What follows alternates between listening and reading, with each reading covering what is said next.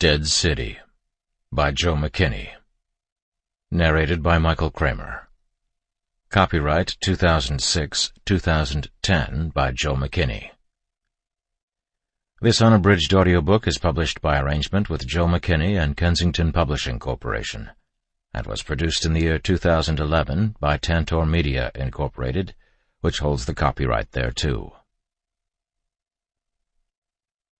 The new world may be safer being told the dangers and diseases of the old. John Donne. Chapter 1.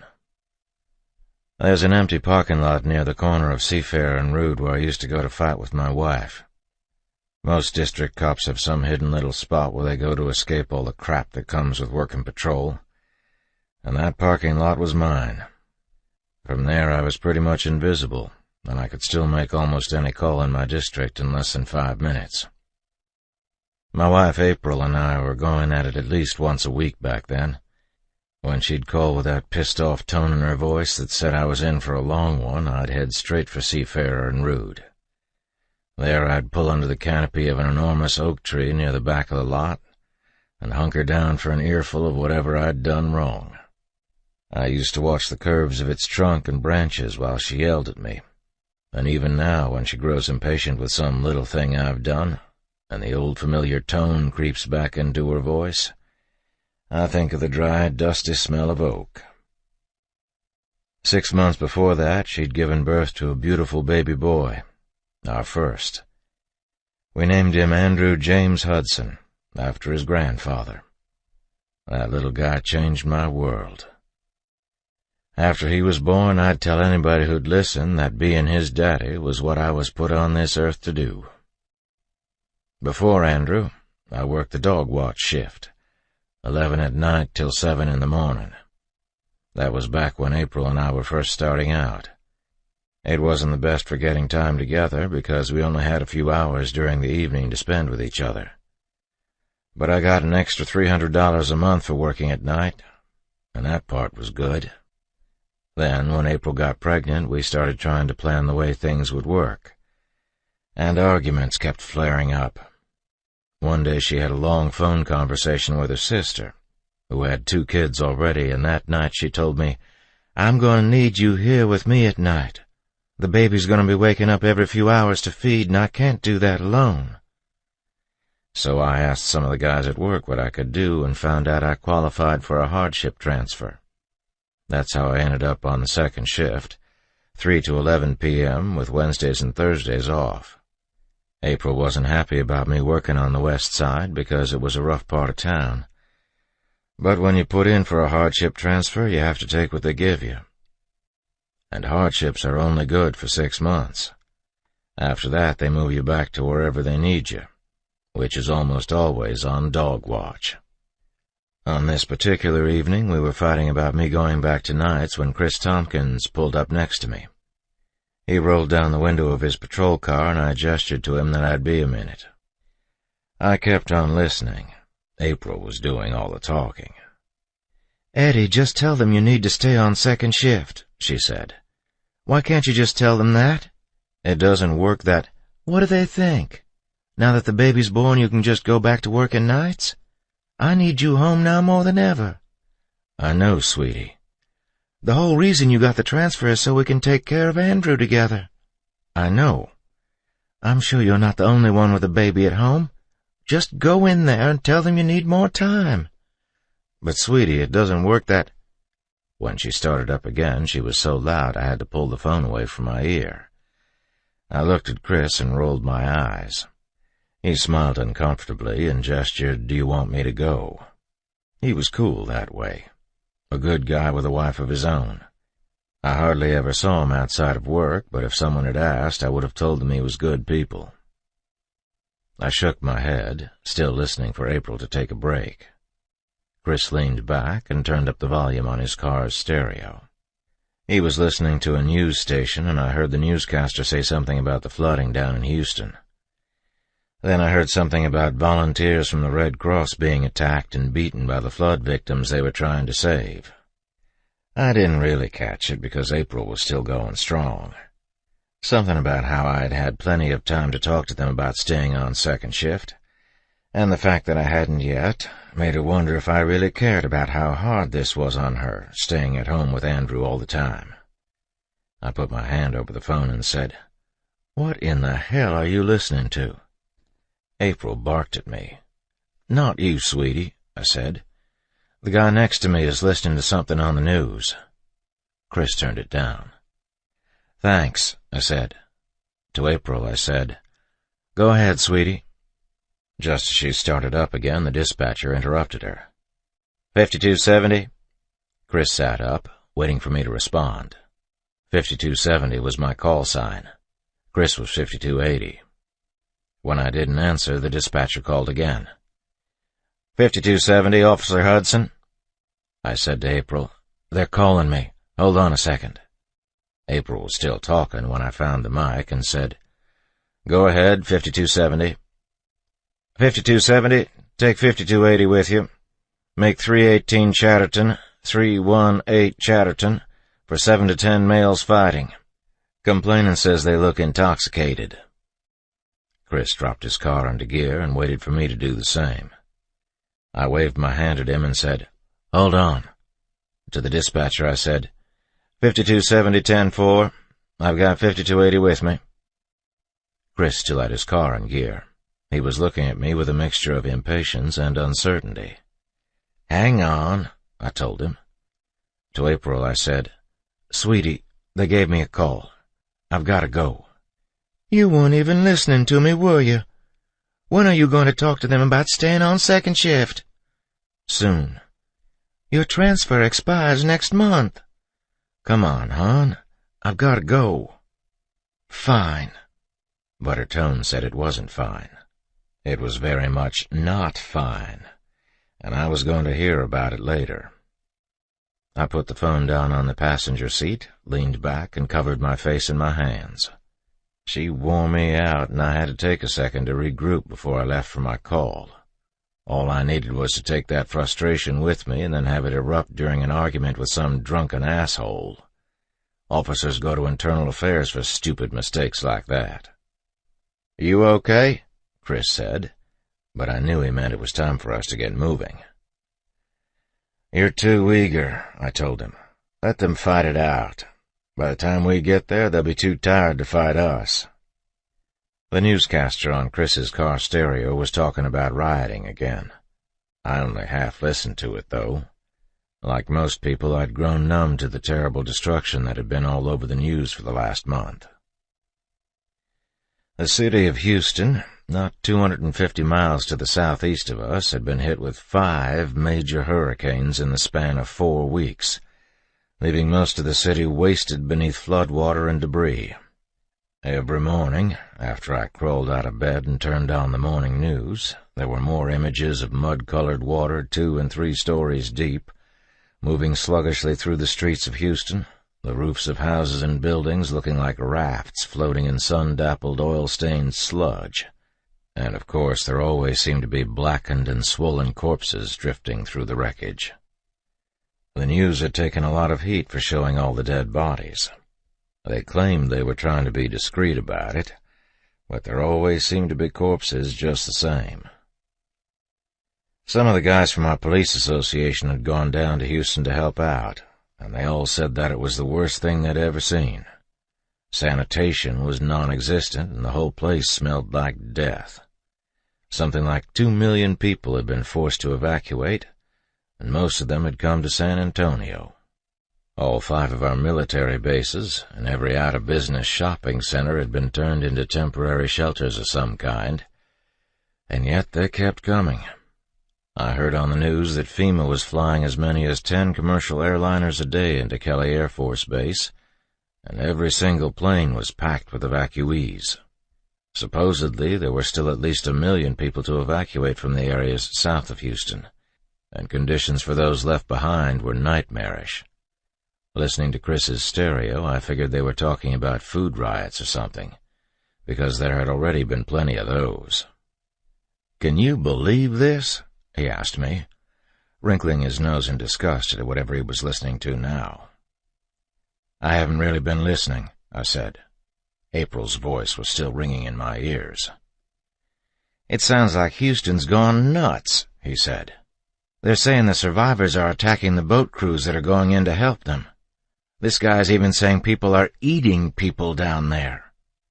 "Great," I said. "And those are the same lovely people that FEMA's going to fly into our shelters. Can't wait for that." "This guy's saying the riots and everything have been going on since last night. They've only just got word of it from people that were evacuated this morning." 5270, the dispatcher calling me again. Crap. I keyed up the mic. "Go ahead, 5270. 5270, second call. I'm getting it as burglars in action now. You and 5280 getting close?" 10-4, ma'am, I lied. "Still on the way." 10-4, 5270. "Make it code 2. 10-4. To Chris I said, "Now we go." "Roger that. I'll follow you." Code 2 means lights but no siren. We're allowed to go 10 miles an hour over the speed limit, but we can't blow stop signs or red lights. That's reserved for Code 3. Of course, nobody ever does Code 2. It's either get there when you get there or go balls to the wall. There's no in between. I hit my lights, and Chris and I tore out of the parking lot, leaving long, looping skid marks behind us. We headed south on Seafarer, down to Plath Street, and made a left. From Plath we turned into the Geneva Summits subdivision, went down 4 blocks, and turned left onto Chatterton. Chatterton goes up a gradual rise to the left, and then breaks right suddenly and goes downhill all the way to the end, where it dead ends into the back of the Arbortown Elementary School. That curve can come up on you quick, and if you take it too fast, you can end up in somebody's front yard. I came off the gas as I got to the curve and turned on the car's alley lights. As we pulled up to the 300 block, everything seemed normal. There was a small group of people off to the left who didn't seem too concerned about a pair of police cars lit up like Christmas racing down their street, but otherwise the street seemed quiet. I took a quick count of 4 men and 2 women and turned my attention back to the houses on the right. Most of the houses in Geneva Summits are small 2- and 3-bedroom 1-stories with brick fronts and old weather-beaten wood siding on the sides and backs of the houses. It was one of the bright spots in my district, with regular folks who had regular jobs. No dope houses, no meth labs, no hookers. Just regular, decent people who did pretty well compared to the rest of the West Side. They didn't call the police much. It was already getting dark, and most of the houses had their lights on, their owners settling down to dinner and the TV. But farther down, as we got closer to the call, the street seemed different. Something was just a little off, but I noticed it just the same. I pulled my car up to the curb 3 houses down from the call in front of a red brick 1-story with long knee-high hedges running down both sides of the walk. 5270, I said to the dispatcher. "Myself and 5280 are 10-6 at the location." 10-4, she answered back. "All officers hold the air until I hear back from 5270 and 5280. I got my radio and my flashlight, and Chris and I started toward the house, working our way quickly through the cover of the trees. We didn't see anybody at first. I could hear dogs barking not far away, but nothing else. Still, it felt wrong somehow. Then I saw her. She stumbled out from around the corner of the house and headed toward the street in an aimless, confused sort of way. She was a short, plump, dark-haired Hispanic woman in her mid to late 20s, wearing a light blue t-shirt and black pants that were a little too tight for a woman with her kind of figure. The way she moved, I thought for sure she was drunk. She didn't seem to notice us. Chris and I stayed back for a moment, watching her and the house at the same time. The woman moved closer to the street, and in the soft, buttery light of the street lamps it looked like she had spilled something on her shirt. It was wet, with dark splotches on her shoulders and sleeves, and a massive tear down her left side. And then, from the same corner of the house where the woman had come from, more people appeared. They all moved with the same stop-and-start lurching motion that made me think of the drunks that sleep under the rail bridge behind the homeless shelter downtown. They all had that same kind of career drunk haze about them. Chris and I turned our flashlights and guns on them at the same time. The beams from our flashlights raked across their faces, and I counted 6 people. Chris shouted, "Stop! Police!" They didn't respond, at first. Then they staggered in our direction. "Stop! Let me see your hands!" I keyed my radio. 5270. We have 6 at gunpoint. 10-4, the dispatcher said, her voice glassy smooth and calm. 5260, 5262, 5272, start that way. Make it code 3. I heard the melodic cling-clang of my radio's emergency tone going off, and after that I stopped listening to it. All of my attention was focused on the problem in front of us. The street lamps threw an uneven light across the yards, creating deep pockets of shadows between the trees. As the group of drunks moved toward us, I kept losing them in the shadows, and it wasn't until they were up close that I really got a good look at them. Chris and I both backed away, guns and flashlights at the ready. I caught sight of a man as he moved across my beam, and in the split second I had the light on him, I could tell his face was all cut up. His cheeks had the swollen, lumpy look of someone who has just lost a fight, and there was a gory mixture of fresh and dry blood on the side of his neck. His eyes were clouded over with a milky white film, like a dead man's.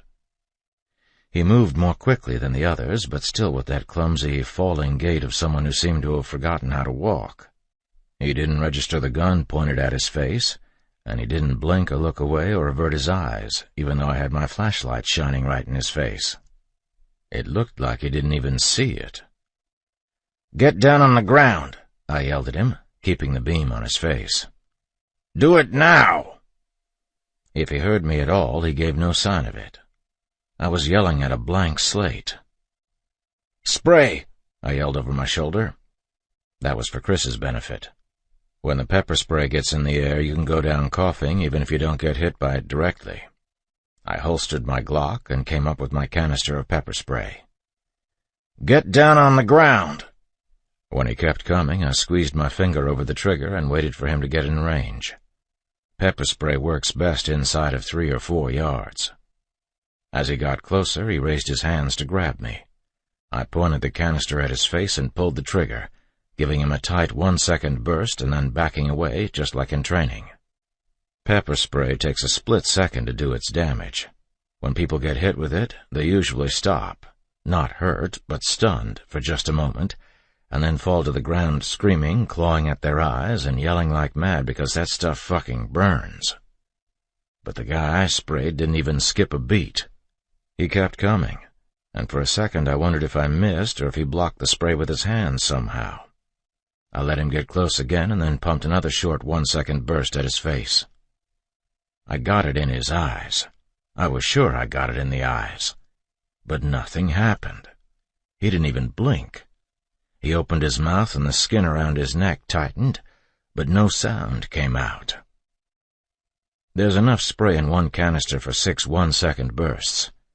When I hit him with it again, I got in close and emptied the rest of the pepper spray right into his face. I threw the empty canister to the side as I stepped back and stared at the man in amazement. I was riding a wave of adrenaline, and I had to force myself not to charge him and take him down with my bare hands.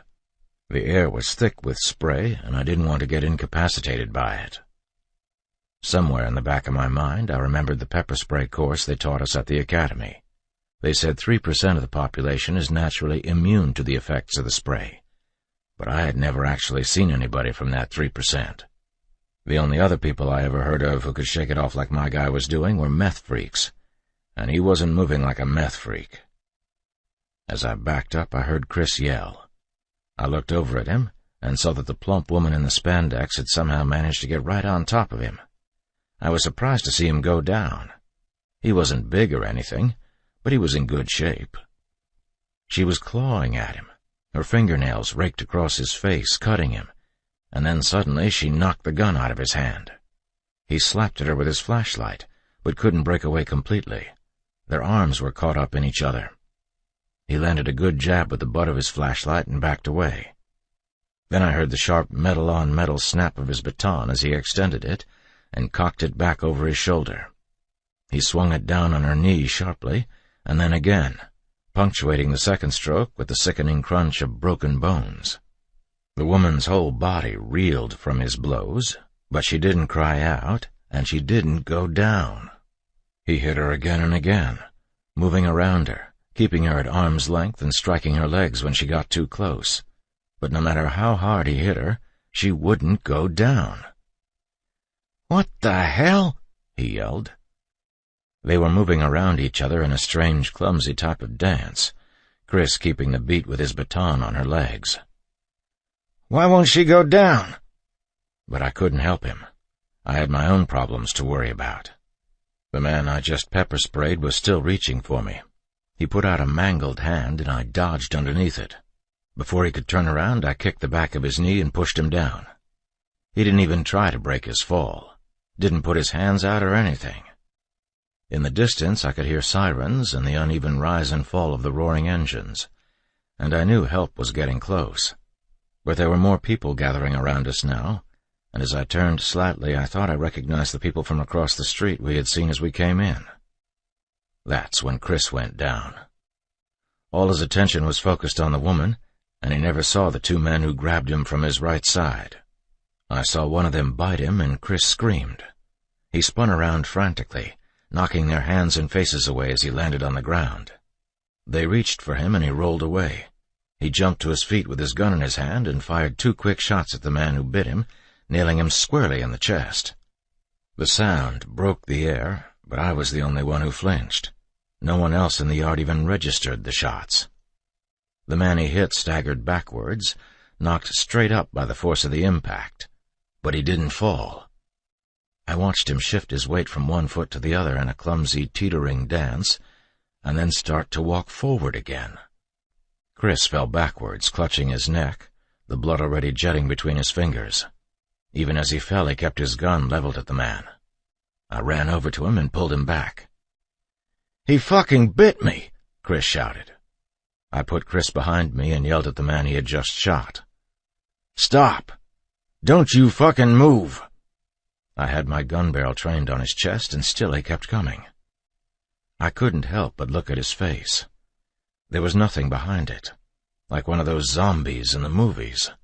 His gaze fell on me, but I knew somehow he wasn't looking at me. There was no cognition, no intelligence in his eyes. They were clouded over. A mystery. Chris and I backed into the street, careful to keep our distance. "Shotguns!" I yelled, and waved Chris toward our cars. We both scrambled back to the patrol cars, avoiding the people who were coming after us from 3 sides now. As we circled around to the trunk of my car, I noticed that Chris was having trouble keeping up. He had gone pale, and his breath rattled in his throat like he was choking on phlegm. "You won't be able to shoot," I told him. "I'll cover you. Get the shotgun." I popped the trunk and pulled out my shotgun case. The department gives us the Mossberg 500, a standard tough-as-nails 12-gauge pump built to take a beating and fire just about any kind of shell made. I dumped 6 green beanbag shells into the magazine tube and another into the breech. We're not allowed to use slugs on patrol, only the less-than-lethal beanbag rounds. The beanbags are still pretty fierce, though. 1 or 2 hits at less than 10 yards can put almost anybody on the ground and leave them with a couple of broken ribs, no matter how tough they think they are. I closed the trunk. "You ready?"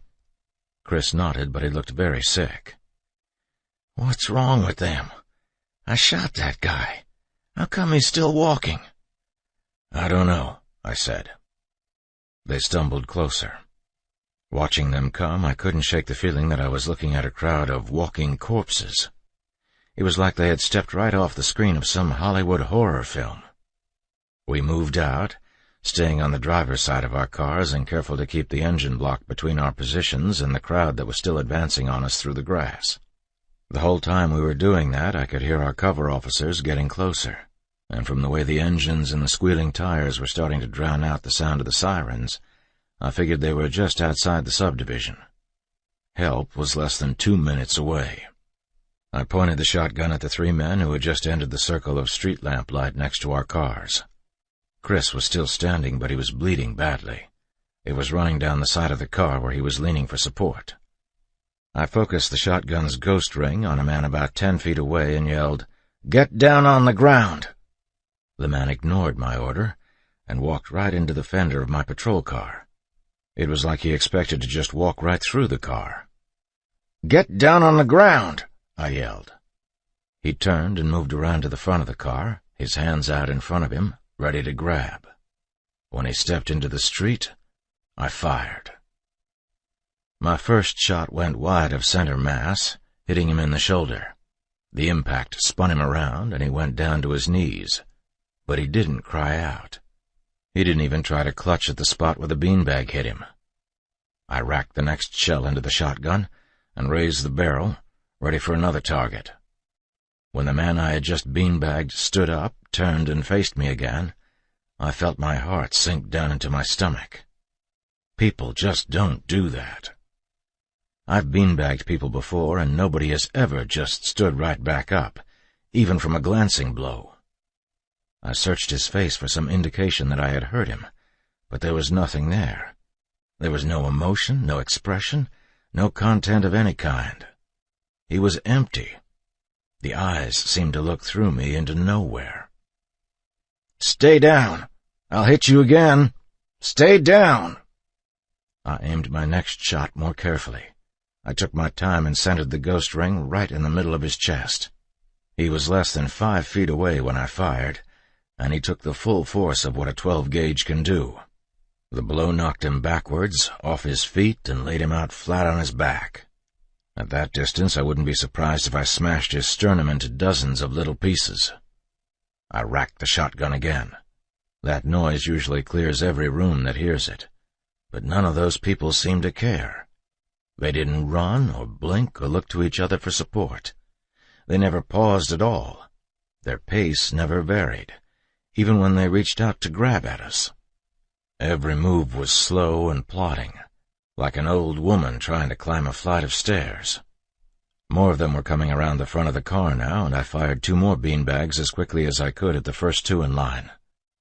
The one closest to me went down. The one behind him staggered back, but didn't fall. "Stay back!" I yelled. The air around us was filling with gun smoke, and there were so many of them coming at us that even with the shotgun I couldn't keep them back. The first guy I beanbagged walked into my car again. I jammed the barrel into his chest and fired. I fired again as he fell to the ground. Chris and I backed up. We were out of shells, and the shotgun was useless without them. I went for my Glock. "What are they, Eddie?" "Move! Move!" I said, and pushed Chris along the side of the car. I almost had to carry him to get him to go because he was having trouble supporting his own weight. He couldn't run at all. As we reached the back of my car, I froze.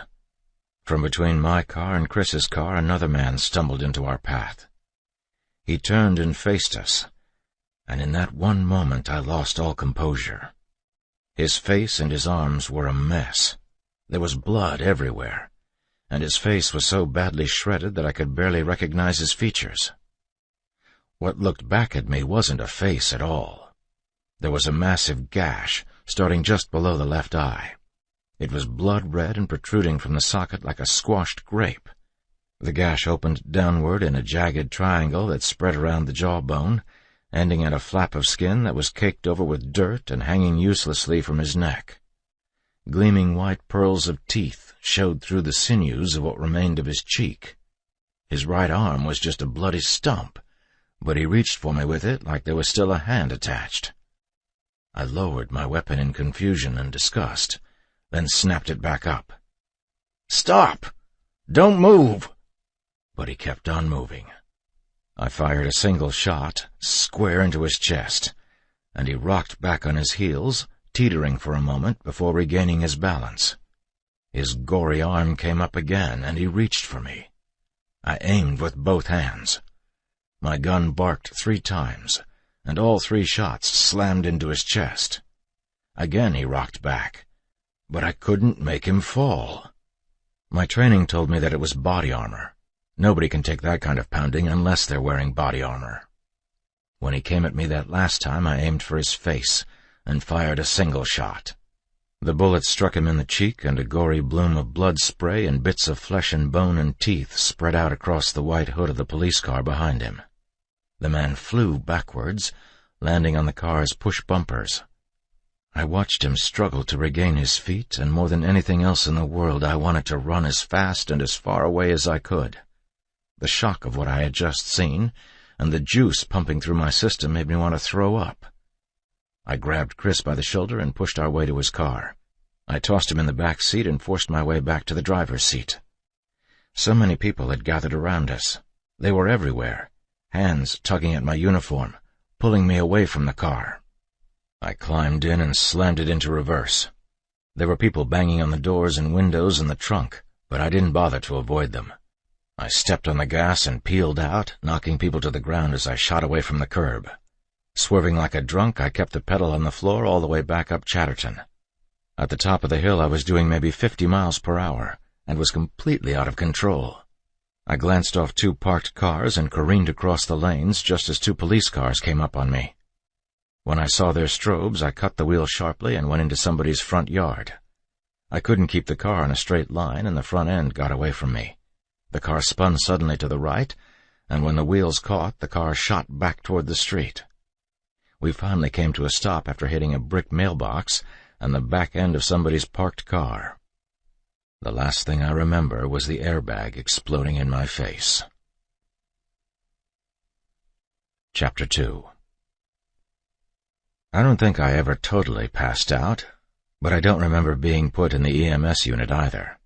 When I finally came to, there was an oxygen mask on my face, and an EMS tech was trying to put a blood pressure cuff on me. I recognized him from some of the calls we'd made together, but I didn't remember his name. I think it was Robertson or Robinson or something like that. I coughed hard and couldn't stop. It felt like I was being ripped apart inside. "Take it easy, Hudson." I reached for the oxygen mask and tried to pull it off my face. He grabbed my wrist, so I couldn't. "Leave it there." "Let me go," I said, though it came out muffled and slurred through the mask, all in one syllable. I struggled weakly to sit up. My neck and shoulder felt stiff, and I thought I was going to throw up. "You stay there. Your sergeant said for you to stay put." "I'm gonna throw up." I got the mask off my face, and this time he didn't try to stop me. I turned my head to one side and coughed again. My face and eyes were burning, and I figured I must have gotten some of that pepper spray after all. "Where's Tompkins?" I asked. "I don't know," he said, still trying to fit my arm with the blood pressure cuff. "They were taking him Code 3 to downtown Methodist last I heard. He looked pretty bad when they pulled him out of the car." He raised my arm off the gurney.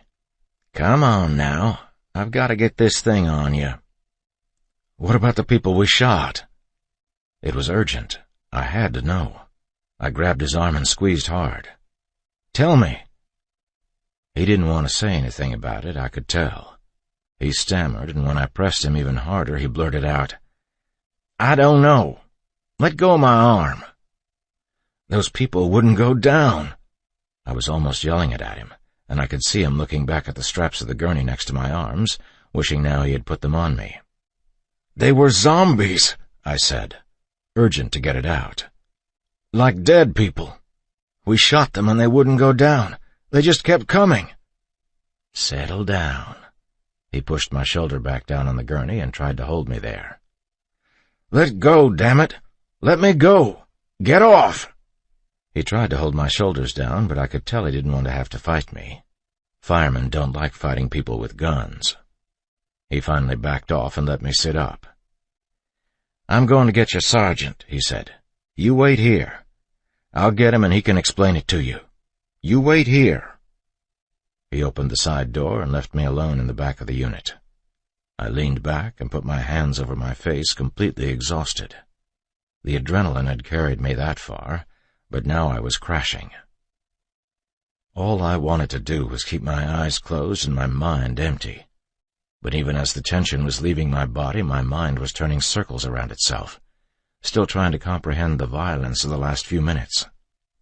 I had experienced the same sort of letdown a few times before, after being involved in car chases and fistfights and stuff like that, but never had the feeling been so strong, so unshakable. When I opened my eyes, I forced myself to pause over my surroundings, hoping that I could stop replaying the incident in my mind by engaging myself with something mundane. It was completely dark outside now, and the only light came from the cheap city-improvised track lighting along the roof of the ambulance. The halogen glow gave everything a sterile institutional atmosphere, and the sickening smell of anesthetic and sweat made me feel hostile and unhealthy. All ambulances are the same. I've been in the back of EMS units hundreds of times before, interviewing people about traffic accidents and shootings and attempted suicides. But that was the first time I had ever really paused to take in the way they made me feel. I knew then that I hated it. I hated it all, and all I could do was count the rows upon rows of insulin bottles and saline solution and sterile bandages, and I realized I was getting nowhere sitting there thinking about it. I was closed off and claustrophobic, and I wanted out. I had to get out. I tried to sit up and just as quickly wished I hadn't. My neck and shoulder were throbbing, and my eyes and chest still felt like the pepper spray had settled in to stay. All I could do was cough and spit and wait for the burning to go away. I put my head back down on the gurney and studied the road map of what the next few hours were going to be like. I had been at other officer-involved shootings, and I had seen firsthand the crap they had to go through. The officer at the center of it all was always off in his own little world, with everyone else running around him, trying to be cool about it, but still asking each other what had happened and whispering in those hushed tones that they hoped it was a good shooting, for the officer's sake. What they meant was they hoped the officer hadn't screwed up. It made me wonder if maybe I had screwed up. Was I going to lose my job? I kept seeing the scene play over and over in my mind, and I wondered where I had gone wrong. I knew the detectives and evidence technicians and the supervisors were already on the way. Some of them were probably already doing their thing. They would start by walking around the place, taking pictures, knocking on doors, and talking to people that may or may not have seen anything. The position of every last piece of evidence, from the placement of shell casings to the length of skid marks and the damage to both our cars, would be mapped out with surgical precision, bundled together in a thick manila folder, and presented to the disciplinary board for administrative review. And while all that was happening, I was going to have to sit in the windowless little room at headquarters, waiting for some detective to take my statement, and wondering what everybody else was saying about what I had done. Was I going to get sued? Was I going to be looking for a new job? It was going to be rough for me, but not nearly as bad as what was happening to Chris. He was going to have to do the same thing I was, except he was going to do it from a hospital bed. It occurred to me that I didn't even know his wife's name. But whatever her name, she was going to get that call from the sergeant saying Chris was hurt and he was at whatever hospital he was at. Yes, she could come see him as soon as she liked. No, she wouldn't be allowed to talk to him until the detectives got his statement. And then I thought of April and Andrew, sitting at home and going through the whole bedtime routine, totally unaware of what just happened. April would put Andrew to bed and make herself a sandwich and turn on the TV to watch the news. She would learn about everything from some talking head, and because the investigation was still going on, they wouldn't say the names of the officers involved, or how badly the officer at the hospital was hurt. The news would say something like, his condition is critical, or he's in stable but guarded condition. But those words don't mean anything when you need to know how your husband is doing. They're meaningless, too full of ambiguity to answer the desperate questions. They're sterile and confusing and totally useless, and God, why did I have to beat myself up over this? Why all the doubts? I just wanted to sit there and rock myself to sleep. As uncop-like as that sounds, that's all I wanted to do. I could feel the tears welling up behind my eyes, and I thought, perfect. My sergeant was supposed to be on the way. He would open up the door to the EMS unit and find me there crying my eyes out. I wondered who was going to have to be the one to come in and talk to me. Stevenson was the junior sergeant, so it would probably be him, even though he wasn't my direct supervisor. They always get the junior man to handle the unpleasant. Gunfire. I could hear a roll of pistol shots that sounded like firecrackers through the metal walls of the EMS unit. They were coming from several different directions at once. Screaming and yelling erupted all over the place, though I couldn't hear what was being said or recognize any of the voices making the noise. More gunfire. The shots were coming so fast and so close together that I couldn't count them. I recognized the crack of the Glock, lots of them, and the booming authority of the shotgun punctuating the pistol fire like an exclamation point. I jumped off the gurney, forced my way out of the EMS unit, and into the street. The EMS techs had parked with the doors of the unit away from the scene, and when I ran around the side of the ambulance, I was bathed in red and blue strobes. There were people everywhere, running, yelling, fighting with each other. 2 EMS guys had a third man down on the ground. They were struggling to keep his shoulders pinned to the pavement, and he was doing everything he could to bite them. Another man in a firefighter's uniform was face down on the running boards of a fire truck. He wasn't moving. I saw one of the guys from my shift on his hands and knees, swaying back and forth like he was about to fall over. His hands were soaked in blood. A frantic crowd of civilians were running past me, but there were others walking toward the scene with that same staggering walk I had seen earlier. I saw several small mobs coming down to the street from nearby lawns. The red and blue strobes cut through the yellow glow of the street lamps, giving everything and everyone they touched a strange, pallid cast. Off in the distance, I could hear more sirens, but they seemed to be heading away from us.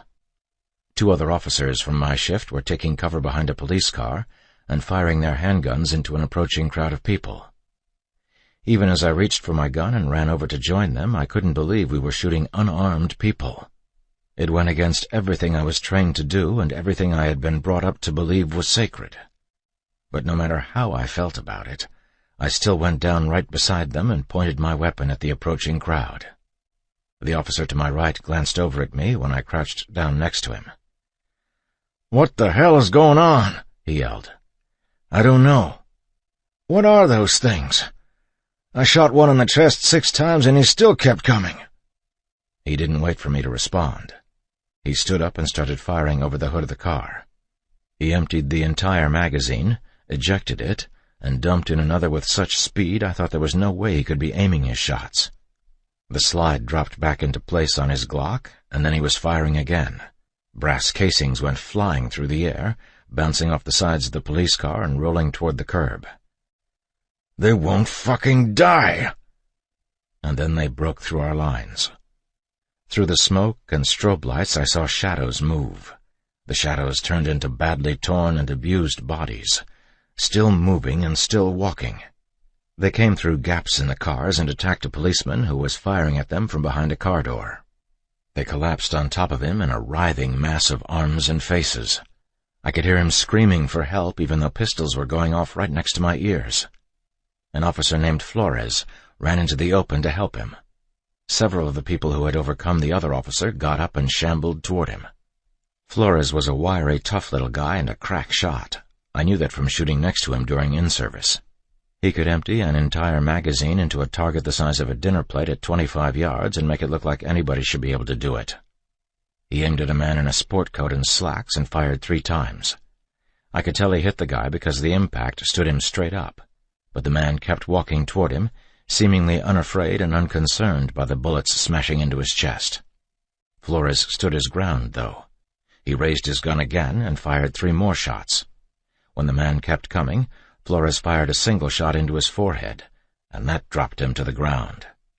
A moment later, Flores was firing single shot after single shot into the crowd, and bodies were dropping with every trigger pull.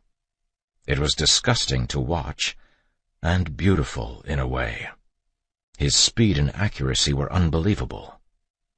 But even as he leveled the crowd in front of him, more and more people were approaching through the darkness and smoke. They didn't make a sound, which was the eeriest thing about them. With the rest of us yelling all around them, the only noise they made came from their shoes dragging on the pavement.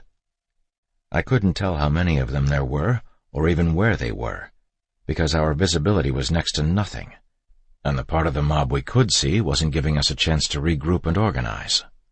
I turned and saw more people walking toward us from the rear. There were already more people than I could count walking between the cars in front of us and to our right. Flores was still firing like mad, and when he fired his last round, he holstered his gun and began to fight with his nightstick.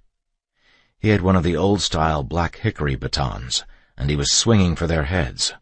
He knocked one of them over and brought the baton down so hard in the back of the guy's head that the nightstick snapped in half. He threw away the pieces and reached for his collapsible metal baton. The crowd closed in around him. There were just too many of them for him to take them all, and they managed to pull him down to the ground. I didn't see him die. I couldn't stand there and watch that happen. It was no use shooting anymore. There were so many of them, and they were so close to each other and to the other officers that I couldn't fire and be sure I was hitting the right people. Most of the officers around me had gone to fighting hand-to-hand. I saw an officer pin a man to the ground and try to handcuff him. One of the officers who went to help Flores was surrounded by the mob, his back up against a fire truck. He climbed up the side and landed on top of the hoses. The mob reached up to grab him, clawing at the chrome valves and dials just below him, but they couldn't get at him. Through the smoke, several officers and firefighters came running back up Chatterton. I ran in the same direction, figuring we could regroup and call for more cover. Getting through the wreckage was like navigating an obstacle course. There had to be more than 20 cruisers up and down the street, and most of them looked damaged, some only a little, others completely torn apart. I couldn't believe that all that destruction had happened so quickly, that we had lost control so completely and in such a short period of time. As I scrambled through the cars, I could see people everywhere. An officer named Harner was maybe 20 yards off to my left, fighting with a group of 3 men. I turned in that direction to help him, but never made it. There in front of me was the man with the torn face, that horrible mud-encrusted flap of skin still dangling from his neck like a thick cut of fabric. He had a hole in his jawline where I had fired the headshot that took him down. I saw 3 blackish-red holes in his chest, and I knew I had put those there too. But I didn't see recognition in his face. His eyes seemed empty. His mouth hung open hungrily. He grabbed me. Out of instinct, I knocked his arms away, backed up, and pulled my gun. "Don't come any closer," I said. I pointed my Glock at his forehead and squeezed the trigger. In that moment, the world around me slipped away into silence. The only thing I saw was the brass casing tumbling out of my gun and landing somewhere off to my right. It was a clean shot, right on target. His head snapped back, and he folded to the ground in a heap. I was in a daze. Over and over again we practiced the shooting drills. Keep your weapon up, scan left, scan right. But when it comes right down to it, nothing ever goes like the drill. All the skills the department taught me melted away, and there I was, a bare exposed nerve overloaded with shock. And then there was a rush of activity as the world came crashing back on top of me. The colors, the sounds, the confusion, all of it hit me at once. The mob kept coming and coming, and as I stood there shaking off my haze, they began to close in around me. I told myself to run, to fight, to do anything but stand still. But my feet were frozen to the ground. I felt a hand grab my shoulder. It was like cold water on my skin, and in that instant I found my feet. There was a hole in the mob in front of me, and I took it. I ducked my shoulder and knocked a man in a denim jacket to the ground. I got through the cars and hit the grass running. The houses on the north side of Chatterton share a common stone wall that separates their backyards from the neighborhood greenbelt.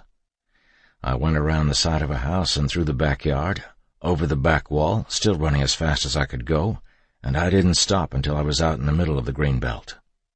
Once there, I stopped and caught my breath. I hadn't run since I was a cadet at the academy, and I was out of shape. The cold night air burned my throat. Shots were still being fired out in the street, but there were fewer now, with long pauses in between. Tall oak trees and houses blocked my view, but I could still see the glow of the emergency lights and the smoke rising up into the air. I needed to get to wherever our shift was going to regroup, but I had no idea where that was, and there was no one around to tell me. I was alone, cut off. The Greenbelt was a mostly flat, open swath of undeveloped land about 40 yards wide where the runoff water from the subdivision collected and channeled away after heavy rains. Wind whipped through the tall grass. The hurricanes that had decimated Houston for the last 4 weeks had brought almost daily rains to San Antonio, and the grass was lush and thick. It buzzed with mosquitoes. A few months earlier, I had chased a couple of kids through that Greenbelt, and I had seen wild strawberries growing everywhere. Blackberry bushes clustered around a few large blocks of milky white limestone outcroppings. It had been peaceful then, after the chase, and it might have been so while I stood there, were it not for the frantic desperation ragging inside me. I watched as the wind pressed the grass flat, and it looked to me like an enormous piece of glistening black velvet. I wondered what I was supposed to do. I knew I had to find a car. Without a car, I was a sitting duck, just waiting to be swallowed up by that mob. But to find a car, I would have to go back into the street, and I really didn't want to do that. I had no idea how far this riot had spread, and there was no way I was going to rush headlong into something I didn't understand. Being cut off and alone made me intensely aware of how quiet it was. I was so used to the noise and activity of patrol that I had developed the ability to talk on the phone, talk to complainants, and listen to my radio. I looked down at my radio and realized that was why it was so quiet. I guessed that the EMS guys had turned it off while I was in the unit. In all the commotion, I had simply forgotten about it. When I turned it on, I heard something unbelievable. The radio was a mass of overlapping voices and emergency tones. Officers were screaming for help, pleading for backup, and it seemed like all 20 dispatchers were trying to talk at once. Nothing made any sense because I was only getting half of a sentence before an emergency tone would kick in and somebody else would start talking. Whatever was happening wasn't just on this little street on the west side. There were desperate calls being sent out all over the city. It sounded like a meltdown. South Division was being hit hard with fires and mobs, and gunfire popping up on almost every block in their service area. The downtown division dispatcher couldn't get any of her officers to answer their radios. Every available officer in the Northwest Division was being called to the hospitals at the medical center. The world was collapsing all around me, and it was happening too damn fast.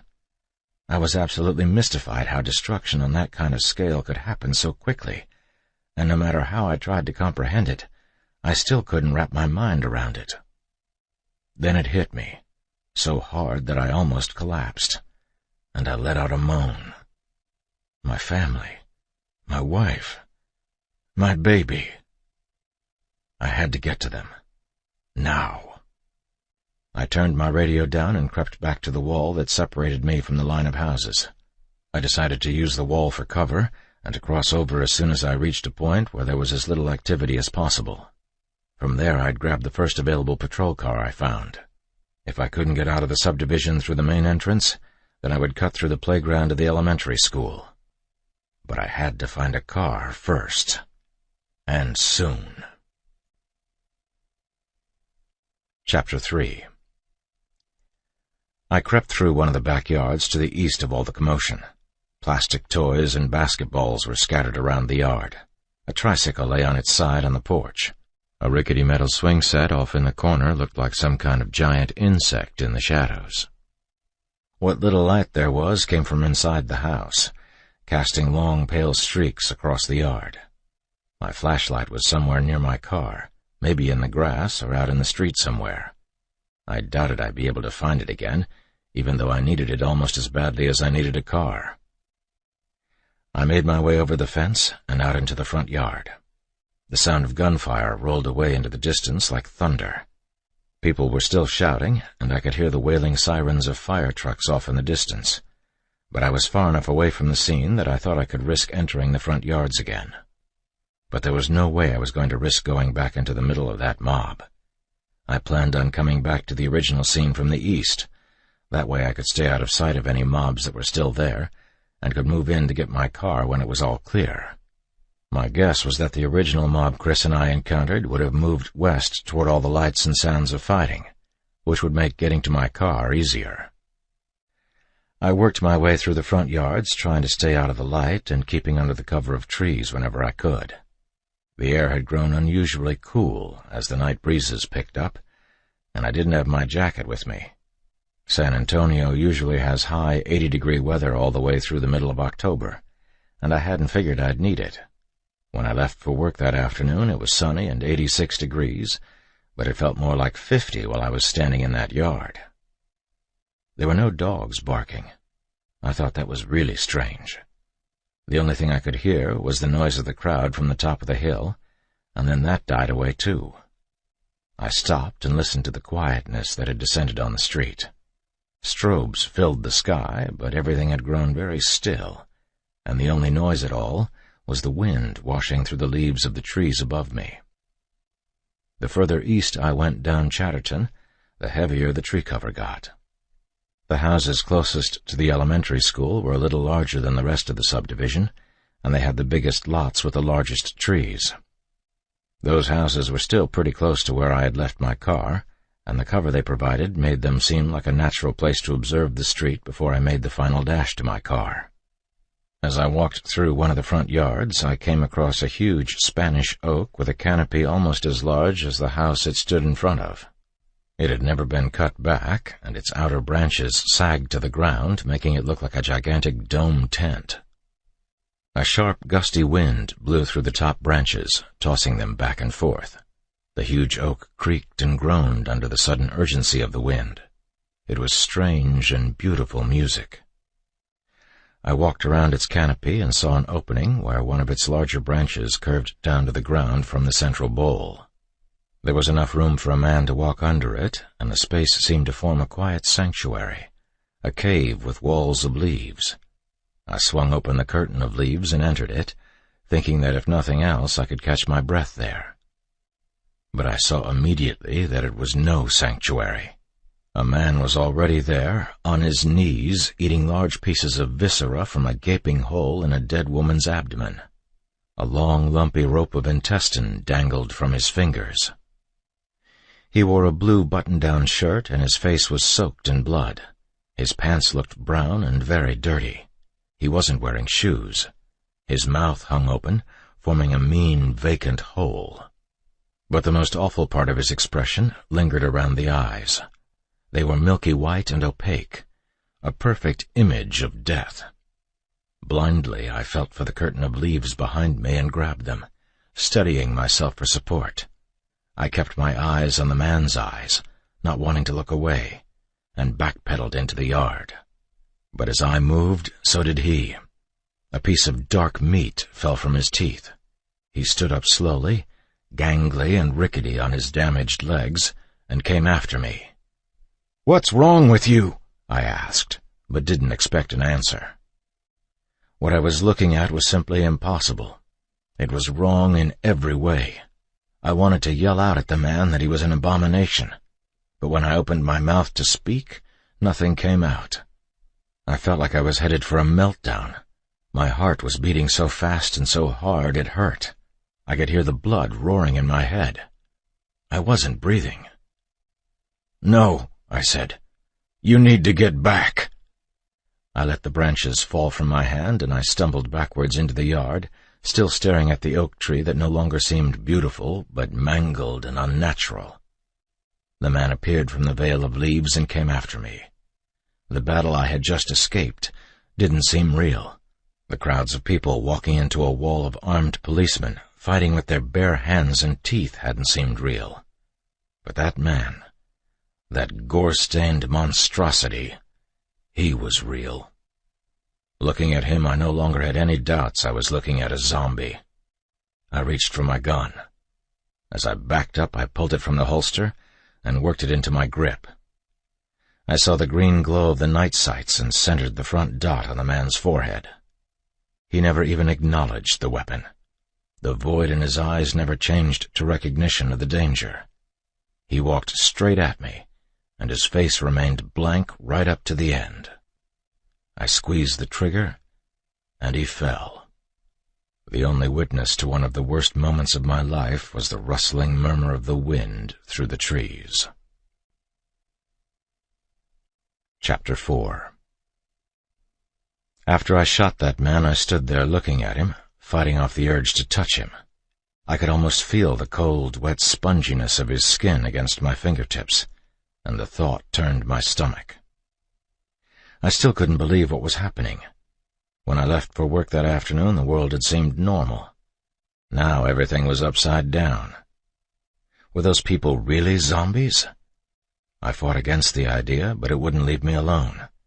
I had seen horror movies. I watched them and I laughed at how stupid they seemed, because the zombies in the Hollywood movies never looked real. Once you've seen death in all its splendid horror, a movie version just doesn't cut it. The walking disasters I had seen certainly looked worse than anything I'd ever seen on film.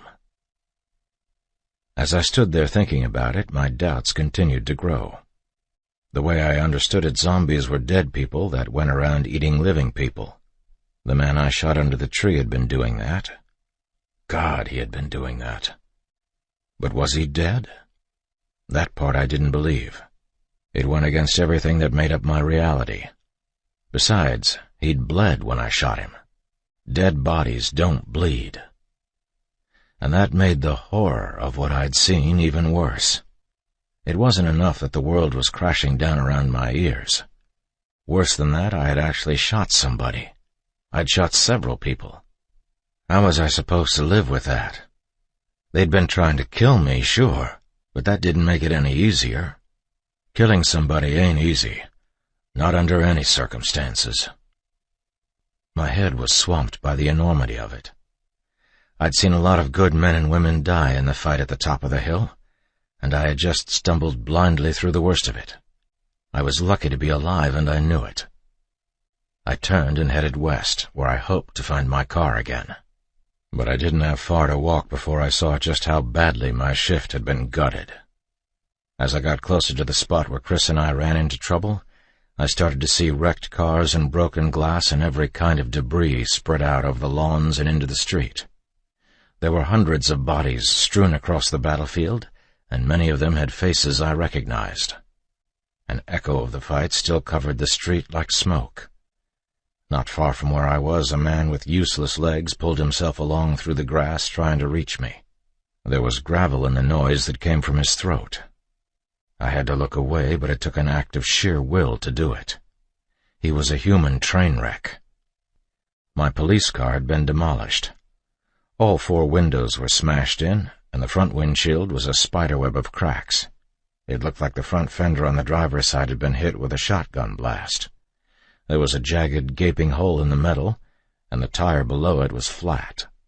The driver's side door was open, and the inside was even worse than the outside. The shotgun was missing. My briefcase was in pieces and spread all over the floorboard. A bullet had pierced the steering column, and the ignition wires were hanging from the hole. Somebody had knocked the computer out of its mounting bracket. My cell phone was nowhere to be found. "Fucking perfect," I said out loud, and slammed the door closed. What little glass was left in the window frame collapsed and came tinkling down on the pavement. "That's just great." I stood in the street beside my car with my fingers in my hair, wondering what in the hell I was supposed to do. There were no other police cars at the scene. I could see long skid marks leading back up the hill. I guess the officers who came down this far did the same thing Chris and I had done and got the hell back up the hill as soon as they realized their little .40 caliber cap guns weren't doing the trick. But they had left their dead behind. I saw 6 dead policemen and 1 firefighter amid 30 or 40 dead civilians. It looked like it had been an expensive battle for everyone. Chris's flashlight was in the grass on the other side of the car. The bodies of 2 men in their late 20s and an older woman were less than 10 feet away, and when I reached down to pick up the flashlight, I was careful to keep my eyes on them. A voice from somewhere in the shadows said, "Don't worry, they're dead." I fumbled for my gun as I turned on the voice. "Who's there?" "It's me, Eddie." It was Carlos Williams, one of the field training officers from my shift. He was stretched out with his back against a tree over by the corner of the house, his gun still in his hand. "Carlos?" I said. He looked bad. "Where are you hurt?" "They bit me," he said, and shrugged his shoulders so I could see where. He was wearing his short sleeves, like me, and his left arm was torn up pretty bad. There was a nasty wound on the side of his bicep so jagged and deep black with blood it had to be a bite mark. I went over to him. "Can you stand?" "I think so. Help me up." I got my arm under his and heaved him up. "I nearly shot you," I said. "Don't scare me like that." "Yeah, you looked pretty jumpy." He laughed to cover up the pain. "I wasn't worried. I've seen you shoot." "You're funny. Come on, let's clean that off." I guided him around the side of the house and turned the water hose on his arm. "Hold still," I said. "I know it hurts." I turned the flashlight on the wound. It was still bleeding freely, but I got most of the dirt and grass and shredded bits of his shirt out of the wound. "It looks deep," I said. "I'll be all right." "Come on. I think there's one of those blood-borne pathogen kits in the trunk." There were dead bodies all over the yard, and it seemed like everywhere we stepped there were brass casings sticking up through the grass. "You guys really shot the place up." "It takes so many shots to kill them," he said. "I've never seen anything like that. They just kept coming." I nodded without listening. His wound was starting to scare me. The blood was still pouring down his arm, and he looked pale. I remembered how bad Chris got and how fast he started to go downhill, and I didn't want the same thing to happen to Carlos if I could help it. He was bigger than me by about 80 pounds, and holding him up was difficult. I sat him down in the back seat of the patrol car and had him turn his arm so I could see it. I got a look at his face in the pale white bulb of the car's dome light. His eyes had turned piss-yellow with deep red pools at the edges. His chin and the front of his uniform were stained with a foul-smelling black liquid that I guessed was vomit. I forced myself not to gag, focusing on the wound. "Keep that in the light," I said to him. "Let's see if we can stop the bleeding." "Look at those guys over there," he said, pointing with his chin. "Where?" I turned quickly, half expecting to see more of those zombies coming after us. "What guys? I don't—" "I shot them. I shot them all. Look at them. Each one's got a hole in the middle of his forehead. They kept coming, but I shot them all." It sounded like he was trying to convince himself it had really happened. I got the blood-borne pathogen kit out of the trunk and tore it open. Fancy name, but there's not much to it. It comes with a couple of rolls of bandages, some latex gloves, a paper filter mask, a plastic squirt bottle, some hand sanitizer, and that's about it. I put on the gloves, poured the whole bottle of hand sanitizer directly into the wound, and then unwrapped the bandages. "This is gonna hurt, okay? Try not to move." I worked the bandages around his arm, trying to make it snug without hurting him too badly. He growled under his breath, but he let me fix him up. The blood was already soaking through by the time I had it secured. "Fuck," he said, pushing my hands away. His voice sounded like a growl. "That's good enough." "We'll have to change the bandages again in a bit. They're already soaked." "Yeah, okay. Here, get out of the way. It's too damn cramped in here." I backed off and let him climb out. When he finally got himself out of the back seat, I realized just how big a guy he really was. He wasn't over-muscled, but he wasn't fat either. There was just a lot of him. A big square block. He was a few years older than me, maybe 37 or 38. His hair was thin, light brown, and he wore it short and trimmed. Even if he hadn't been in uniform and I didn't know him from Adam, I think I would have recognized him for a cop. He just had that look about him. "Look at her," he said, pointing at an old woman laid out in the grass. "I shot her too." "You had to do it," I said. "She would have come after you like the others." "She's the one who bit me. Her name's Sylvia Paredes." "You knew her?" He nodded. "About 12 years ago, I caught her son in the back seat of a stolen car. I brought him home instead of booking him and held him down while she slapped the fuck out of him. After that, she used to make me tamales to bring home to Kathy every Christmas. She made dinner for me and brought it to the hospital the day Matthew was born." "You needed to protect yourself," I said. "It didn't look like she recognized me at all." "She probably didn't." He stared at her for a long time, saying his goodbyes. He stared at her so long I thought he was fading out on me. "I forgot you were a dad," I said, not really knowing what else to say to him, but feeling like I had to say something. I remembered that he took a lot of time off a while back when his kid was born, but until he said his son's name, I hadn't even remembered whether it was a boy or a girl. "What is he? About a year old now?" 9 months, he said. But I think he knew what was really on my mind. I'm sure my face showed it plain enough. "Have you called your wife yet?" I shook my head. "I can't find my cell phone." "Me either. It was here on my gun belt, but it looks like it's gone now." He felt around his belt without looking at it.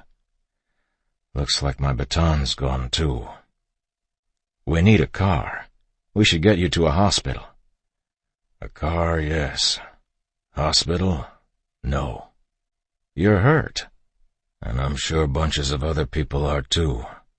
Imagine what the hospitals are going to be like. Everybody who's injured is going to head to a hospital.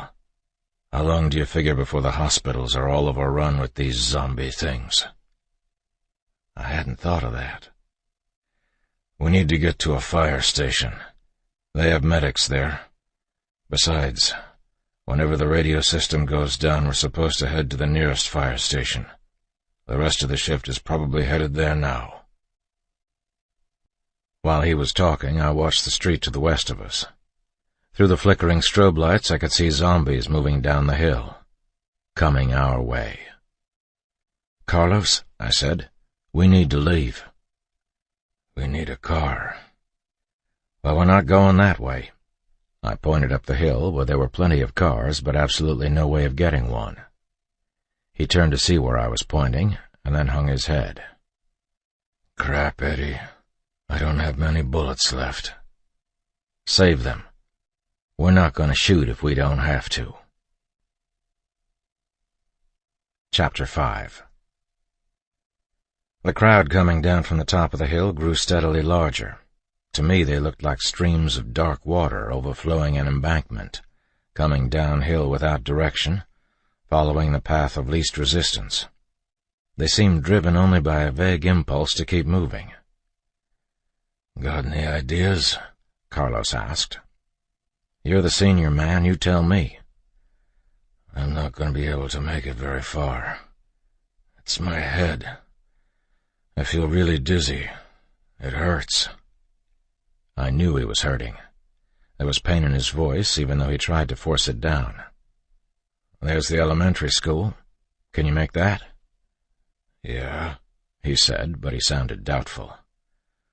"We ought to avoid any kind of place where a crowd might gather." "School let out at 3. He nodded, and together we started toward the school, his arm over my shoulder. Feeling his dead weight on my shoulders, I was stunned by how bad he looked. His bite was serious, there was no doubting that. But even so, I thought there was no way it should be tearing him up like it was doing. The piss yellow in his eyes was starting to deepen to a dark crimson, and he was coughing, hacking up huge wads of black phlegm that stank horribly. His whole body shook each time he coughed. He was slick to the touch, too, from sweat. Every step was a labor, a painful, gut-wrenching labor, and it said something about the inner strength of the man that he was able to walk as fast as he did. Together we made it past the bodies and the trash in the street and all the way to the end of the block, where the slope of the street flattened out and a wall of trees marked the back ring of the cul-de-sac. The edge of the school's property was protected by a 7-foot-high hurricane fence. I climbed up first, and then reached down for Carlos. He pulled most of his own weight over, which was lucky. I doubt I could have carried him. He did so well coming over that I let him come down the other side by himself. Bad idea. He lost his grip near the top of the fence and fell, landing on his side so hard it knocked the wind out of him. "Are you okay?" I asked, kneeling down next to him. I offered him a hand up. He pushed it away, but didn't move to get up. He stayed there on his hands and knees, head bent down, trying to catch his breath. "Why do people always say that?" "What?" "Why do people always say, 'Are you okay?' after someone falls and busts their ass? I mean, look at me. Do I fucking look okay?" I didn't answer him. "Forget it," he said. "Just help me up." I helped him to his feet and balanced him there. He was swaying badly. Off toward the school, the floodlights on the corners of the building lit up the playground and the parking lot beyond it. I looked over the field separating us from the buildings, and then at Carlos. "We've still got some walking to do. Can you make it?" "I don't have much choice, do I?" The closest building to us was the gym, and we headed that way. Halfway across a field where years of kickball had worn dirt lanes into the grass, Carlos stopped walking and bent over. He vomited all over his boots and kept on vomiting. Long after I was sure he couldn't have anything left inside him, he was still vomiting. It stank. But finally it stopped, and he stood up again. Before I could say anything, he looked up at me and said, "Don't you dare ask if I'm okay." I shrugged. "It feels like I've got the flu," he said. "My back is fucking killing me." "When we get inside, maybe we ought to head to the nurse's office first. Maybe there's something there we can—" I stopped myself mid-sentence. Carlos looked up at me. "What is it?" he asked. "I thought I heard something." "What?" "Shh." It sounded like keys rattling. I turned my flashlight on the playground and swept it with the beam. It didn't look like there was anything there, but it was hard to be sure because the beam didn't penetrate very far into the dark. I heard the noise again. "What is that?" And then I saw one of our SWAT officers named Anthony Moraga walking between the monkey bars and the seesaws. He wore a black tactical uniform, different from the French blue patrol uniforms Carlos and I were wearing. He had his Glock in his hand and an AR-15 slung over his shoulder. It looked like he was walking with a bad limp. "Tony," I said to him, and then just as quickly wished I hadn't. He slowly turned to face us, and even before I could see the vacancy in his eyes, I knew he was one of those things. A zombie. "Why did you do that?" Carlos said. "I don't know. Come on." I tried to pull Carlos along with me, but he didn't move. "Just shoot him," he said. I raised my gun to fire at Moraga. Every part of me rebelled against the act of shooting a fellow cop, even one who had been so horribly changed. It was almost impossible to pull the trigger. I hesitated. Waited too long. Moraga raised his hands as he started to walk toward us, and with the hands came the gun. I watched in stunned silence as he swept the air with the muzzle, firing several rapid-order shots as his arm described a sloppy arc through the air. He wasn't aiming. I don't think he was even capable of that. I don't even think he was trying to fire. It looked more like sympathetic trigger pull to me. The fingers of his hand clutched for us, and because they were wrapped around the trigger, the gun went off. But none of that went through my mind at the time. At least not in any organized way. When I threw my arms over my head and ducked down next to Carlos, I was operating out of pure fear. I pushed and carried him in the opposite direction, yelling for him to move as we ran. Behind us, Moraga fired again, and this time the shots were closer, kicking up little umbrellas of dirt at our feet.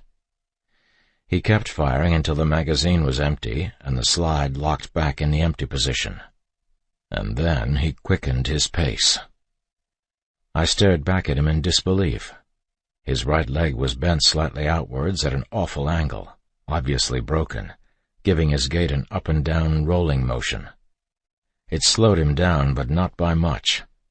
Between carrying Carlos and my own exhaustion, it was hard to keep ahead of him. He chased us past the playground equipment and out into the parking lot, and never fell more than 20 steps behind us. "Fucking SWAT," I panted. "The bastard's a zombie and he's still in better shape than me." "Get to those doors," Carlos said. He meant a pair of green metal gym doors at the other side of the parking lot. I didn't see any other way to get away, so I did what he said. As we reached the doors, I could hear Moraga coming up behind us. The dragging slide of his footsteps mingled with the rattling of his keys, and when I reached for the handle, I could have sworn he was right on top of us. I grabbed the door and pulled. It wouldn't give. I tried the other door. It wouldn't give either. "Locked." "Hurry up." "It's locked." "Here he comes."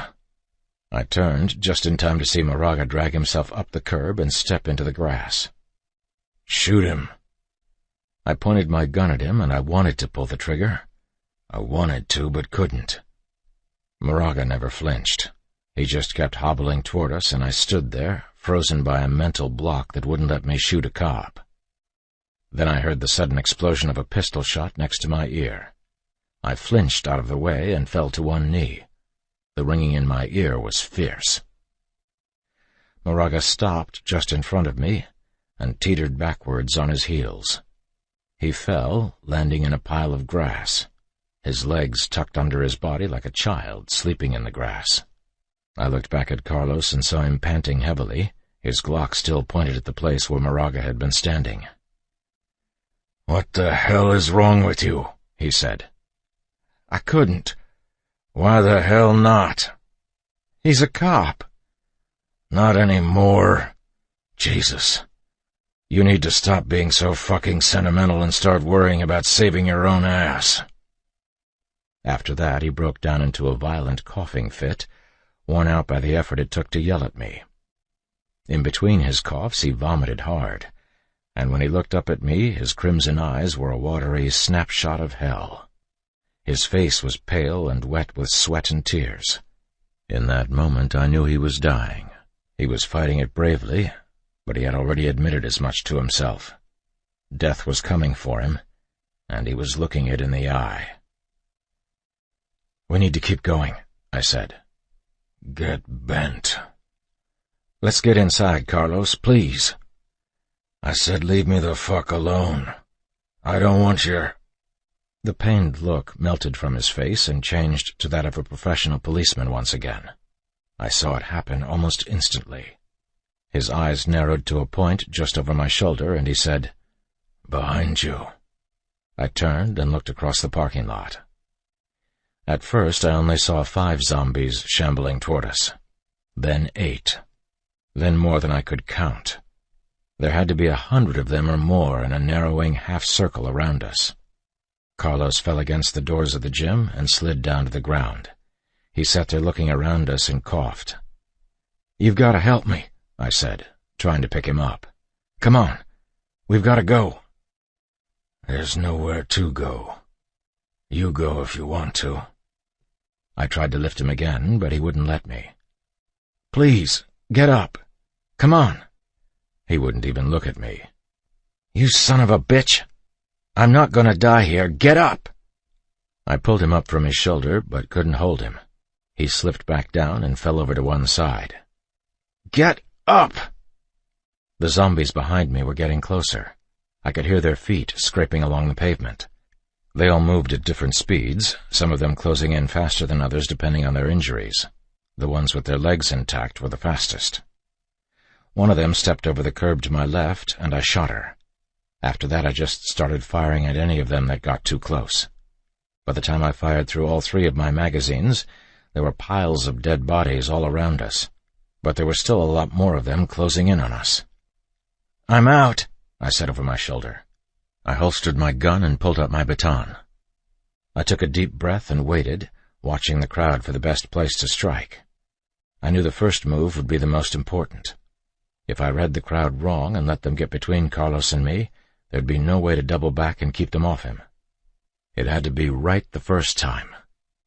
But before I got a chance to move, I heard the crack of a rifle shot and the whistle of the bullet as it went by my head. I moved left and spun around in a panic, and saw Carlos still seated against the door. But now he had Moraga's AR-15. Somehow he had found the energy to lift Moraga's corpse and remove the rifle. He had his knees up in front of his chest, and the barrel of the AR-15 supported between them. His left arm hung uselessly by his side, but he still managed to fire with the right. He cleared out the 10 or so zombies closest to us, and then started shooting at the next wave. Even in his condition, he still managed to place kill shots at 30 yards. When he fired his last round, he let the rifle slip from his hand.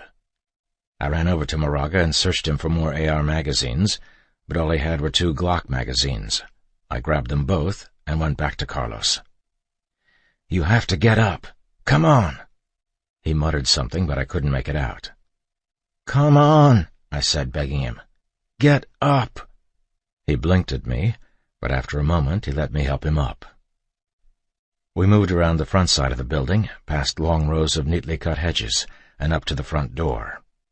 It was an older school, built in the 50s, and the front steps were steep. I looked for a wheelchair ramp, but didn't see one. "We're going to have to climb up," he grunted. I pulled him up the stairs to the front doors and propped him against the door jamb. The doors were locked. "God damn it! It's locked!" I thought I heard Carlos laugh. "School lets out at 3, he said. "Come on. Maybe there's a window or something." We went down to the lawn. I looked left and then right. More zombies were coming at us from the parking lot. Hedges blocked the windows to the left, so we went right.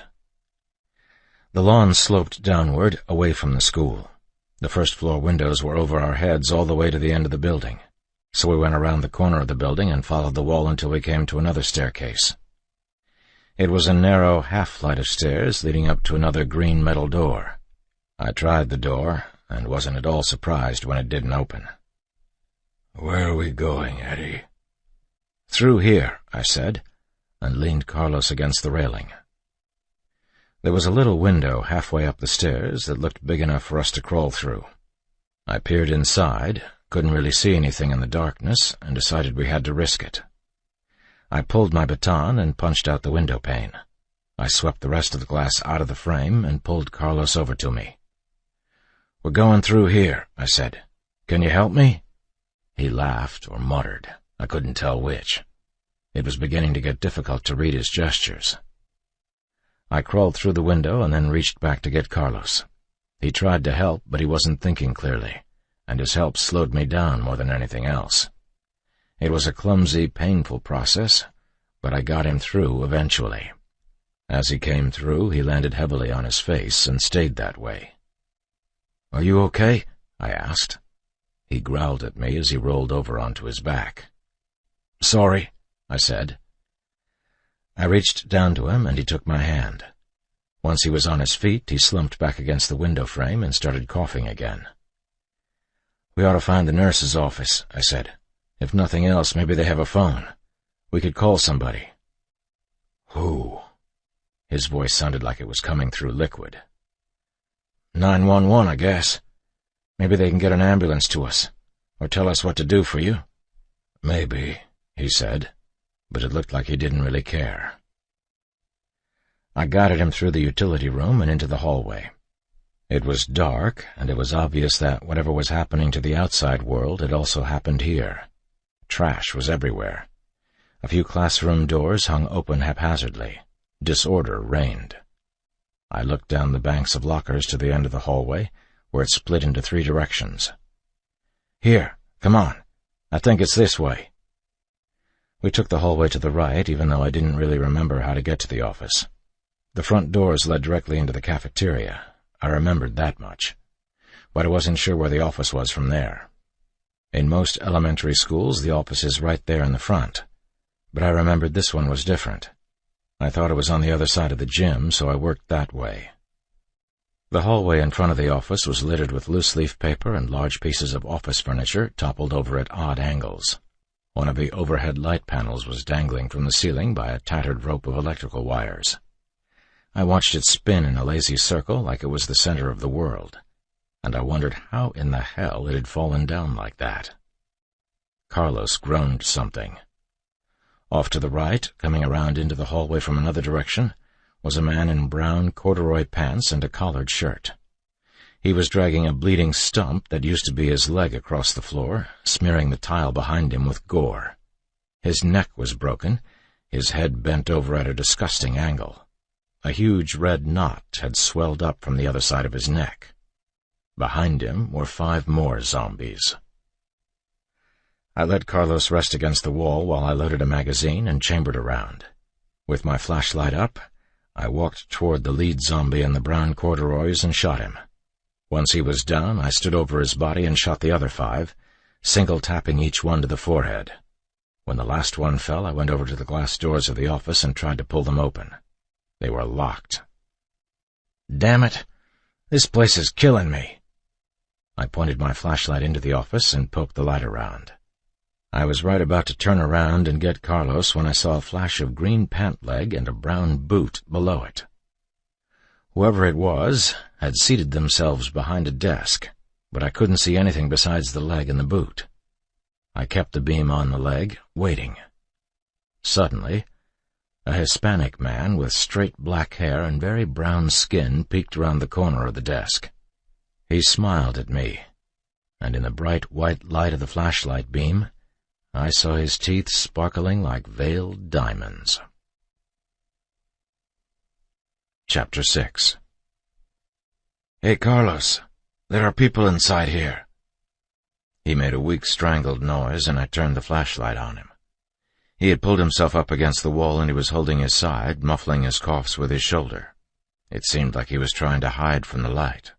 He was slipping, and it worried me. I tapped on the glass doors of the office with the butt of my flashlight. The man in the green pants didn't want to stand up. I guess he thought he was safe as long as he stayed in his little hiding spot. He probably figured if he waited there long enough, I would just go away. "Come on," I said as patiently as I could. "Come over here and unlock the door." He shook his head.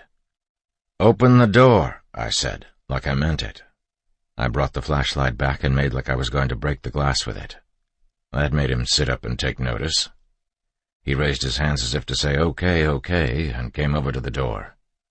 Looking back at his hiding spot, he turned the key. When I heard the bolt click, I pushed the door open. "Thank you," I said, and moved around him into the main reception area. The place was a mess. Office equipment was everywhere. There were books and papers and notebooks strewn across the floor. The school's mascot must have been the cougar because there was a large fake bronze statue of one lying on its side beneath a plaque that said, "This is a blue ribbon school." I nudged a picture frame out of the way with the toe of my boot. "Where's the nurse's office?" He didn't answer. "Where's the nurse's office?" The look on his face wasn't exactly a helpless one. It was more neutral than that, like he just wanted me to leave. "No English." "That figures," I said. There was a hallway on either side of the wall behind the cougar. Both hallways disappeared into blackness, and I knew I didn't have the time to go exploring. "Medico," I said.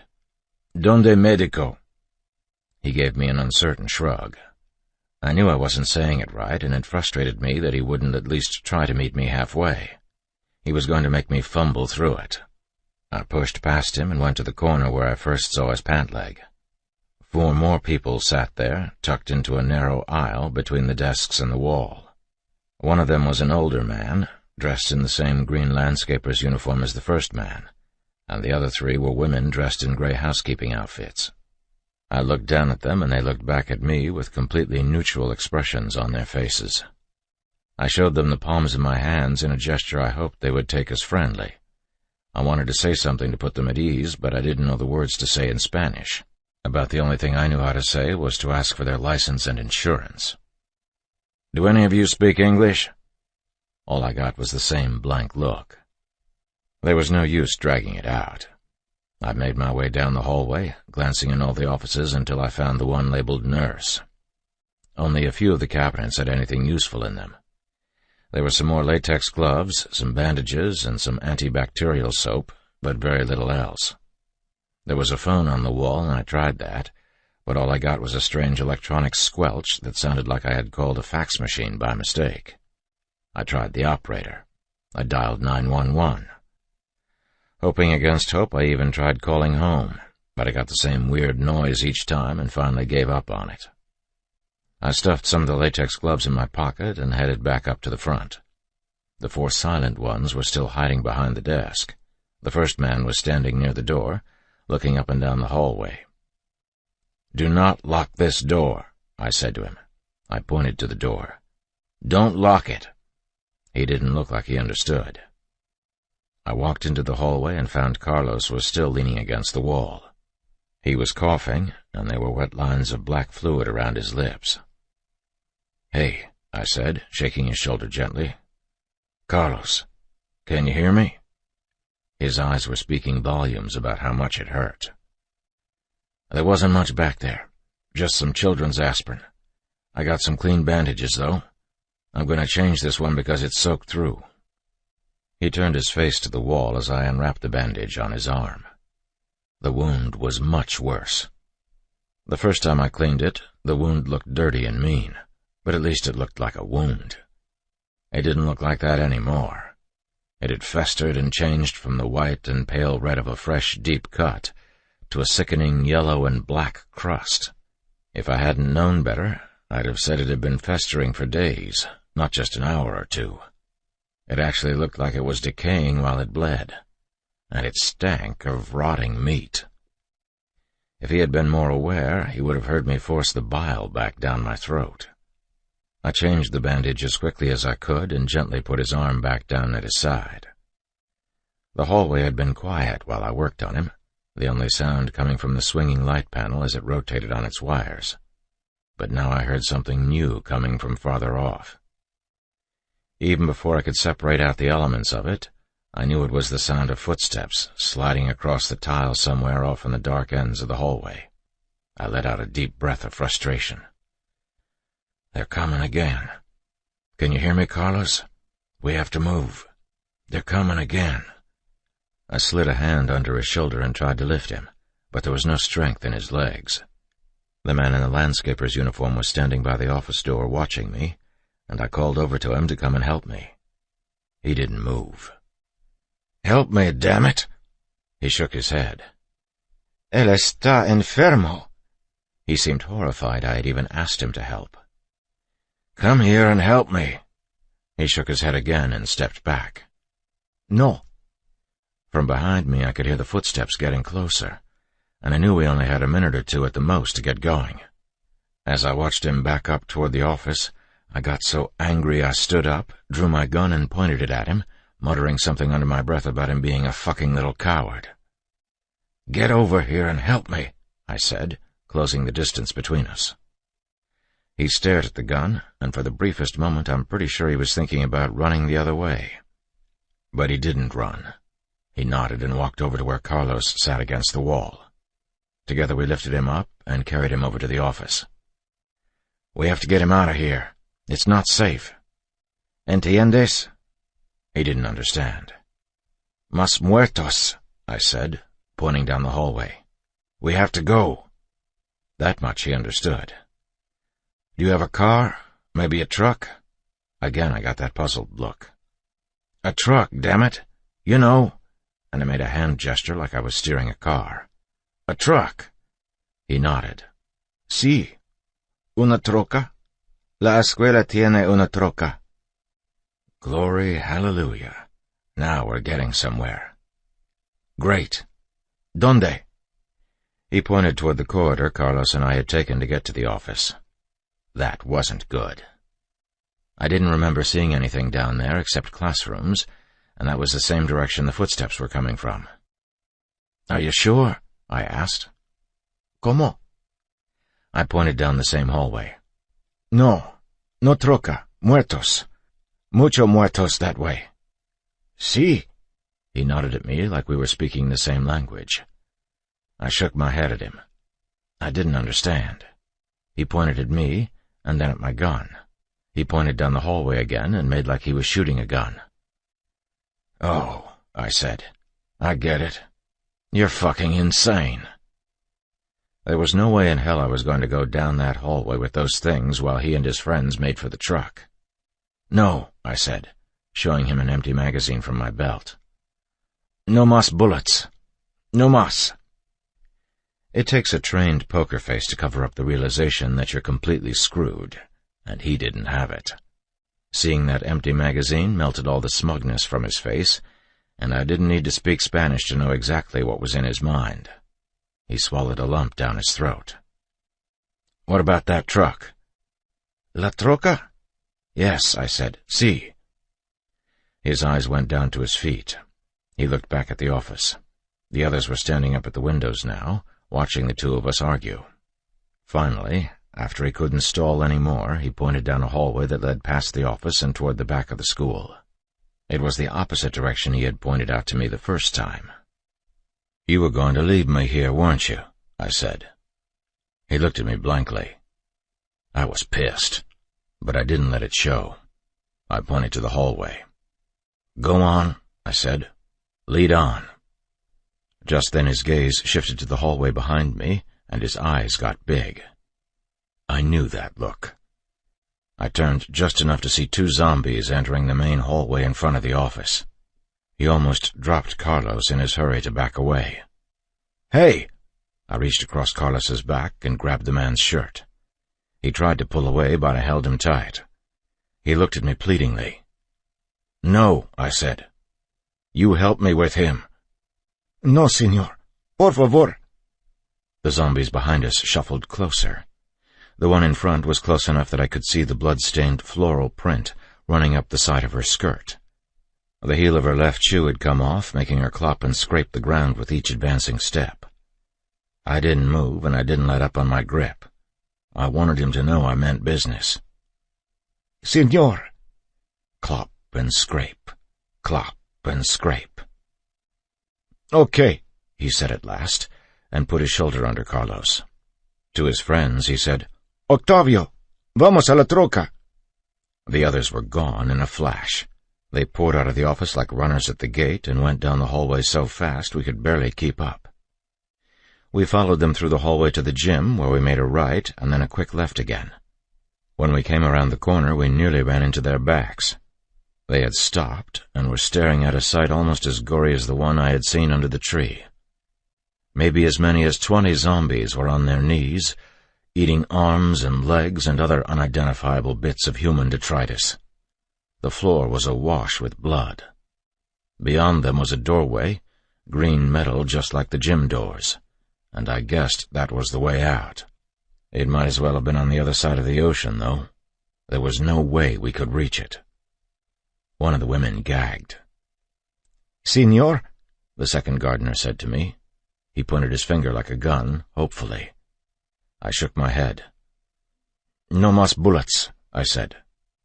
He said something to the others, quietly, in Spanish, and I guessed he was telling them we had to leave. The others backed up, but not before several of the feeding zombies looked up. A few of them got to their feet. "Let's go," I said, and we all turned around and headed back the way we came. But that was a bust, too. There were 6 or 7 zombies coming our way, and I could see more behind them. "Senor," the gardener said, and I caught the obvious implication that this wouldn't be happening to him if I had left him well enough alone. We were caught at the bend in the hallway, only a short few feet from our escape. Carlos groaned and tried to make me drop him. "Not a chance," I said, and tightened my grip on him. He winced and stopped fighting. Just then we heard somebody whistling. All of us stopped and looked at each other. It was a carefree, lilting sound. One high, one low, over and over. We heard it again, and that time I placed where it was coming from. I looked beyond the feeding zombies, and I saw a man in a white short-sleeved collared shirt and brown slacks. Our eyes met. He pushed his glasses up on his nose and nodded to me. Then he whistled again. A few of the zombies turned around to face him. Calm as could be, he walked over to the wall and banged on it with his fist. That got the rest of the zombies looking at him, and while the others and I watched, dumbfounded, He yelled at them, baiting them with his own body away from the door that led to the truck. He walked slowly backwards, making sure they followed him around another corner at his end of the hallway. As the last zombie disappeared around the corner after him, my little party ran for the door. It had a little slit window in it, looking out on a small courtyard. I tried to get a good look, but it was too dark to see much beyond some vague hulking shapes that looked more or less like a truck and some machinery. "La troca," Octavio said to me. I nodded to him, and then helped Carlos take a seat along the wall. I propped the door open and poked around a little with the flashlight. The truck was right where they said it would be. It was an old white dually 1-ton, a big Ford F-350. The trailer wasn't hooked up, which was good, and most of the equipment was out of the way, so it would be fairly easy to get the truck out of the courtyard. There was a dark pile of mulch near the front of the truck, and beyond that was a hurricane fence like the one Carlos and I had climbed. A few zombies were on the other side, alerted to our presence, I guess, by the movement of the flashlight beam. They were slapping the fence with slow, incessant slaps. I closed the door. Then, while I was trying to figure out what to do, I heard a door open from around the corner where the man with the glasses had gone. He was yelling again, but not for help. It sounded like he was hurting the zombies. I could hear desks and chairs being thrown around. I heard a door slam. A moment later, he came trotting around the corner and made his way through the gore strewn across the hallway like he didn't even see it. "I locked them in the classroom," he said, and pushed his glasses back up the bridge of his nose. "Are you guys leaving in that truck?" "Yeah," I said. "Mind if I come?" "Suit yourself," I said. He was smiling, but when he saw how bad Carlos looked, his smile slid off his face. "You still want to come?" I asked. He studied my face, and I think he understood Carlos was something we weren't going to argue about. He nodded. I looked back at my little group and asked, "Do any of you speak English?" They all shook their heads. "Just my luck," I said. "You're a cop on the west side of San Antonio and you don't speak Spanish?" the man with the glasses asked incredulously. "No," I said. "Do you?" "Well, no." "Well, then you're part of the problem, not the solution." I turned back to the others and said, "Look, I have to get that truck. We're going to have to bust through that gate. Entiendes?" Blank stares all around. "Of course you don't." I tried again to make them understand. "I'm going to come back and get you. Don't worry. I won't leave you." I looked around for some kind of understanding, but it wasn't happening. "Do you have the keys?" I asked, making a sign like I was turning a key. "Si," the first landscaper said, nodding his head vigorously. "En la troca." "In the truck?" "Si." I took a deep breath and tried to get a grip on my situation. This was going to have to be quick, but that was no reason it had to be sloppy. Sloppy gets people hurt, and I wasn't going to let that happen if I could help it. Finally, I said, "Wait here. I'm going to come back for you. Wait." "What are you going to do?" the man with the glasses asked. He looked as worried as the others. "I'm going to get the truck. Some of these people are going to have to ride in the back. I can't bust through that gate with them in the back. They might get knocked out, or worse." "Oh," he said. "That's right." As I opened the door and got ready to run to the truck, the first man grabbed me by the sleeve. "No," he said. "We come too." "Yes," I said, nodding. "Wait here. You come too." He still wouldn't let me leave, but I couldn't make him understand what I had to do. We were having a first-rate breakdown in communication. Then I heard something from Carlos. It was a wet, barely intelligible string of words in Spanish. I couldn't understand it. I barely recognized it as his voice. But the others understood it. The first man let go of my sleeve and said, "Okay." He nodded toward the truck. "Okay," I said. I sprinted out the door and over to the truck. As I opened the driver's side door, I could hear the zombies beyond the gate still slapping against the fence. I didn't even look at them. The keys were still in the ignition, just like the landscaper promised they would be, and the big diesel motor fired up with a roar. When it settled down to a steady knocking chug, I put the stick shift in reverse, stepped on the gas, and left 2 sets of parallel ruts through the grass all the way to the gate. The whole truck jolted when I hit the fence. The back end of the passenger side bounced up and lost traction for a second before it slammed back down to the ground. I think I hit 2 or 3 of the zombies after I broke through the fence, because I felt 2 smaller jolts, like I was going over a big speed bump. I didn't waste any time worrying about how many of them I'd taken out. I put it back in gear and peeled out toward the doors, where the rest of the group was watching, dragging a huge section of hurricane fence behind me. I slid the truck sideways right up to the door. "Jump in," I said. The first landscaper was a stronger man than I gave him credit for. He picked Carlos up from the floor and dragged him all the way up to the front seat without any help at all. I hadn't even been able to lift him. He jumped into the back of the truck, and he and Octavio got the section of fence loose and tossed it to the ground. The man with the glasses helped one of the women into the truck bed, while the first gardener got everybody loaded up. He slapped his fist against the back window of the cab. "Vete," he said. "Vete pronto." I stepped on the gas and tore through the courtyard. At the gate, 2 of the zombies were already coming through, and 2 more were trying to get their mangled bodies to stand up. I ran over the first 2 and tore off towards the parking lot.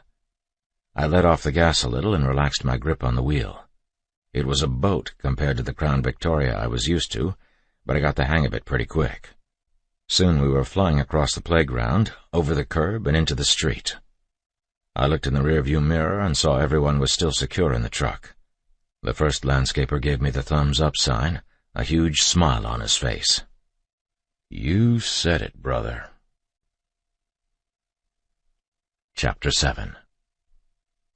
The closest fire station to the school was Independence Station at the corner of Resolution and Independence. Getting there should have been as simple as turning left onto Elgin, another left on Fern Hill, then a right on Independence, and go 10 blocks up to the station. On any given day it was a 5-minute drive, 10 if I caught all the red lights. But I should have known better than to go to that fire station. I should have known better than to go right into the thick of things. Elgin and Fern Hill weren't too much trouble because they both went through small neighborhoods that hadn't seen a lot of activity yet. I saw a car on its side after we turned onto Fern Hill. Once I looked between some houses and saw a dark figure moving through the bushes. But what I saw on the smaller side streets was nothing like the absolute carnage erupting on Independence. Independence was one of the biggest and busiest streets on the west side. 5 lanes wide both ways, and every inch of curb space filled with restaurants and car lots and grocery stores and strip shopping centers. There was almost always a lot of traffic, but what I saw put even 5 o'clock rush hour to shame. Traffic was completely gridlocked, and there were people all over the street. That's what it would have looked like from a distance anyway.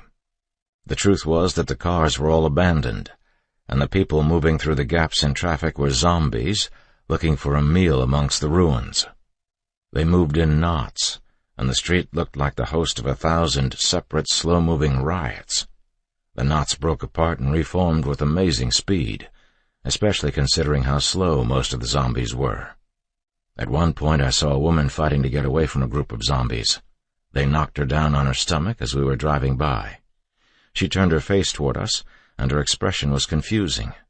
It seemed, even as they tore into her with their fingers and their teeth, not to be a look of pain, but rather of someone who just doesn't care anymore. Zombies were everywhere. We were the only vehicle still moving, inching through traffic that was set in place like a river under a hard freeze. The outbreak had caught so many people while they were on their way home. It disturbed me to see the images of everyday life frozen in place and then corrupted like that. From the way the cars were abandoned at the intersections, I could imagine how it must have happened. I pictured rows upon rows of cars sitting at the red lights, waiting. And then from one side or the other, the zombies would have descended on the people in their cars and attacked them, breaking their windows with the palms of their bloody hands and pulling innocent people from their cars like chunks of meat from a can. The people in their cars were probably so mentally blunted by years upon years of routine that they sat there shocked and let the attack happen, rather than step on the gas and blow through the light. Perhaps some of them got out of their vehicles and tried to help the ones being attacked. There were quite a few car doors left standing open. If so, those helpful few were probably among the first to die. The man with the glasses poked his head over the driver's side of the truck and asked me what my plan was. "I don't have one," I said. "There's no place you guys are supposed to go in an emergency?" "Are you kidding?" I said, and steered the truck past a group of zombies eating something next to the driver's side of a brand-new Ford Mustang. "You really think the San Antonio Police Department has a procedure for something like this?" He frowned. "No, I guess not." "We're headed for a fire station," I said, just to mollify him. "Sit back, okay?" He did, reluctantly. Our little group moved up the street through the center turn lane. I kept the truck at a reasonable speed, fast enough to avoid the zombies, but not so fast that I didn't have time to react when obstacles came up in front of us. Doing that got us most of the way to the station. The sounds of the riot got louder the farther down Independence we went. We could hear the piercing tone of a police car's siren ahead of us. Hearing it gave me a moment of hope. That moment faded pretty fast, though. The car making that tone was stationary, and no cop ever leaves his car's siren running unless he has to abandon it in a hurry. We were less than a block from the station when I realized we weren't going to make it all the way there. Just before we got to the intersection, I turned off Independence and drove up the curb to a grocery store parking lot across the street from the station. From where I parked, we could see the front and most of the west side of the station, and it was obvious that it had been the center of fighting as bad as any I had seen. Almost all of the windows on the bottom floor were broken inwards, and all 3 truck bay doors were ripped open. The police car making the piercing tone was parked in front of the station near a couple of others, the driver's door open, and the flickering strobes painting blue and red streaks across the red brick facade of the station. Dozens of dead bodies were sprawled out in a half-circle around the police cars. Some of my brother officers had fought their last stand there. A zombie in a waterboard uniform stumbled across the front lawn and disappeared around the corner. As he blended into the night, I knew the world was crumbling down around our ears. Our first line of defense had folded right before my eyes. "Officer," the man in the glasses said, "what are we doing? We need to get somewhere safe." "I know," I said. Yet even as I watched the crowds stumbling into the street, I had to linger over my memories of that place. Independence Station used to be a sort of community center for the people of the near West Side. Most of the families living close by were extremely poor, and the place loomed over their modest homes like a medieval cathedral. Mothers brought their children there to have EMS look them over when they were sick or hurt, because the firefighters at the station would always help them, and even though they were supposed to report how they used their supplies so the city could send out a bill, the firefighters there rarely reported the stuff that didn't really need to be reported.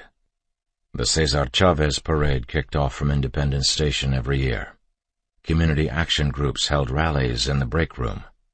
For the past decade, the city used the station as a free clinic where they passed out flu shots. A good number of the people who died in front of the station were probably brought there by friends and family in much the same shape as Carlos. The thought of how horribly they must have died, and how hopeless they must have felt, brought me back to my own problems. I turned to Carlos and looked him over. It was uncomfortable for him to bend over at the stomach, and he had to stretch out across the seat so he didn't put pressure on it. Cold night air blew in through the open windows, but he was still sweating profusely. His eyes had started to swell, and though he tried to close them, the eyelids weren't quite able to make it over the swelling. "Carlos," I whispered. "Carlos, we can't stay here. Can you hear me? We have to go someplace else." He turned his head away from me and coughed some black phlegm onto the door panel. "Hang on." I wanted to tell him something else. I wanted to tell him we were going to get him some help. But I didn't believe that, and it seemed cruel and pointless to lie when he already knew the truth. The first gardener leaned in the driver's side window and tapped me on the shoulder. He pointed to a few zombies that were coming our way and said, "Señor, los muertos." "I know," I said, and motioned for him to sit down. I put the truck in gear, and we were off again. I knew that San Antonio, my home for nearly 30 years, was burning. Most of the shop windows facing the street were broken out, and every few moments we'd see somebody running, trying to find some place to hide. We stayed on Resolution for about 15 blocks, but turned off at Herrick because the road was jammed up with traffic. I could actually feel the fog leaving my brain as we turned off the commercial streets and put the frenzy behind us. Down in the neighborhoods, I saw a family cramming clothes and a few other things into their car. The wife watched us drive by, her eyes alert and skittish, like the eyes of a wild deer. I felt an overpowering need to talk to April as I watched the woman load her 2 small children into the back seat. With any luck, she was already strapping Andrew into his car seat and heading someplace safe. It struck me at that moment that I had no idea how far and to what degree the outbreak had spread. Was there such a thing as a safe place? Chapter 8. I had no idea where we were going when I pulled out of the parking lot and headed up Resolution. The streets I drove every day and the businesses where I made calls and bought sodas and went to the bathroom were being gutted by the crowds. The destruction was spectacular. Off in the distance, I could see patches of orange haze and wind-whipped smoke in the treetops. I didn't know. And even if I had been able to talk to her, I had absolutely no idea what to tell her. I stepped on the gas and got through the neighborhood as fast as I could. I remembered there was a fire station on Thorn Street, less than a mile away, and I steered us in that direction. Thorn Station was an old-style single-truck barn on the edge of the municipal golf course that had been converted into an EMS supply station. My plan was to keep Carlos and the others there until somebody from the fire department came by to restock their EMS wagon, and we could get a real medic to look him over. The station was quiet and dark when we pulled up. It hadn't taken any damage like Independence Station had, and there were no signs of activity in the area. The one truck door was closed up, but I expected that. I got out of the truck and looked over the station.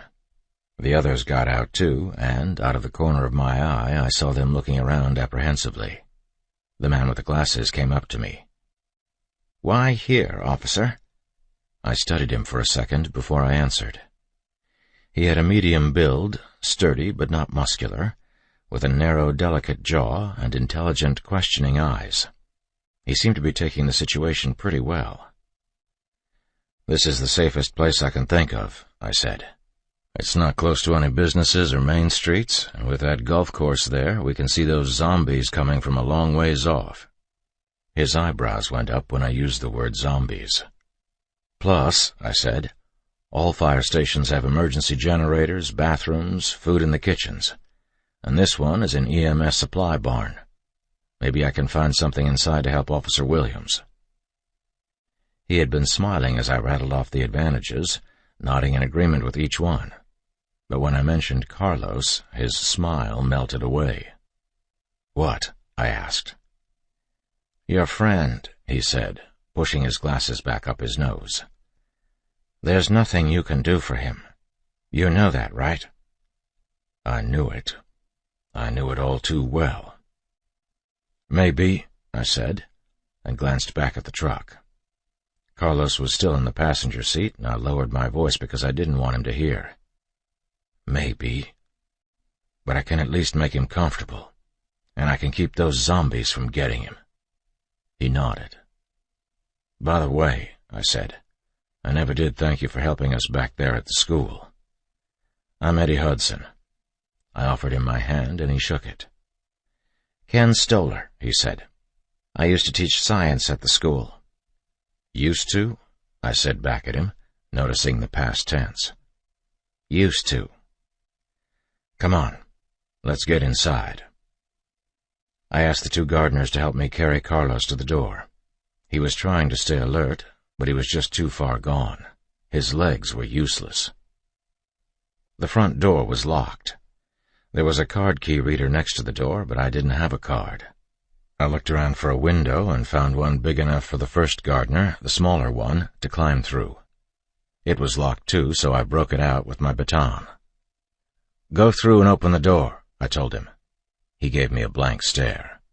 I made a series of gestures explaining what I wanted him to do, and eventually he understood.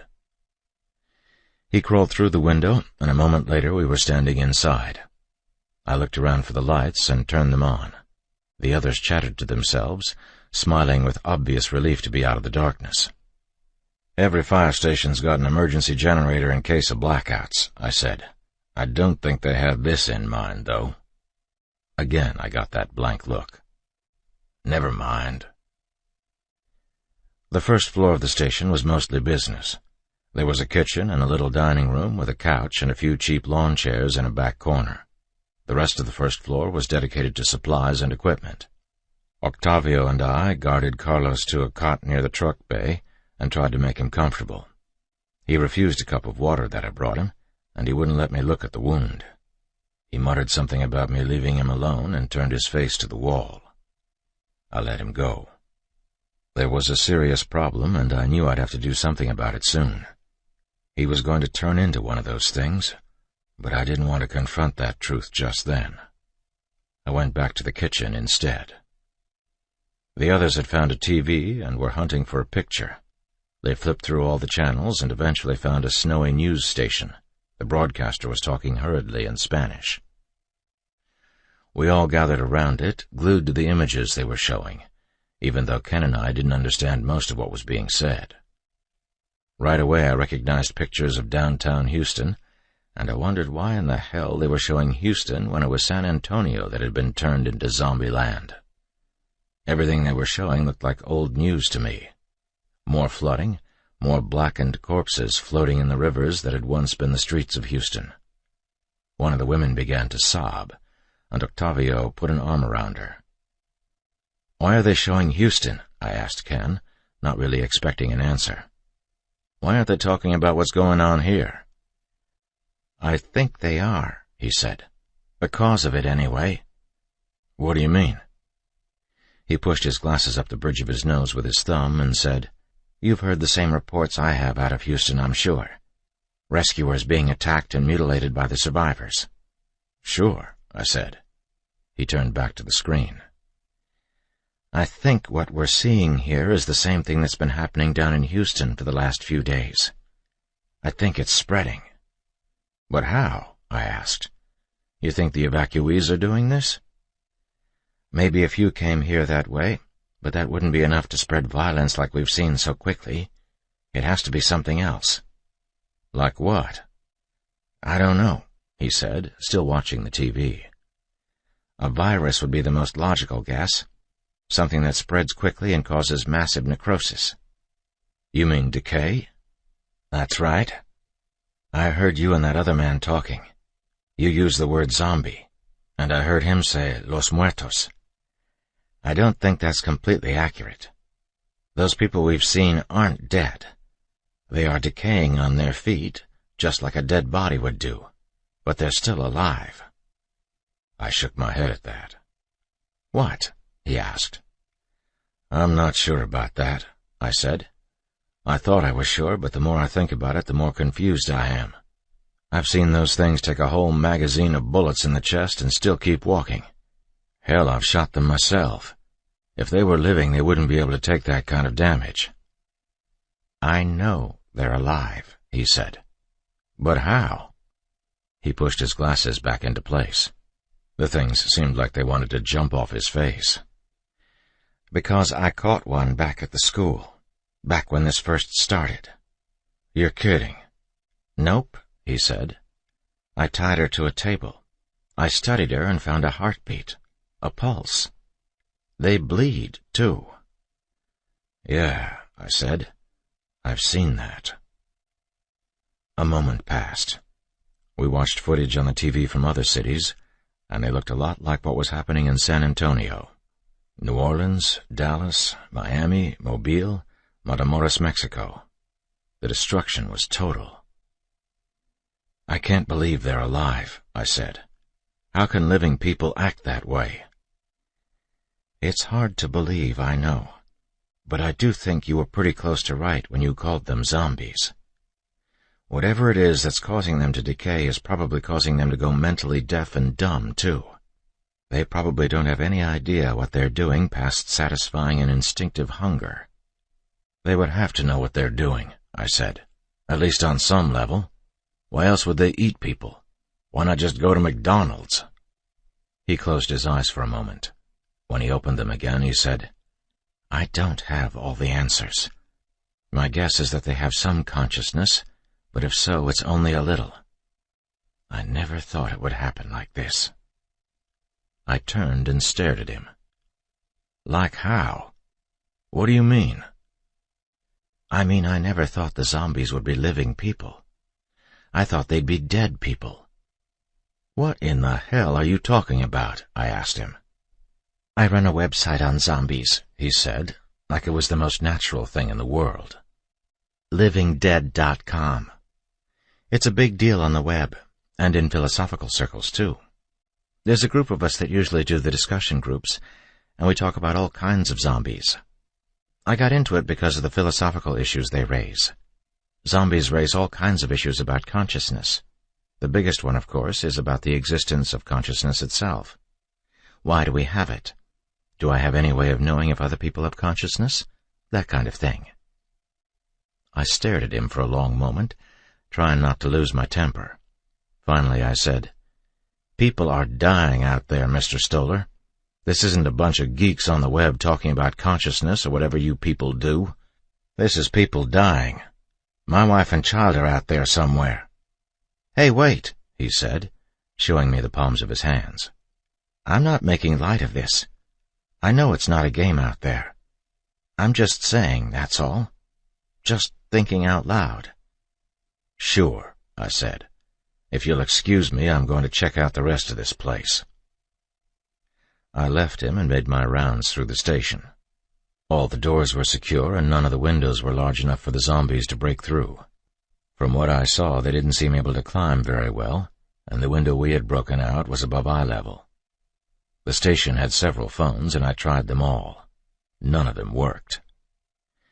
One of the phones was in the station commander's office. Evidently, even he had been forced out into the field in a hurry because his sport coat was still hanging on a peg on the wall. I brushed up against it on my way out of his office, and when I did, I heard what sounded like his keys jangling in one of the pockets. Out of curiosity, I went through it and found his personal keys. One of them said Chevy on it.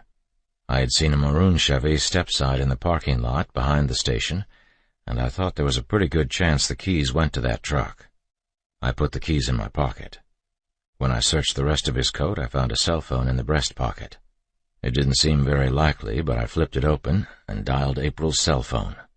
I pressed send and put it up to my ear, not expecting anything. When it actually started ringing, I got so excited I nearly dropped the phone. The ringing took forever. 1 ring, 2, 3.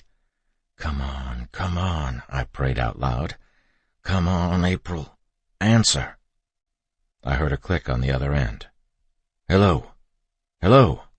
April? It's Eddie. Eddie? She was talking through waves of static. Eddie, is that you? Sweetie, it's me. Are you okay? Eddie, what's going on? The TV said... It's real, sweetie, it's all real. The ocean of white noise between us roared. April! April! Are you there? Where are you, Eddie? Are you okay? I'm fine, April. I'm okay. I'm gonna come home as soon as I... The TV said... The rest was static. April! Are you there? There were sick people all over the city. April, stop. I need you to listen to me. I need you to stay away from everybody. Don't go outside. Don't go near the windows or anything like that, okay? Don't let anybody inside even if you know them. My other pistol is in the closet in that blue bag, remember? Remember how I taught you to use it? I need you to get that gun and keep out of sight, okay? Can you hear me, April? There was nothing on the other end. I wasn't even getting static anymore.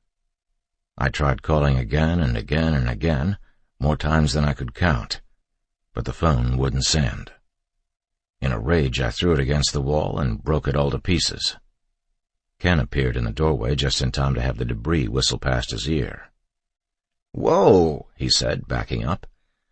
What did you do that for? Get bent." He looked at the pieces all over the floor. "Did that work?" "Yeah." "And you broke it?" I didn't answer him. Instead, I sat down in the station commander's chair and simmered in my rage. I was hoping desperately that April had heard enough to remember the Springfield Armory .45 automatic I kept in the closet. She hated guns, always had, but I was hoping she would remember it and use it if she needed it. "We could have used that phone," Ken said. "That was my wife," I said. "Yeah, but—" "Mr. Stoller, in all those little powwows you and your buddies have on your website, did any of you ever stop to consider the human side of it? Did it ever dawn on you that every zombie wandering around out there equals a wasted life? I'm not dealing in philosophy, Mr. Stoller. I have a wife and a 6-month-old son out there. That's not philosophy. That's humanity." He looked like he wanted to respond, but thought better of it. "What are you going to do now?" he asked. "I'm leaving," I said. "I have to find my family." "You're leaving? What about the rest of us? What are we supposed to do?" "I don't really care," I said. "Maybe you could discuss the philosophical existence of consciousness." "Officer Hudson, please." "What are you complaining for?" I said. I was being nasty and I knew it. I didn't care. "This place is secure. You've got food, you've got a TV. When the phones come up, you'll have those too." "Yeah, but we'll be stuck here." "No, you won't. I'll leave you the truck. I'm taking that Chevy parked out back." As far as I was concerned, the conversation was over. I didn't want to hear anything else from Ken Stoller. I walked out of the office, down the hallway, and was 5 steps from the door when Octavio came bounding down the stairs in a rush of knees and elbows, yelling at me in Spanish and pointing back up the stairs. I thought I heard the word baño, and I knew that meant bathroom, but there was no calming him. I tried to hold him there and get him to slow down, but he broke away from me and ran back to the kitchen, yelling the whole way. There was a light on at the top of the stairs, but the stairs themselves were dark. I looked back at Ken and he shrugged, but I saw fear in his eyes. I pulled my gun and started up. As I mounted the steps, I felt something sticky beneath my boots. I shined my light on the stairs and saw a long smear of blood leading up to the landing. I took a deep breath and kept going. Chapter 9. There was a puddle of blood at the top of the stairs and a long black smear leading down a corridor to the right. I kept my gun up, working the corners to maximize cover, and followed the blood trail into the locker room. The locker room was at the far back corner of the 2nd floor, and I knew there was no other way out. Whatever it was, I was about to meet it face to face. The blood trail led into the bathroom. The floor was white tile, and the black blood glistened against it like a poorly made brushstroke. The smell made me want to vomit. I passed the banks of urinals and turned the corner into the showers, my finger on the trigger ready to fire. There, propped against the back wall in a puddle of his own blood, was Carlos. He had pulled his bandage off and tossed it aside. His eyes were cloudy white, but streaked with crimson. They were vacant and sunken into his face like pits. The barrel of his gun was resting across his chest. I lowered my gun. "What are you doing up here?" He didn't seem to hear me. "Carlos?" His hand and his gun fell from his chest and hit the tile beside him. He still held it loosely. "What are you doing, Carlos?" "Did you come up here to stop me?" His voice shook me. It was coming out of his lungs that, even as we spoke, were filling with blood. "What can you say to stop me?" He was right, of course. There was nothing I could say. I had no idea what kind of pain he was in, and it wasn't fair for me to judge him for wanting to put it behind him.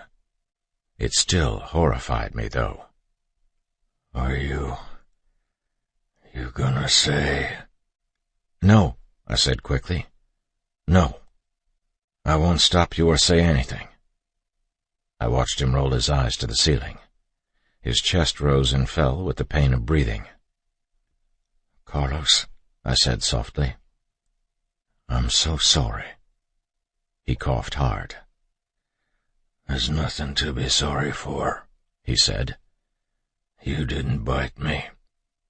"That's not what I meant. I'm sorry that you're hurting and I can't do anything for you. I don't know anything about how to use this stuff around here."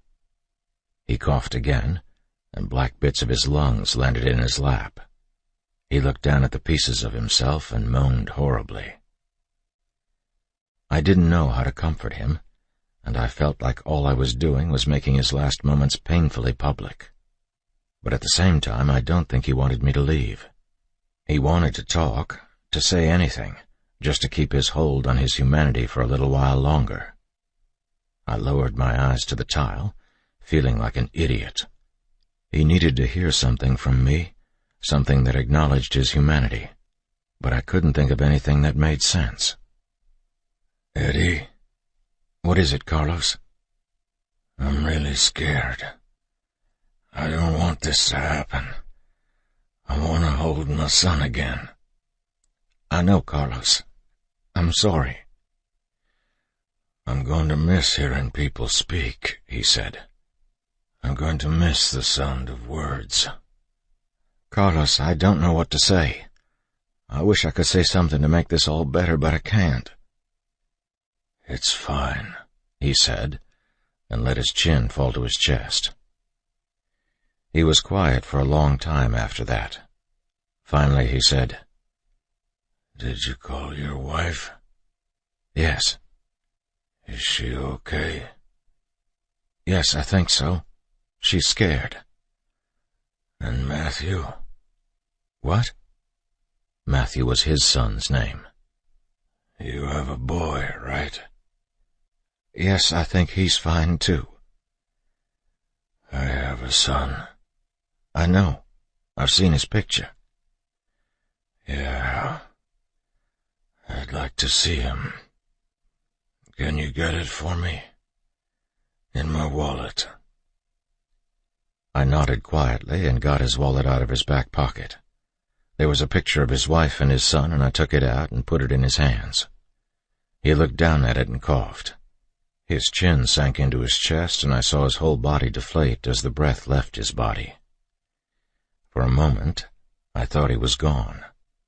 But then his eyes flew open and he screamed, or tried to, anyway. It turned to liquid in his throat. He was panting heavily. I had my finger wrapped around my trigger, the gun tucked out of sight behind me just in case he turned before he got what he wanted to say out. When at last he settled into a series of shallow breaths, he said, "Do you know what's so scary about dying like this?" I shook my head. My finger fell off the trigger. "I'm losing my mind. I mean, I'm really losing it. I can't think." "It's the pain. I know it hurts." "No, not the pain.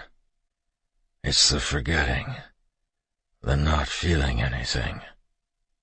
"Carlos, I have a wife." "I know."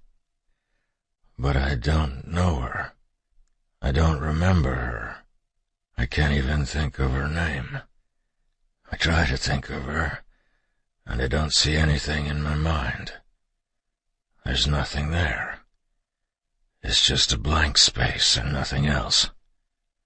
I know I'm supposed to love her, but I don't remember love or pain or any of it. My son. Don't tell him I couldn't remember his name." "I won't." "I won't have a soul, will I?" There was no use in me saying anything. Nothing I could say could reach him anymore. He was becoming a shell. "Leave me alone," he said, suddenly sounding lucid again. "What are you going to—" "Leave me one bullet." "Carlos, hurry!" He coughed several times, hard. "Please." I hurried. I took the magazine from his gun and checked to make sure there was one in the chamber. "Okay," I said as I helped him put his fingers around the grip. I had to help him lift it to his mouth. It took 2 hands, it was so heavy. "Okay," he said. "I'll be outside." I turned and walked away. Just around the corner I stopped and waited and listened. I flinched when the gun went off. The sound of it reverberated so loudly in the shower stall I thought it would split the floor under my feet. My head fell back against the wall and I let the tears fall freely. When I caught my breath, I wiped my nose across the back of my arm and went back to his body. He was dead. The gun was down by his side and his head rested peacefully against the wall. His mouth was slightly open in a mock expression of surprise, but there was very little blood on the wall behind him. I was surprised by that. It almost looked clean. I kneeled down in front of him and wondered how something so awful could have happened. None of it made sense. I heard footsteps on the tile floor coming up behind me. Fast, hurried footsteps. I didn't bother to turn around. It was the gardener Octavio. His voice was soft, apologetic. "Senor?" "Get out," I said in a hoarse whisper, turning my head only slightly in his direction. "Senor?" "God damn it," I said, spinning around and stabbing my gun at him. Get out, get the hell out of here!" On his face was tenderness. There was no sign of fear in it, only grace. He looked beyond me to Carlos and crossed himself. Then he turned and walked away, and left me with my gun pointing at nothing. Chapter 10. I closed his eyes with the palm of my hand. There was nothing I could do for the body. It would have to stay there until the world was back on its rails, and that looked to be a long ways off from where I was standing. Besides, my own family was out there somewhere, and they needed me. But I was also thinking about his wife and son, not knowing whether he was alive or dead. At least I had been able to talk to my wife. The cruel change that killed Carlos had robbed him of even that kindness. I took the gun from Carlos's hand. The slide was still locked back in the empty position. I collected all the remaining ammunition and divided the bullets evenly between our 2 guns. It worked out to 14 rounds apiece. I took his driver's license out of his wallet and slipped it into my gun belt. His address wasn't far from the station. Downstairs, the others were sitting in the break room, around a cheap plywood card table. Ken was over by the sink, watching me warily. When I walked into the room, they all stopped talking and stiffened nervously. I probably looked a little crazy. I'm sure Octavio told them what he had seen upstairs in the shower. I didn't try to change their minds. I put the gun on the table so that one of them could grab it. "There's a gun for you.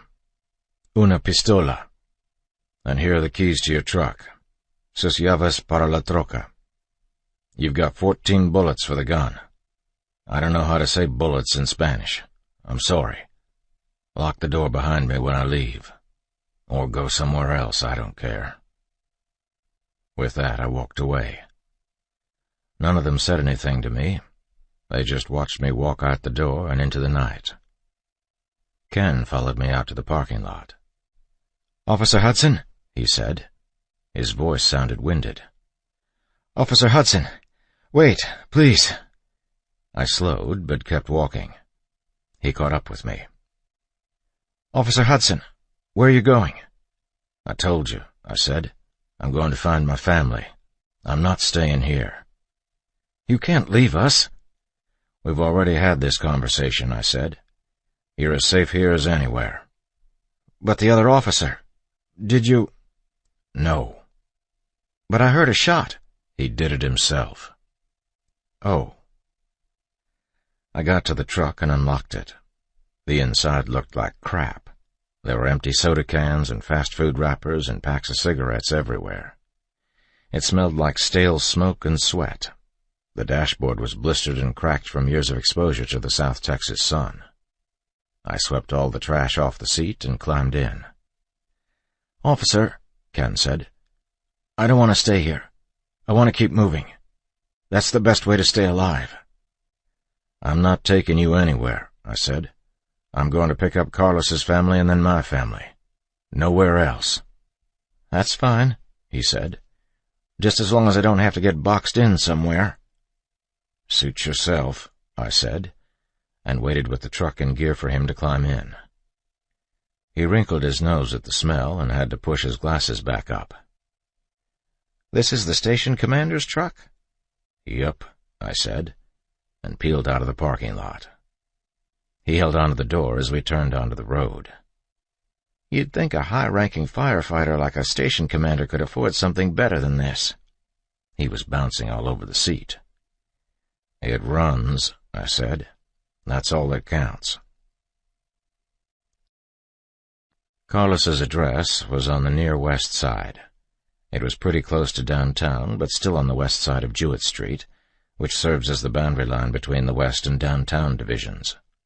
Most of the neighborhoods west of Jewett were rough, but the families there tried to keep their homes in good shape. They mowed their grass and planted trees and had contracts with termite companies. But the people on the east side of Jewett had given up a long time ago. In the old days, those streets had been the heroin capital of San Antonio. My district was just a couple of miles north of Carlos's neighborhood, and I used to make calls on both sides of Jewett when the downtown guys were getting hammered with calls. I knew the area well enough so I was able to stay away from the high-traffic areas and still make pretty good time. I rolled the windows down and let the breeze cool my head. Carlos's death upset me in a way I couldn't really understand. He and I were never really anything more than passing acquaintances, yet I felt his absence like I was missing someone I had known and cared about for years. I couldn't see any lights, and I found my thoughts mirrored by the uncertain darkness surrounding me. Almost directly overhead, the clouds were backlit with moonlight and shined like wet pewter. On the horizon, the clouds were tinged with a dull orange and streaked through with charcoal scars. Ken saw me watching the darkened houses slip past and said, "I'm sorry about your friend." "Thanks," I said, not really wanting to talk with him. "I mean it," he said. "I know you don't think I understand. After what I said earlier, I mean. But I do. I do understand." We passed two men on their knees who were eating a body they had ripped apart. They looked up as we drove by, blood and gore oozing from their lips. "I lost somebody too," he said. "Yeah?" He nodded. "That zombie I told you about, that one I tied up back at the school?" "I remember." His glasses were hanging on the tip of his nose, but he didn't touch them. He looked down at his lap and took a breath. "Her name was Margaret Sewell. She was a teacher at the school." "Were you guys—" "No," he said quickly. "Nothing like that. I would have liked us to be, but I never got the nerve to ask her out." "I'm sorry," I said. "Thanks." And then it was his turn to look out the window. We drove on for a little while, dodging crowds when we saw them, staying away from traffic jams, and we talked about the zombies. "You basically have 3 kinds of zombies," he said. "At least that's how we divide them up on my website. You got the Hollywood zombies, like in the movies, though sometimes people call those Pittsburgh zombies because that's where Night of the Living Dead was made. They're dead people that have been reanimated somehow. Next, you've got the Haitian voodoo zombies. Those are living people who have had their free will stolen by a witch doctor. They're used as slaves, primarily. Some argue that the Hollywood zombie is just an extension of the Haitian voodoo zombie, but I don't think so. The reason I got into talking about zombies, though, is because of the philosophical kind. They're mainly a thought experiment that philosophers use to talk about consciousness. It's really just a sexy version of the classic other minds problem, but I think it's a really cool way of stating the problem. How do I know I'm not the only being in the universe with consciousness? That sort of thing. I turned off the street we had been driving down because of a large crowd and said, "But I thought you said we were dealing with a virus." "I still think we are," he said. "I'm just telling you about the website. These people walking around here don't really fit into any of the categories I mentioned." "So what's your take on them?" "Well, first off, these people are all still alive. A lot of the hard questions would go away if they were dead. Some of the hard questions, anyway. You'd still have to deal with the religious implications of reanimated corpses, but as it is right now, those zombies are going to raise a lot of legal issues for people such as yourself. Questions like what? Well, they all revolve around the issue of consciousness. How much of it do those people have left? If they have any degree of it, then we have to ask if they're culpable for attacking the living. Can you arrest a zombie or even a near zombie for eating somebody? And what about the living? The people who aren't infected?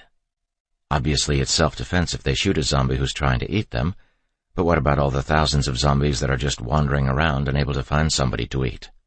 Do we shoot them because they might attack us? Do we have an obligation to contain them and try to find a cure for this virus?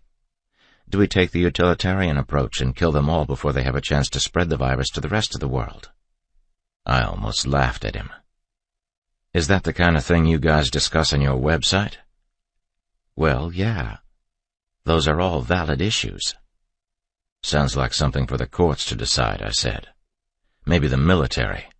I'm just a cop. I enforce the law, I don't make it. But that's not really true, is it? He turned to me and pushed his glasses back in place. It made him look like a fat little cherub. As a cop, you're on the front lines of morality. The really important details, the freedoms we have, or had, as Americans, are decided in the blink of an eye by men and women like you on every street in the country. When you're called to act, you do it based on your training, sure, but you also act on your own personal standard of what's right and wrong. I hope you live through this, Eddie, I really do. I hope your family lives through this, and I hope you realize that what you do in the next few days and weeks will go beyond mundane legal issues like search and seizure. It's going to be about life and death, about humanity, as you put it. You really like talking about this stuff, don't you? Of course, he said. And what better vehicle for it than the zombie? Imagine it, a being caught between life and death, deciding issues of life and death for the rest of us. There's a sort of poetic symmetry in that, don't you think? As he was talking, I watched a man pull a woman's leg off her body with his teeth and start to eat on the thigh. I looked for the poetic symmetry. He didn't notice, though. He was on a roll. There's more, of course, than just the philosophical side of it. I think a virus is causing this, like I told you, and that means we have to ask how it's spread. Transmission of bodily fluids is the most likely culprit. Blood, for example. But obviously a bite will do it too. Maybe even a scratch if the fingernail doing the scratching has the virus on it. But how do you suppose he got out of Houston? From what it looked like on the TV, this is happening in a lot of places. I don't know yet, he said. That's something to look into later, for sure. But there are precedents, you know. The Black Death was spread by fleas on rats, and Typhoid Mary showed how a single infected person could start an epidemic. Maybe it's fleas or ticks, or a combination of insects. Fleas and mosquitoes, maybe. That didn't sit well with me. I could shoot a zombie if I had to. Hell, I could shoot a whole army of them if I had to. But I couldn't shoot a flea. Any idea why it formed? The virus, I mean? Well, that's the question of the day, isn't it? Could be any number of factors. Unsanitary conditions in the wake of the Houston hurricanes, probably. Who knows, though? Maybe it's not even a virus. Maybe it's a bacteria. A superbacterium brought on by doctors overprescribing antibiotics. So what you're saying is you have absolutely no clue? Basically, yeah. This is just me talking. One of the things that might help us, though, is the issue of cross-species contamination. Like zombie cats and dogs? Exactly. He said it triumphantly, like he'd just won a convert to his cause, whatever that was. Although I was going to come back to the issue of consciousness. Suppose it's a virus that somehow thrives on the complex functions of the human mind. Another way of looking at it would be that it eats the mind away. Like Alzheimer's disease. Unfortunately, yes. Only this virus would work much faster. In hours instead of years. And when it's done with the mind, it eats the body. Can a virus do that? I don't know. Maybe. We'll be able to say more if there are incidents of cross-species contamination. That would tell us how much of a mind you have to have in order to lose it. Are there zombie dolphins out in the Gulf of Mexico? Are there zombie chimps in the zoo or zombie killer whales in SeaWorld? That would be something, I said. I wonder if a zombie whale would remember to come up for air. Interesting, he said. Definitely food for thought. I saw a man moving quickly down the street. There was a good-sized group behind him, and they were obviously all zombies. I slowed down to check on the man, thinking he was running from the others. I leaned over to Ken's side of the truck and called out to him through the open window. "Are you okay?" I asked. He stopped near the front tire on Ken's side and wheeled around to face us. The side of his face was one continuous wound, from his ear all the way down to his shoulder. "Oh, crap," Ken said. "Go, Eddie, go." I didn't give him a chance to move any closer. I pointed the truck down the road and gunned it. "Why did you do that?" Ken asked. "I thought he was, not a zombie." "You couldn't tell from the way he was walking?" "No. You mean you could?" He just shook his head and we drove on in silence. Ken watched the destruction with pity in his eyes, and it looked like he was adding up the human toll. "Eddie," he said, his tone suddenly very serious. "What are we doing?" "We're going to pick up Carlos's wife and child. Then we're going to pick up my family." "Are you sure this is the right thing to do? I mean, how do you know his family is still safe? Look at all this. The outbreak has hit this place hard." "I didn't ask you to come along," I said. But what I didn't say was that I had been wondering the same thing. I wondered what in the hell I hoped to accomplish by going to Carlos's family and telling them he was dead. What could I possibly say to her? "Yes, your husband's really dead." How do I know? Well, you see, I held the gun so he could shoot himself. No, it was painless, I promise. And yes, he did ask about you. Sort of, anyway. I turned it over in my head, thinking about how to say it. But everything I could think of sounded equally cruel and inadequate. And yet, for all that, I didn't turn the truck around. I kept going, driving and thinking about gunfire. The muzzle flash caught the corner of my eye.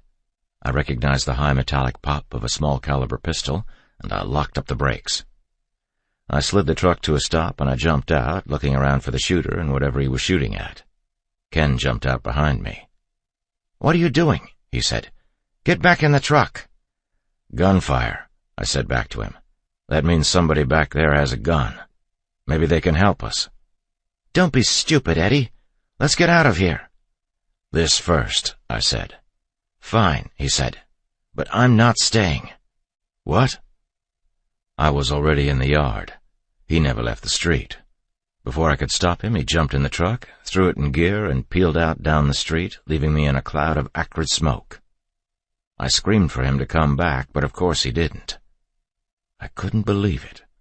The bastard left me alone and exposed just like that. No warning, no nothing. Just then I heard another gunshot, and that snapped my attention back to the houses behind me. There were no zombies that I could see. I pulled my gun and started slowly toward the spot where I saw the flash. "Police," I said. Silence. "Police," I said again. "Can you hear me?" I inched my way around the back corner of the house, ready to fire. There was an officer standing in the backyard with his back to me. In front of him was a patrol sergeant and two other men, and they had that zombie look in their eyes. There were two other bodies face down in the grass. The officer with his back to me spun around and nearly shot me. "Stop," I said. "It's me, Eddie Hudson." He didn't say anything, but I recognized him. His name was Arguello, from the downtown division. It looked like he had been through hell. His shirt was torn at the shoulder, so I could see his body armor and T-shirt, and he was covered in dust. When I looked at his face for some indication that he recognized me, I saw his cheeks were streaked with tears. "Step aside," I said, and dodged around him to fire at the zombies behind him. The one in front changed direction when he saw me. I fired once at his forehead and put him down. Then I turned to the zombie in the sergeant's uniform. but I never got the chance to fire. Before I could pull the trigger, Arguello tackled me from the side and slammed me to the ground so hard it knocked the wind out of me. I broke contact with him when we hit the ground and rolled away. He came after me, scrambling to keep me from getting to my feet. I slapped at him as I rolled away, but he had the jump on me, and he was stronger and faster than me, too. He was able to kick my legs out from under me and push me face down in the dust. He held me there. "What the hell are you doing?" I said. "Let me up." He didn't answer. I struggled to turn my head back in the direction of the house and saw the 2 remaining zombies were getting closer. "Let me up." "I won't let you shoot him," he said, his voice choked with tears. "I won't." "Let me up, damn it. Hurry." My gun was a few feet from my face. He got off me, picked it up, and tucked it into his back pocket. I rolled away as fast as I could and got to my feet. The zombies were closer to him, and they both turned on him. Arguello moved quickly, stepping around the sergeant and firing one shot at the zombie in civilian clothes. That one folded to the ground instantly. But he didn't shoot the zombie sergeant. He wouldn't even point his gun at him. He let his gun fall to his thigh, and as the zombie got closer, he just stood there and cried, his whole chest shaking with sobs. "What are you doing?" I said. "Shoot him." He turned his gun on me. "You stay away from him. Stay away." The sergeant's face was torn to pieces. His neck was a gaping hole, and there was dried blood all down the front of his uniform. Arguello stood there, letting the zombie inch toward him. He didn't make any attempt to move out of the way. When the sergeant got close enough, I was able to read his name tag. It said Arguello, and I didn't need to ask any more questions after that. I knew there was a Sergeant Arguello, and I knew there was an Officer Arguello, but it never occurred to me that they were father and son. "You can't do anything for him," I said, my voice softer now that I understood. "Shut up, Hudson. You have to protect yourself. No one can help him now. You have to look out for yourself." "You don't know that. You don't know shit, Hudson. I can take him somewhere. Somebody can do something. Maybe they have a cure." "He's too close to you," I said. "Back up." He didn't answer. He just cried. As calmly as I could, I reached up and grabbed him by the shoulder. He shook me off the first time, but then he let me pull him back. When I got him out of the way, the zombie turned on me. I backed up slowly and stepped away from Arguello, so the zombie would follow me instead. When I was far enough away from Arguello, I let the zombie reach for me. As his hands came up, I grabbed his right wrist and twisted it upwards, sidestepping around the body and pushing the back of his head with my other hand. It was easy to take him off balance, and I threw him face down on the ground with a standard armbar takedown. I've done the same move 1,000 times on 1,000 drunks. I came down on top of him with my knee on his back, wrenched his arm all the way up, and cuffed him as quickly as I could. It happened fast. As I slapped the other cuff on, I heard Arguello screaming at me, and I braced for the impact. He laid into me with his shoulder and sent me flying off the thing that used to be his father. The whole time he was screaming at me, but nothing I could understand. He was totally overcome with grief and rage, and there was no reaching him. As I scrambled out from under him, I saw his gun pointed at me. I slapped at him and with a lucky blow managed to knock the gun from his hands. He didn't bother to go after it. He charged me, bear-hugged me, and threw me to the ground. We both went down, kicking and punching. He was all over me. Every time I got a grip on him, he was able to break it and turn my weight against me. He swung his elbow up and caught me in the bottom of the lip. I saw purple and tasted blood. Then he tossed me to one side and I landed hard on my back. As I hit the ground, all I could see was a spot of ground lit up by my flashlight. He got to his feet first and charged me. I grabbed the flashlight and swung it at him, catching him hard under the jaw with a good solid stroke. He fell to his knees, bleeding, and I didn't wait for him to get up again. I swung the flashlight again and hit him right behind the ear. He fell backwards and stayed down. I staggered up to my feet, swaying all over the place. The yard was spinning so fast I had to double over and put my hands on my knees just to keep from falling over. "Holy crap," I said, wheezing through the blood. A long rope of bloody spit fell onto the ground between my boots. I picked up both guns from the ground, holstered mine, and unloaded his. Arguello had 6 rounds in the gun and a full magazine on his belt. I took the full magazine and put the magazine with the 6 bullets back in his belt. He rolled over and groaned, but was nowhere close to getting back on his feet. "Don't you hurt him, Hudson," he said. "I swear to God I'll fucking kill you." "I'm sorry," I said. "I really am." I threw his empty gun in the dust in front of him and walked back to the street. I could hear him yelling at me the whole time. There were zombies in the street. Not many at first, but enough to make a break for it into a suicide run. And there were more coming. Some of them stayed close to a nearby car, while others entered the yards on either side of me. I wondered briefly if Ken had seen this coming.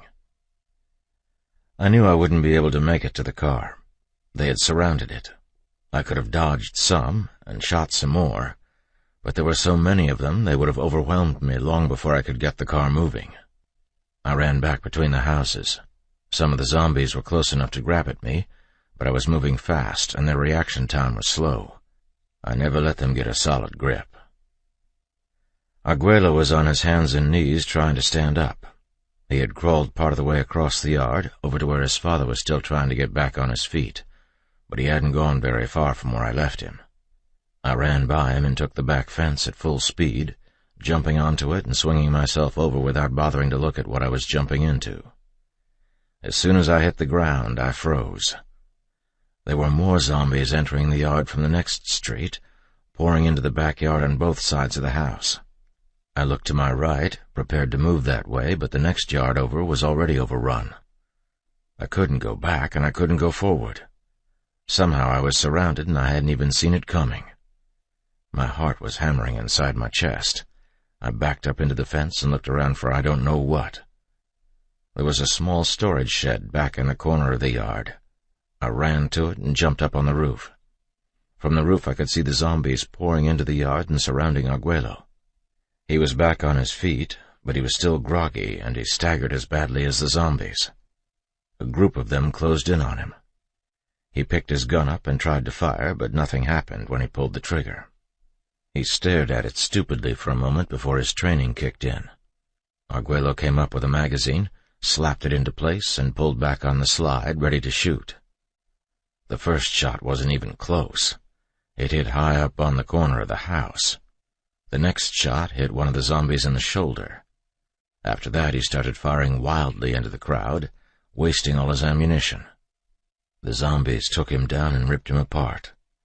But through it all, he never made a sound. "I'm sorry," I said. But I had problems of my own. I was completely surrounded. There were dozens of zombies slapping their hands against the sides of the shed, reaching for me. I pushed myself up to the highest part of the roof, looking everywhere for a way out. They couldn't reach me, at least not yet. But there were enough of them that the weight of their bodies pressing up against the shed could topple it over. They had already torn down a section of the wooden fence and were moving back and forth between the 2 yards. The yard where Arguello had just died was crowded with zombies. There were just as many around me. I couldn't go into either yard and expect to last very long. I turned around and around on the roof of that little shed, looking for a way out, but I kept seeing the same things and same shredded faces over and over again. As I turned, I slipped, and my knee hit the shingles. Off balance, I started to slide. I panicked, shot a hand out, and caught a corner of the roof. The suddenness of it caused my head to jerk up, and I managed to get a quick glimpse of the yard to the left of the one I was in. It wasn't more than 6 or 7 feet away, but I was so panicked I hadn't even seen it until just then. I counted 8 zombies. They were banging against the fence to get to me, but there weren't enough of them to break through. It was a way out. I thought if I could jump into that yard, I could hit the ground running and keep going. The only problem would be fighting off the zombies when I landed. But then I remembered I didn't have to fight them. All I had to do was shoot them. I had a pistol. There were almost 30 rounds in the gun. I could just pop them from where I was and jump into an empty yard. Piece of cake. But I hadn't figured on aiming while the zombies below me were rocking the shed. The distance to the target was no problem.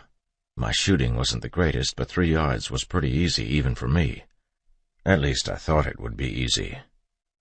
It was like trying to shoot from a surfboard on choppy seas. Getting a clean headshot was hard, and I knew from past experience that it took too many body shots with a pistol to put even one zombie down. I put a lot of rounds into their faces and glanced a few off the sides of their heads, but I only got a kill shot every 6 or 7 shots I made. By the time I ran out of ammo, there were still 2 of them left on their feet, and the zombies below me were rocking the shed. It was getting harder and harder to keep my balance, and I knew that if I was going to make a break for it, it would have to be right then. It was the last, best chance. I crouched down like a sprinter at the gates and tried to focus on the jump. The yard below me was a seething carpet of faces and hands. I took a breath, forcing down the nausea and the fear, and jumped. One of the zombies grabbed me as I landed. We both tumbled to the ground, and I rolled off him. Once I was on my feet, I took off running and didn't stop until I was out in the street, all the zombies behind me. I stood there huffing, looking around in utter disbelief. I had heard people talk about mental exhaustion, about getting to that point when the mind refuses to go any further, but I had always thought it was just hyperbole. I didn't realize it was actually possible to get to that point.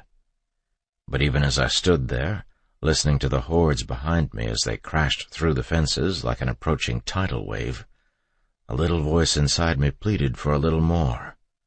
You've got to move. Ken Stoller's act of treachery had left me without a ride, and I felt like a doomed man, waiting for the gallows door to drop.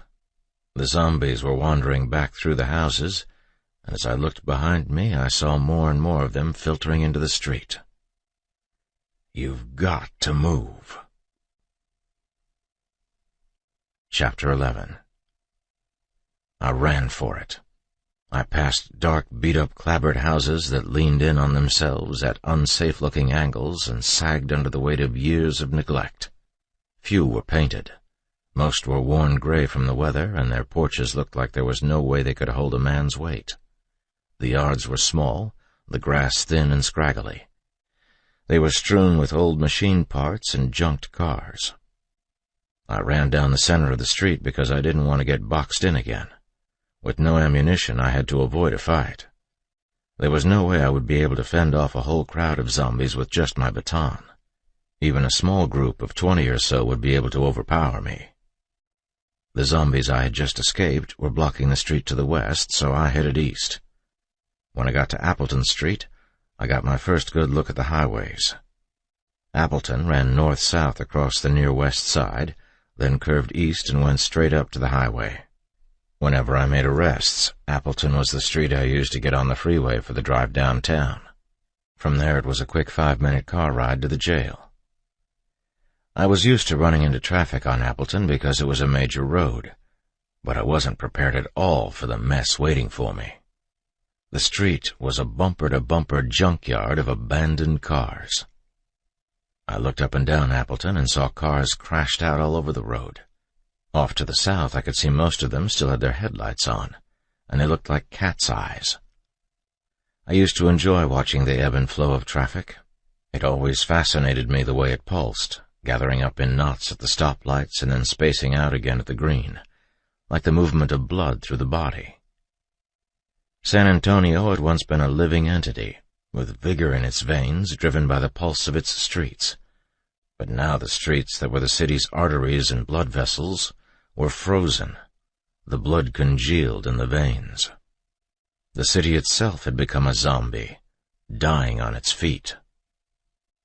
I kept my head low and started checking the cars that looked like they could be driven away.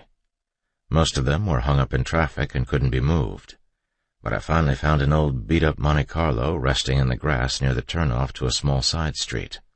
It looked like crap, but the keys were in it. The dashboard was covered in trash. I swept it off with my hand, and a little clear plastic baggie of marijuana fell onto the passenger seat. It caught my eye immediately, and it made me laugh, not because it was especially funny, but because of what it represented. Back when the world was normal, I'd search cars looking for stuff like that bag of weed. I used to find plenty of it, too. But as I looked around and saw how thoroughly the world had changed, that little bag of weed seemed a pathetic link to the way things used to be. I turned the key, but all I got was the lame whirling noise of a bad starter. I tried it again and got the same noise. "Come on, you piece of crap," I said. "Come on." I hit the steering wheel, mashed down on the gas. Nothing. The engine wouldn't turn. I saw a group of zombies moving through the back patio of a bar across the street, and they turned towards me when they heard the noise. There was one zombie out in front, moving faster than the others. I cranked the engine again and kept an eye on him. The Monte Carlo still wouldn't start, and the fast-moving zombie entered the street.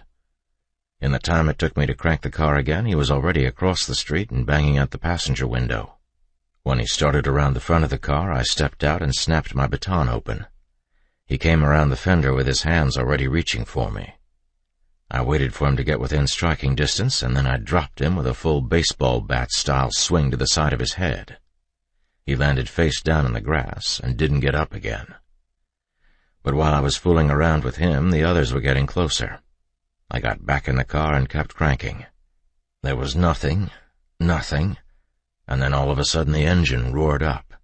It was knocking and chugging, but it was running. One of the zombies grabbed at the windshield just as I dropped it into gear and took off. I caught his arm in the side view mirror and spun him around violently. He landed in the grass next to the fast-moving zombie, and I was off before he could stand up again. I headed west for 2 blocks and then south again. Driving that Monte Carlo was a pain in the ass. The seat was busted. It was stuck as far back from the steering wheel as it would go, leaning into the back seat, so that I had to sit up with no back support just to keep control of the car. I didn't want to get it going too fast either, because every time I stepped on the brake it felt like I was stepping on a wet sponge. But I was lucky to have a car at all, I told myself, and I was lucky to have gotten away from Appleton Street with my life. I kept telling myself how lucky I was as I drove through wreckage that seemed to be getting worse. When I got to the intersection of Beaumont and Fletcher, I had to slow down to go around a wreck, and I just happened to look off to my right. There was a police car down there. I could tell right away that it was one of ours because it had the parking lights on. They train us to leave them on when we're out of the car, so we can see each other from a long way off in the dark. I turned the Monte Carlo toward the cruiser. When I pulled up, I saw that it was a traffic car. It had a video camera mounted on the inside of the windshield, and there were radar antennas all over the place. I walked around the police car. It was beautiful. Not a scratch on it. Compared to the crap they give us on patrol, it was immaculate. There was even a brand-new shotgun in the trunk. Those bastards in traffic always get the best toys. I got in, cranked it up, and it purred like a kitten. Everything worked. It was strange to sit in a police car that didn't smell like sweat and oil and cheap air fresheners and a drunk's puke. There was even a little trash bag tied to the inside of the passenger door. I flipped on the PA speakers and said, "Can anyone hear this? If you can hear me, come out in the street." I was risking another zombie encounter by doing that, but if the traffic officer who was assigned to this car was anywhere around, I didn't want to leave him stranded. But no one came out. He was either dead or injured, and in either case I couldn't help him. I took Carlos's driver's license from my belt and placed it over the gauges on the dashboard. The car handled like a dream. On patrol we have to drive through fields and jump curbs and do all kinds of crazy things to our cars. But obviously traffic didn't do that kind of stuff. In no time at all, I had the windows down, and I was cruising down Fletcher Street towards Carlos's house. Chapter 12. Carlos's neighborhood was nicer than the neighborhoods I had just come from. As I turned into the main entrance, the streets seemed to open up. There were no cars on the curb, and no front yard fences to chop up the views. I saw open spaces and trees, and yards with green, healthy grass reaching all the way up to the front steps. They were old houses, but they were sturdy and well-maintained. "Well done, Carlos," I said to myself as I passed a rather impressive red brick house with a little fountain in the front yard. This neighborhood was a good catch on a policeman's salary. Maybe his wife worked, too. But the destruction had come to Carlos's neighborhood, too. Just off the main entrance, I saw a burnt Tudor-style house at one corner. I probably would have missed it completely if I hadn't seen one of the curtains billowing into the air like the swish of a girl's skirt. It floated on the breeze, sticking out of a charred hole where the kitchen window used to be. It seemed so sad and silent. And there were zombies here, too. They filtered into the street behind me as I drove by. None of them were a threat, though. The front yards were so big that I was halfway down the block before they could make it to the curb.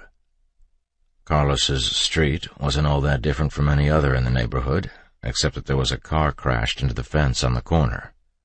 The wooden slats of the fence were scattered around the yard like exploded matchsticks, and the back right tire was sticking up into the air.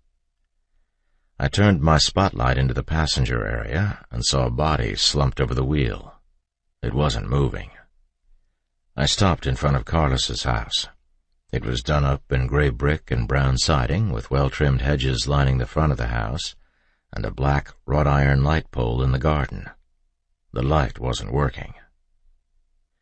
There were 3 large windows on the front of the house, and I turned the spotlight into each one of them, trying to see inside. There was no movement. The house was dark, and the spotlight didn't penetrate very far. I was hoping Carlos's wife would see the spotlight and come out on her own, but it didn't happen. I waited there in the car, looking around for more zombies, and wondering again if this was really such a good idea. Every minute I was away from April and Andrew was an invitation for something bad to happen to them. After all, I didn't even know Carlos's wife's name. But I had come this far already, hadn't I? Wasn't it worth the chance that maybe I could do something good for Carlos's family, even if I hadn't been able to do anything for him? The question seemed to me to answer itself, and so I threw the shotgun over my shoulder and started up the front walk. My flashlight beam wasn't much use either. I lit up the windows next to the front door, but couldn't see anything. The whole house seemed strangely quiet. Cops always talk about that feeling. What they mean is that sensation when the hairs stand up on the back of your neck and you just know a situation is about to get really fucked up. Imagine wading through the ocean and suddenly feeling something big brush against your leg. That's what that feeling feels like. And that's pretty much the feeling I had as I walked around the house. The back door was blasted open. It had been one of those sliding glass doors that I thought every cop knew better than to put on his house. Pieces of glass were everywhere, inside and out. The house was wide open, and I thought I saw blood on the carpet. It was hard to tell for sure because the carpet was a deep pile brownish maroon. All I knew for sure was that it was wet and sticky. The inside was split into 2 parts, with the kitchen, master bedroom, and dining room off to the left of the living room, and the smaller bedrooms off to the right. I started my sweep with the kitchen and worked back from there. As I entered the hallways leading off to the smaller bedrooms, I tightened up. There was blood on the carpet and more blood on the wall. I turned the corner into the first room I came to and saw baby clothes and toys all over the floor. A crib and a bookshelf were off near the back, and there was a changing station near the inside left corner, away from the door. Matthew was there, and there was blood on the changing pad and blood on the wall behind him. There was so much blood. And then it became abominable. He moved. His head lolled over, and he looked at me, eyes vacant and milky white like candle wax. I turned away. My head was swimming, and I staggered backwards from the changing station. The shotgun fell from my hands. My legs went weak and couldn't hold me. I half fell, half slid down the wall into a pile in the corner. I couldn't hang words on shock of that magnitude. As a parent looking at that torn little body, I felt such a deep sense of violation that I was unable to pull myself back from it.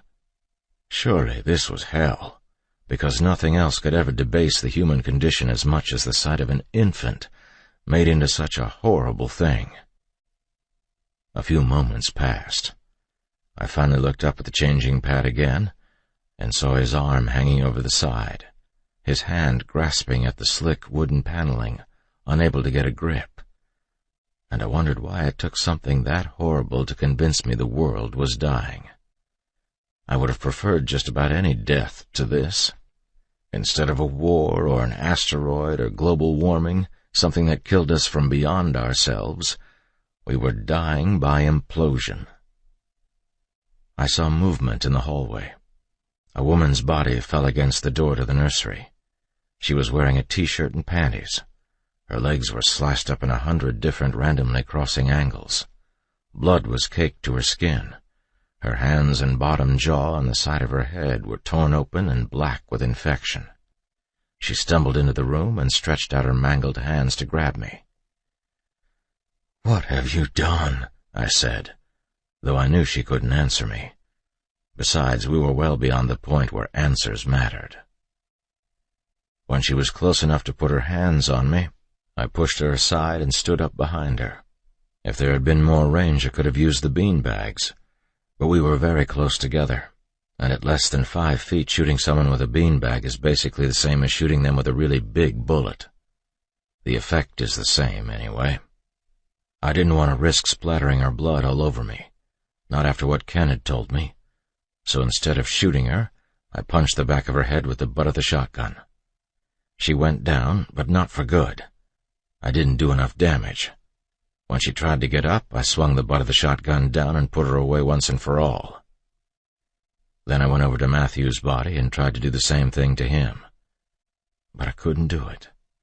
I stood over his small body with the shotgun raised over my head, and I kept telling myself that he was just a husk. But I couldn't do it. I took the coward's way out.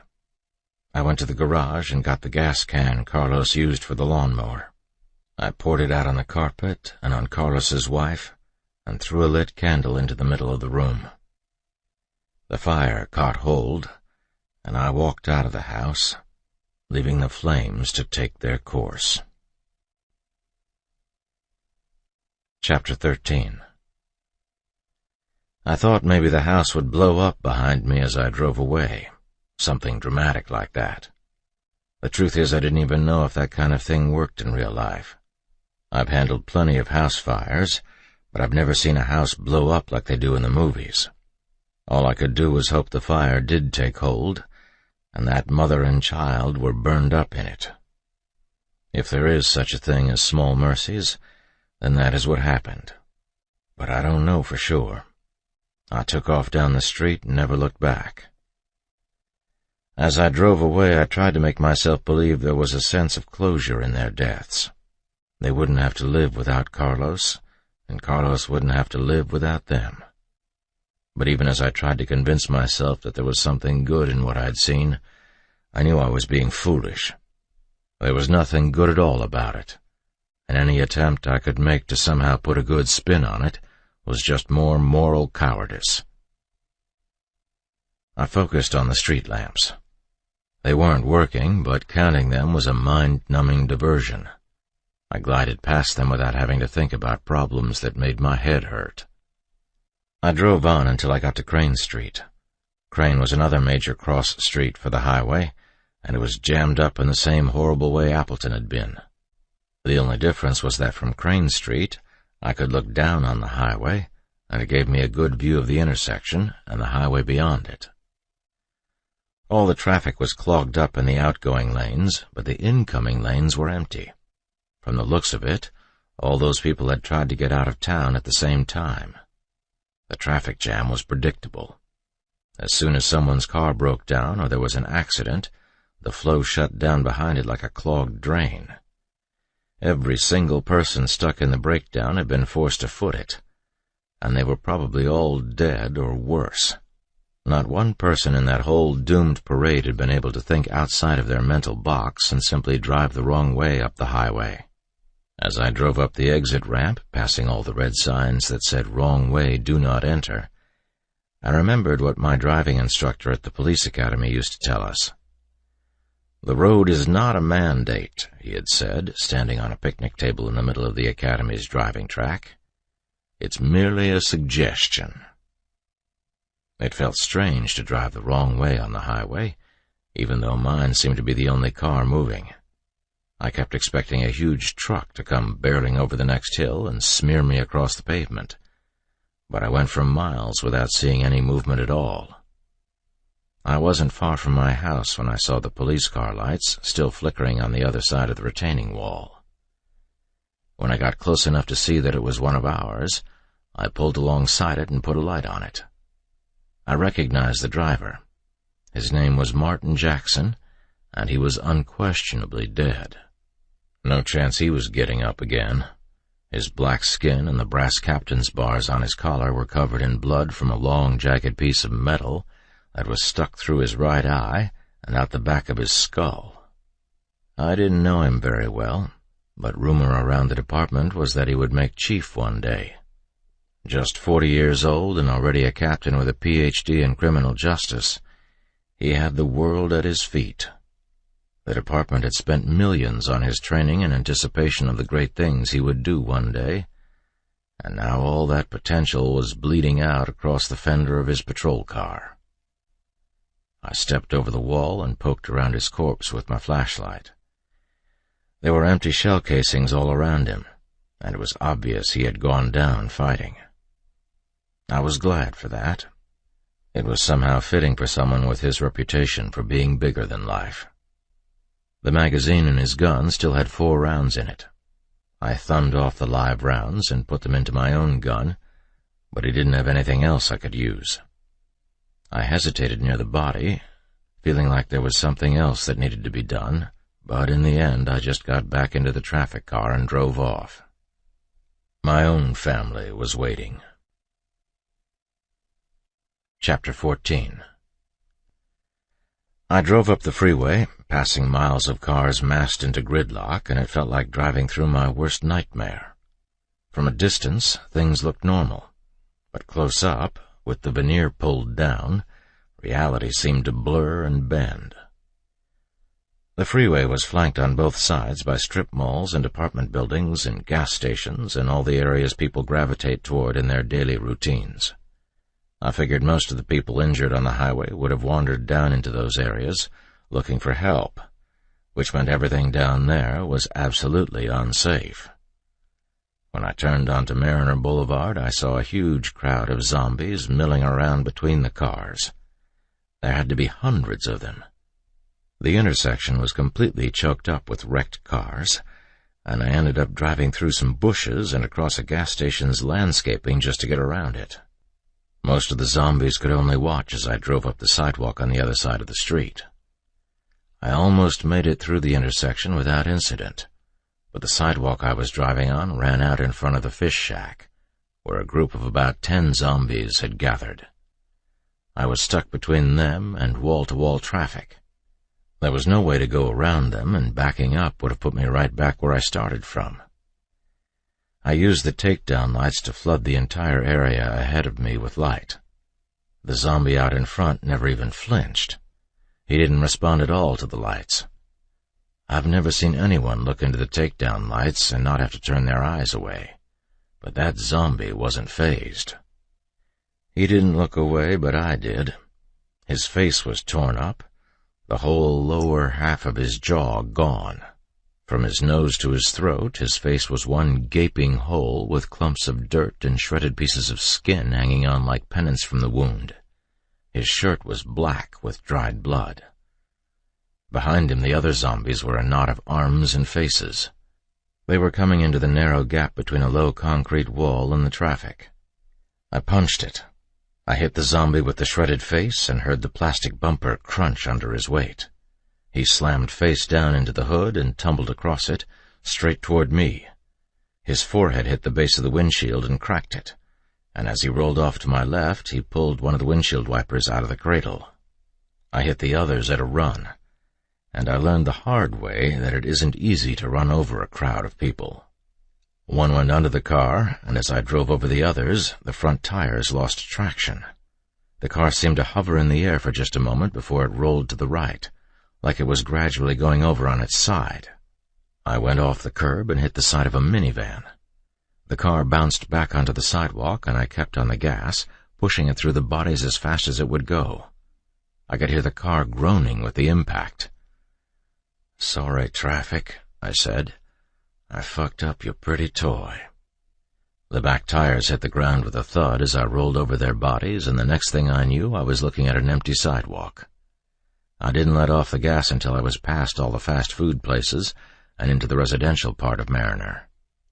Once the road opened up, my mind cleared, and the only thing I could think of was holding April and Andrew again. It never even crossed my mind that what had happened to Carlos's wife and son could happen to my family.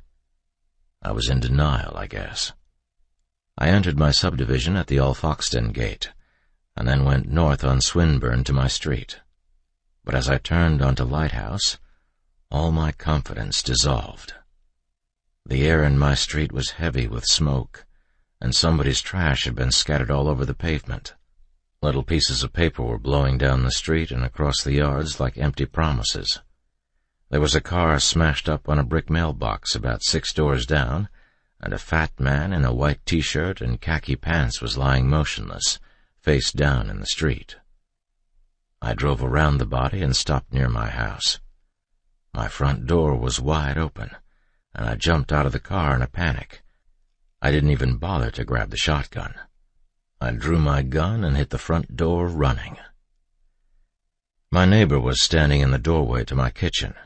Most of his right arm was missing, and the side of his head had been torn away by somebody else's teeth. He never even got a chance to turn around. I put my pistol up to the side of his head and fired. A man and a woman I didn't recognize were on opposite ends of the couch in the living room, and I shot them both. "April! April!" I shouted it over and over again as I ran past one room to the next, getting more and more desperate with every empty room I searched. They were gone.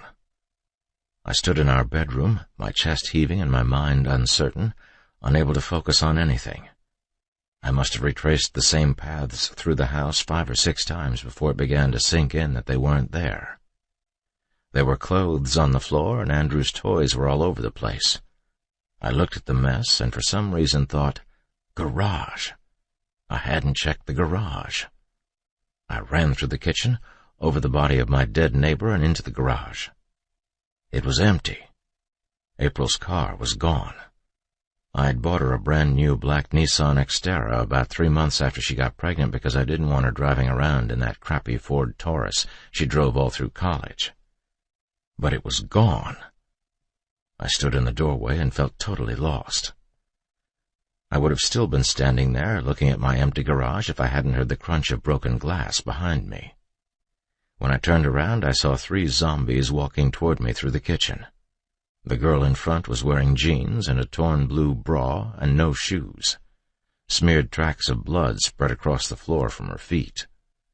Behind her were 2 older men, and behind them I saw dim shapes moving into the house through the front door. I fired at the girl, and she went face down into the stove. The slide of my Glock locked back in the empty position, and I was forced to toss it aside. The others kept coming. I backed up into the garage. The 2 older men were just entering the laundry room between the kitchen and the garage when suddenly a 3rd zombie broke in between them, moving fast. I recognized him from around the neighborhood, though I didn't know his name. He was just somebody I saw jogging all the time. When he entered into the garage, he was practically at a run. He came up on me so fast I didn't even have time to throw a punch. He grabbed me, and his momentum knocked us both to the ground. I kicked at him. I slapped and punched him. I rolled one way and then the other, but he was incredibly strong, and he pinned me down so that I couldn't break his hold. He tried to bite me, but I forced the palm of my hand into his neck, pushing as hard as I could to keep his face away from me. His breath smelled like blood, and the skin around his neck felt wet. I tried flipping him, but no matter how hard I tried to move him, he wouldn't go over. We stayed locked up like that until some more zombies grabbed at my shoulder. The strong one on top of me shifted a little under the weight of the others, and that gave me the leverage that I needed to knock him off balance. After that, he went over easily, and when I threw him off me, he landed hard near the garage door. Before the others could grab me, I jumped up to my feet and ran for the rack of shovels on the far wall. I grabbed one and swung it at the zombie closest to me. It knocked him back, but he didn't go down. The shovel was too long and I couldn't swing it with enough force to make it an effective weapon. Instead of swinging it again, I used it to jab at them, hooking them with the blade and pulling them away from the door. The fast mover came at me again just as I pushed the last one away from the door, but he couldn't force his way through the ambling crowd in time to reach me. I jumped through the doorway and pulled it closed behind me, then steadied myself on the washing machine while the zombies banged at the door behind me. From where I stood in the laundry room, I could see through the kitchen to the dining room and through the front windows to the street where the car was parked. I had left the headlights on and I could see at least 3 zombies walking through the glare. They were cutting through the grass toward the house. The front door, I thought. Oh, crap! It's open. I ran through the kitchen and into the entryway just in time to push one of the zombies back onto the front steps and shut the door in his face. Through the window, I saw a small crowd gathering in the front yard. They formed around the headlights like moths. I could hear the ones in the garage banging on the door, and I stood there, breathing hard, feeling trapped. The front door was solid, but the door leading out to the garage was paper-thin. I doubted it would hold very long. I looked down on the floor and saw the night sights of my Glock glowing against the white tile of the kitchen floor, and I prayed that April and Andrew had managed to get out of here before things got out of control. Wait a second, I told myself. Eddie, you're an idiot. There's a whole case of bullets in the closet. Shotgun shells, too. Not those stupid beanbag rounds either. Real ones. I picked up my gun and ran to the closet in the master bedroom. It was a mess. All my gun stuff that I usually keep on the top shelf was on the floor, and the blue box that I kept my .45 in was missing. I pushed some stuff out of the way looking for it, but it wasn't there. That was good, I told myself. That meant April had it. At least she had heard enough of our conversation to get the gun, and that meant she had some protection with her. I had 3 magazines with me, and I topped each one off with 15 rounds apiece. I looked for my shotgun, but couldn't find it. Maybe April had that too, I thought. I did find my extra flashlight, though. With my Glock reloaded, I went back to the kitchen so I could clear the zombies out of the garage. I wasn't going to chance April and Andrew coming home to a house full of zombies if I could help it. I paused just outside the garage door to catch my breath. There wasn't any room to screw up on this, and I had to make every shot count. They weren't banging on the door anymore, but I knew all I had to do was open it and they would come pouring out. The fast-moving zombie was my biggest concern. He was stronger than the others, and I had already seen how he could force his way through the others. If he was anywhere near the door, he would have to be the first to get it. I kicked the door open, stepped back, and leveled my gun. There was a man on the other side of the door in blue jeans and a dark blue mock turtleneck. I shot him in the forehead and then turned my light past him, looking for the fast mover. He was towards the back. He had been facing the wrong way when I opened the door, but when he saw the light, he turned around and headed towards me at full speed. I shot 3 more zombies before he got all the way to the door, and I had another one in my sights when he broke through.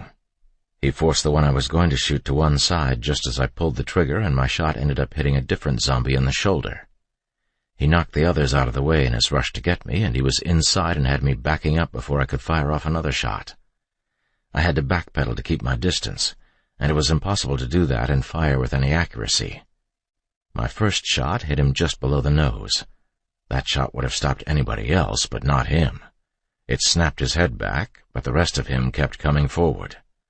I fired at him again, and hit at the center of his left eye. That put him down on the ground, but it didn't put him out completely. He was still twitching, jerking his shoulders like he was in a seizure and trying to get back on his feet. I fired 3 more shots at point-blank range, turning his head into a puddle of soup. By that time, the others had filtered into the kitchen. It was exactly the situation I'd hoped to avoid, because now they were spread out, coming around both sides of the island, with plenty of room to move. I had to keep moving and shooting at the same time, keeping my eyes on targets coming from 2 directions. By the time I put the last one down, I had a trail of bodies spread out across 3 rooms and brass casings all over the place. The magazine in my gun was empty. It had taken me 16 rounds to put down 10 zombies, which was a pretty bad ratio. Shaking my head, I swapped out magazines and went back to the closet to load up on more ammunition. I took one last look around the bedroom and then walked into the hall. As I was walking by Andrew's room, I accidentally kicked one of his toys, a phone shaped like a puppy that bobbed its head up and down as you dragged it by a leash. It started singing "London Bridge is Falling Down," and the song grabbed me by the heart. It's funny how the smallest things can cause such massive storms in the mind. Andrew hardly ever played with that damn toy, but the sound of it was enough to awake half a year's worth of memories in me. I found myself turning the corner into his room, looking at the diaper bin and the sock puppets and the little blue turkey baster-looking thing that we used to clean out his nose, and I really started to hurt. It made me wonder how anyone could live through losing a child. My Adam's apple pumped up and down in my throat like a piston, and I tried to push down the grief. I had no idea where April and Andrew were, and the stress of not knowing was breaking me. They were still alive, waiting for me somewhere out there in the night. I believed that sincerely. But the thought of them ending up like Carlos's wife and son kept nagging at me until I was ready to take one bullet out of my gun and put it in my pocket to keep for myself, because there wasn't going to be any more me if there wasn't going to be any more them. I closed my eyes and thought of my wife and son while the sound of "London Bridge is Falling Down" faded to silence in the hallway behind me. Chapter 15. I stood in Andrew's room for a long time. There were still zombies in the front yard, and I still had to get the extra ammunition from my closet to the car out in the street. But moving took so much effort, and I was so tired. Finally, I don't know how much later, I straightened my uniform and went to the living room window so I could look out into the front yard. The 3 zombies I had seen earlier were still there. They stayed close to the car, attracted to the light, I guess. Luckily, none of them were fast movers. I went outside and put the 3 of them down in quick order. Then I moved all the ammunition from the closet to the car. It wasn't until I was out on the road looking for empty lanes to work through that I realized I had no idea where I wanted to go or what I was supposed to do. When I worked dog watch in the Northwest Division, I used to go to the Exxon at the corner of Sereno and Bud. They gave cops free sodas there, and they had an office in the back where I sometimes went to catch up on my reports. Miles and miles of roadway disappeared beneath my wheels, and I drifted aimlessly, like a cloud of dust in a desert windstorm, until somehow I found myself in the parking lot of that Exxon.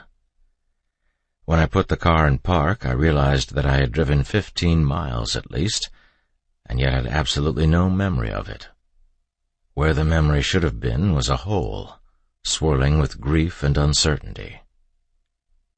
I stopped so that I was facing the building and stared at it for a second before I realized there was something wrong with it. The power was on. The lights inside the store were still on, and there were people inside. 3 of them. I got out of the car and ran to the front door, but as I got closer, I saw that they were zombies. They had that recognizable half-dead walk.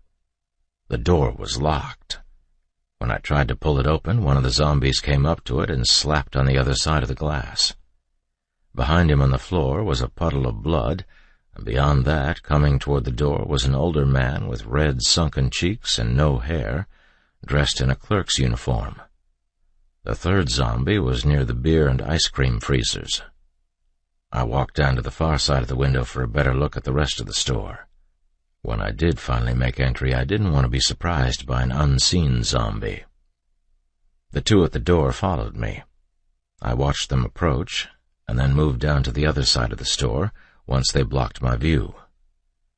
I stared at the man near the beer. There was a transparent reflection of my face in the glass, and just beyond that were the grotesque, vacuous remains of a man so thoroughly numbed by what his life had been like that he couldn't take his eyes off of the beer even as a zombie. Wondering what Ken Stoller would have thought of that man's consciousness, I tapped on the glass, but he didn't respond. I banged my fist against the glass, and that did it. He turned, and in an instant I saw that almost all of his face was missing. The skin had been completely torn away, and though he was wearing a flannel shirt, there was so much blood that it was difficult to tell where his body ended and the cloth began. I looked away, suppressing a gag. Out of the corner of my eye, I saw him approach the glass, but it was obvious that he couldn't see me. He walked in my direction, but not quite at me. He didn't stop walking until he ran into the glass about 2 feet to the right of me. By the time the other 2 zombies had made it to my end of the store, I had a plan. I picked up the trash can near the front door and threw it into the window on the opposite side of the store. The glass window exploded all over the store's floor, and I was able to waltz right in. I was completely inside, gun drawn, and waiting for them by the time the zombies were halfway across the sales floor. I shot the first 2 and then walked over to the zombie without a face. He was reaching for me, or at least where his addled senses told him I was, but he was really nowhere close. I put a bullet in his head and left him on the floor next to the candy aisle. Then I walked over to the soda section and grabbed a Diet Coke. I went to the windows and leaned against the glass, watching my reflection and thinking about everything that had happened. Off in the distance, I could see an orange haze hugging the horizon and grayish-black smoke clouds piling up to the sky. The city was really burning. Beside me was the overstock bin where they kept the cartons of cigarettes. I glanced at it, and then did a fast double-take. Usually they lock the cigarettes up so people can't steal them, but the doors weren't padlocked like normal. They were wide open. Anyone could just reach in and... It had been over a year since my last smoke. I had been cigarette-free ever since that morning when I came home from a late call and saw April sitting at the kitchen table with a glass of water in front of her, and the most thoroughly puzzled expression I have ever seen on her face. That very minute I knew something special was happening to our lives, and when she told me she was pregnant, I went out to my car and crumpled up my pack of cigarettes.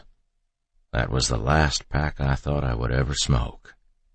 But now as I looked at carton upon carton of Marlboro Lights, I figured there was no better time than the end of the world to start smoking again. I opened the bin, took out a pack, and walked over to the registers for a lighter. My hands were shaking when I lit it up. But oh, that old familiar taste. I breathed it in slowly, letting the flavors fill up my lungs slowly so I wouldn't choke. It was like heaven to feel that nicotine rush again. I felt lightheaded and giddy and kind of dizzy all at the same time. I blew out the smoke above my head and watched it grow into wreaths. Then, from behind me, I heard an amused voice say, "I thought you gave that junk up." Chapter 16. Marcus! I knew that voice the moment I heard it. It was Marcus Acosta, my old district partner before I transferred to West. "Eddie," he said. God, he was so calm about it. He wasn't in uniform. He was wearing blue jeans and a heavy black jacket, his pistol tucked into an off-duty holster and his police radio in his back pocket. He stood there with his arms crossed, a twisted, devilish smile on his face. It had been 3 months at least since I had seen him last. Police work is like that. The shifts are so screwed up that if you don't work with someone every day, you never see them. And yet there he was, standing in the middle of all that broken glass and smiling like he had just done something naughty. And I couldn't help but smile myself. One look at him was enough to wipe out an awful lot of pain. He kicked some of the glass around with his toe as he looked at the bodies on the floor and said, "So, zombies." "Yep," I said. "I have to confess, I didn't see that one coming." Then he smiled again. "It looks like you've had a rough night." "Yep. You?" He shrugged. Are you in that traffic car? Yeah. Looks like you wrecked it. Yeah. I looked out to the parking lot and didn't see any other cars besides mine. You have a car around here? It's about 4 blocks west of here. Your pickup? No, that's back at the station. I was in a marked unit. What happened? I wrecked it. He walked around the store, looking at the bodies, making sure they were all down for good. When he came to the old bald guy in the clerk's uniform, he said, "Hey, you shot Gummers." "Who?" "Gummers." He kicked the dead man's foot. "Friend of yours?" "No. He was the new guy here.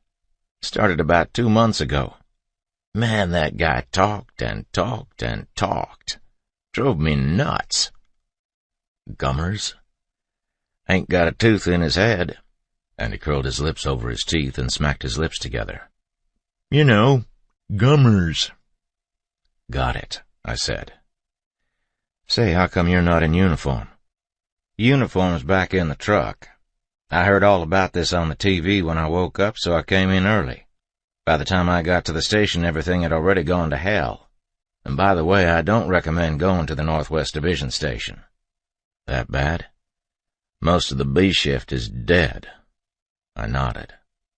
"How about out west?" "About the same." "What did the news have to say?"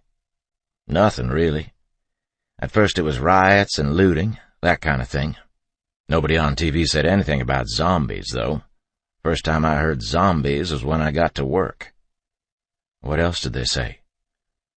"Sounds like it's happening all along the Gulf Coast. They're saying it's because of that stuff down in Houston. The news didn't really say anything else. Besides, all the local channels were off the air by the time I got to the station." "How does that happen? How does everything crap out like that so fast?" He shook his head at Gummer's corpse and said, "I'm surprised you're not at home." "Already been there." "And?" "They weren't there. The car's gone. I don't know where they went to. I don't even know if they're okay." "You haven't talked to her at all?" "Just for a second or two, earlier. I don't know how long ago. A lot's happened." "But you did talk to her?" "She sounded scared." "Well, that makes 2 of us." He watched me closely for a moment. "Eddie," he said, "she's a smart girl." I nodded. "I hope she'll know what to do. I'm scared for her, and for Andrew." "They'll be okay, Eddie." "I hope so," I said, and a long, uncomfortably empty silence followed. I changed the subject. "We ought to find a new car, Marcus. That one out there has about had it." "Where did you get that one?" "Found it." "You haven't been downtown yet?" "No. I heard all the emergency tones going off on the downtown channel, though. Sounds like they got it bad." "I think everybody has it bad," he said. "Still, we probably ought to head that way." "What on earth for?" "Headquarters. If there's some sort of plan in the works, they'll know about it." "What makes you think headquarters is still operational? All the radios went down." "Yeah, but they may have only lost the mainframe. The Emergency Operations Command Center is probably still secure. They're supposed to have dedicated lines to Homeland Security and FEMA." "Maybe," I said doubtfully, "but I don't plan on cruising halfway around the city just to find out. If there's any chance at all that I can find April, that's what I'm going to do." "But do you have any idea where to start looking? You said yourself that you don't know where they went. They could be anywhere." "Yeah, and wherever they are, that's where I want to be too." "Fair enough," he said. "We'll look for them together." "What about your car?" "It'll run, but the right front tire's about to shred away to nothing. It's rubbing bad." "Then the first thing we do is find another car." "What about yours?" "Eddie, I put it halfway up an oak tree." "Oh." "And there weren't any left at Northwest either." "That figures," I said. "You think we'll have a better chance downtown?" "Yeah, I was thinking we could go to Fleet and get one of the cars out of the ready lot. They've got hundreds of Crown Vics out there just waiting to get the decals put on them." That made sense, I admitted. "And while we're down there, we ought to go over to headquarters. It's only a couple of blocks away. It couldn't hurt. From there we can go wherever you want us to go." "You really want to check out headquarters?" "I think we need to. Look, if they do have a plan, it's bound to include a safe area for civilians. Let's say you find April and Andrew. What then? You need a place to put them where you know they'll be safe. You can't do that if you don't have a plan." That's true. It did sound like a good idea. It was better than the plan I had, anyway, which was no plan at all. "Can we get to the freeway from here?" He smiled. "This is still my district, remember?" "Okay," I said, and stepped aside. "After you." "Thank you." Chapter 17. We stepped through the shattered store windows and into the parking lot. It was starting to get really cold. I shivered against it, wishing I had a thick jacket like the one Marcus was wearing. The front of my car looked like the face of a boxer who has just lost a fight. The passenger side headlight was busted out, and the remaining one looked like a swollen open eye.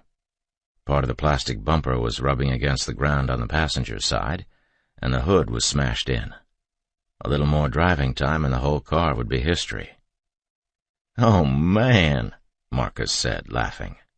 "I know," I said, still trying to figure out if we could pull the front bumper off so that it wouldn't fall off while we drove. I really smacked it up. "Not that stupid," he said. He slapped my arm and pointed across the parking lot. "I'm talking about her." He was pointing at a really fat, dark-haired girl at the other end of the lot. Zombie. I could tell by the way she walked. At first I thought she was completely naked, but when she moved I could see a flash of white underwear appearing and then disappearing into the folds of her thighs. She pivoted around on one foot and then the other in an uncertain, tottering kind of way, so that we saw her in profile with every step. There was a large, nasty gash across the top of her leg that went from the top of her knee all the way up to her hip, that looked like rotten, blackened flesh. "Is she wearing a thong?" Marcus said, still laughing. "God, that is the most obscene thing I've seen all night." "Shut up, Marcus." The woman kept walking toward us at the same laborious pace, but she was still far enough away that we could have just climbed into the car and left. "God, she's really fat." "Forget about her, Marcus. Let's get going." "Hold on, would you? I mean, look at that. I didn't know they made thongs that big. That thing must be holding on for dear life. Help! Help me! I'm breaking." "For God's sake, Marcus, drop it, would you?" Marcus was a clown. That was just his way. He could turn a trip to internal affairs into a stand-up routine and still write a report good enough to get us out of just about any kind of trouble. But this time I wasn't amused. I found it more annoying than anything else. "Let's just go, Marcus." It disturbed me. He snorted. "I bet you couldn't have hit her any—" I glanced over at him. "What is it?" "Eddie," he said, "there's something I forgot to tell you." "What?" I followed his gaze. 4 zombies were coming around the corner of the store. He watched them as they came around the dumpster, and then looked back at me. "You said you've got some bullets in the car, right?" "Yeah." "Fat chick," he said, pointing over my shoulder with his chin. I turned. The fat woman was way too close to ignore anymore. I fired one shot into her forehead, and then turned back to Marcus. "You're killing me, Marcus. What did you forget to tell me?" He looked at the fat woman on the pavement and then back at the zombies near the corner. "Remember how I told you I hit an oak tree about 4 blocks back? Just tell me, Marcus." "We're about to have company," he said. "A lot of it, actually." "Great," I said. "Now will you get in the car?" "Yeah," he said. "Okay." I started the car and Marcus climbed in. The 4 zombies stepped onto the pavement. Beyond them I could see more zombies coming our way. I backed the car up and took off in the opposite direction. At the exit from the parking lot, we hit a dip and the front end crunched against the pavement. We ended up driving over the bumper. Ouch, Marcus said. Next car we get, I'm driving. Chapter 18. As we drove away, Marcus reloaded his pistol and his 2 extra magazines. He was fast with it, too. Shooting came naturally for him. While we drove, he told me about his first encounter with the zombies. I shot the couple that used to live downstairs from me, he said. Remember them? The woman had that nasty thing on her nose. I remember. Yeah, well, I heard her screaming. I was sitting there watching all that crazy shit on the news, and I hear her screaming bloody murder. So I go down there, and there's the husband eating her. I shot him. I shot her too, just in case. After that, I dragged them out to the dumpster. And you're not going to believe this. I was headed back to my truck after dumping the bodies, and I hear all this screaming coming from the pool. It was like everybody in the whole damn complex didn't know what else to do besides scream. I went down there and saw this old woman standing next to the pool, and a zombie floating face down in the water with a cloud of blood all around him. She wanted me to jump him and pull him out, and I was like, lady, after what I've just seen, there's no way in hell I'm going to give that guy mouth-to-mouth. He'd probably try to bite my tongue off. I don't think you're supposed to use your tongue when you do mouth-to-mouth, I said. Then you ain't doing it right, brother. But seriously, somebody ought to burn up all those bodies. Just you watch. In 2 days, this whole city is going to smell like I don't know what. It'll be bad, though. I hadn't thought of that. But then I had other things on my mind last time I was home. You know, you and April were probably one of the last people to have a cell phone conversation tonight. Right before I turned off the TV, I heard the news saying they'd lost all communication with their people in the field. No cell phone, no radios, no nothing. Really? That's what I heard. He suddenly got very excited and waved his hand at some zombies walking across a nearby yard. Hey, slow up. Over there. That's the asshole who complained on me last month. Slow up and let me see if I can pop him. Have you lost your mind, Marcus? I don't think so, he said, aping my seriousness. Come on, pull over. It'll only take me a second. I'll fucking teach that guy about complaining on me. I kept on driving. Hey, wait a minute. Marcus watched the guy fall behind, his damaged legs unable to keep up with the car. Damn it, Eddie. When will I ever get a chance like this again? Come on, he's getting away. No. God damn it, Eddie. Doesn't April let you take your sense of humor to work anymore? I didn't answer him. That was the second time he had mentioned April so casually, like there was absolutely nothing wrong, and it was pissing me off. He noticed he'd upset me. Hey, I'm sorry, Eddie. I know you're worried sick about her. We're gonna find her. I hope so. I pretended like I was having trouble reading the street signs, but he knew it was just an act. She's a smart girl, he said. She'll know what to do when she has to. How do you know that, Marcus? Do you know what to do? I sure as hell don't. I haven't got a fucking clue. This whole night's been one messed up clusterfuck. Marcus folded the lid back over the case of bullets and set it on the floorboard next to his feet. Then he turned and watched the houses go by. It was his way of telling me he understood, and I appreciated it. These traffic cars are pretty nice, he said, after we had driven a few minutes in silence. He played with the trash bag that was draped over the passenger door and laughed to himself. Where did you say you found it? On Fletcher. Fletcher? Isn't that in the 23 side? Right on the boundary line between the downtown and west divisions. What do you suppose a traffic guy was doing there? I thought they usually stuck to the freeways. I don't know, I said. Well, he's got a video camera. Marcus looked over the little index card-sized monitor mounted between the sun visors and played with the controls. He was like that with electronic stuff. Any gadget at all, if it was in front of him, he couldn't leave it alone until he had it figured out. Did you watch this already? I saw the picture come up. No, I said. And then, after a pause, I didn't have time. As soon as I found the car, I went straight to Carlos Williams's house. He gave me a look out of the corner of his eye, and I told him how Carlos had died, and what he had said about his son right before he shot himself. "You didn't?" I nodded. "You went to see his family?" "Yes." "Eddie," he said, shaking his head slowly, sadly, "why do you do that to yourself? I swear sometimes you can be a real idiot, you know that?" He was right, of course, but it didn't feel like he was right. "You're too damn sentimental. That's your problem." "Probably," I said. "There's no probably about it. I know I'm right." We drove on in silence for the next few blocks while he tried to figure out how to replay the tape.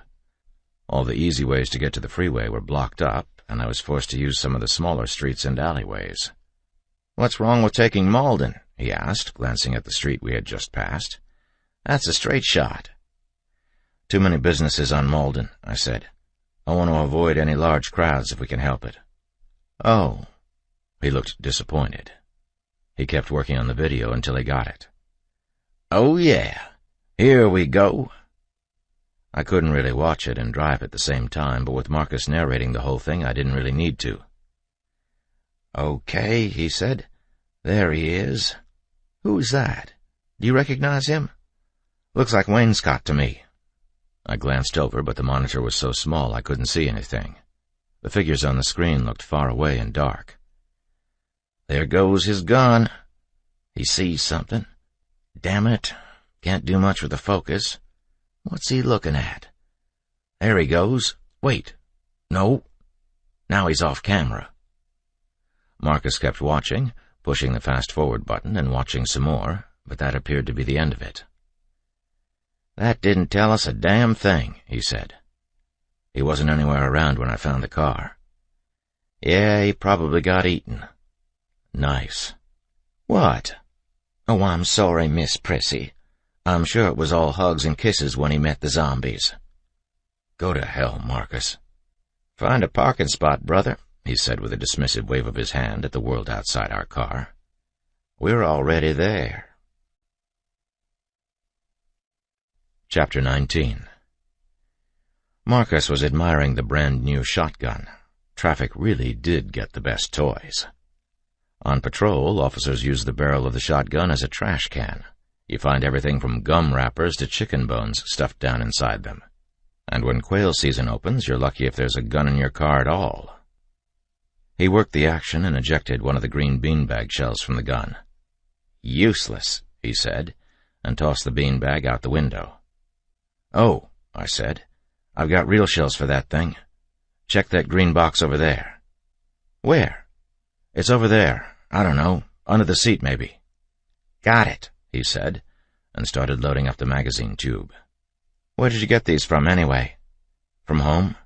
"Your house?" "Yeah." "I didn't know you had a shotgun." "It's just an old skeet gun. Nothing special. A Ruger Red Label over and under. I haven't shot it since before April and I got married." "That's too bad. Ruger makes a good gun." He racked the shotgun's action, and a huge smile lit up his face. "God, I just love the way that sounds, don't you?" "You can use it if you want." "You don't mind?" "No, of course not. You're the one riding shotgun." "Cool. Thanks." He looked up from the shotgun, and I could tell he was checking his mental map of the area. "You're not going to go through the medical center, are you?" "No. I figured it'd be best if we went around." "Probably so. The news was saying that the hospitals are all totally overrun. They got it early, from what it sounded like." We kept to the edge of the medical center, but even from there it was obvious the destruction was total. Most of the major roads were so overrun with traffic that there was no hope of getting into the hospitals anymore. The entire area was choked off. As we hopped a curb and drove through the grass to get around a clogged section of Fielding Street, I looked to my left and let my eyes follow the direction all those cars were facing. Fielding was flanked on both sides by massive earthen embankments that stretched up from the street level to the businesses at the top of the ridge. People had actually tried to drive up those embankments, and it looked like a lot of them had rolled their vehicles before they got anywhere. The street reminded me of a wild African river after a flood, the kind they show on nature documentaries, with the carcasses of thousands of animals floating on the surface and crowding the banks. I put us back on the road. Even though I was trying to avoid the more commercial areas, it was impossible to stay completely away and still get to where we were going. And we couldn't avoid the zombies either. They were all over the street, and as we drove past groups of them that turned and stumbled after us, I began to understand just how far and fast the outbreak had spread. We drove past so much destruction that I stopped trying to add it all up. Marcus didn't seem to care, though. He hummed to himself happily like he did this every day. "I think you're going to have a hard time getting through at Middleton," Marcus said. "Why at Middleton?" "They put up a lot of stuff through there since you left. A lot of businesses. See?" He pointed ahead of us where the traffic suddenly became too thick to pass. "That's what I was talking about." I stopped the car and looked out over a sea of frozen traffic. Zombies staggered between the cars. There didn't seem to be a gap large enough to drive through, and there were hundreds of zombies entering the street on both sides of us. In the time it took to figure out where they were coming from, we were surrounded. "Looks like we'll have to back up and try to go around," I said. "Not yet," Marcus said. Then all of a sudden, he pushed the door open and jumped out, leaving me staring after him with my mouth gaping open. "What the? Hey, wait!"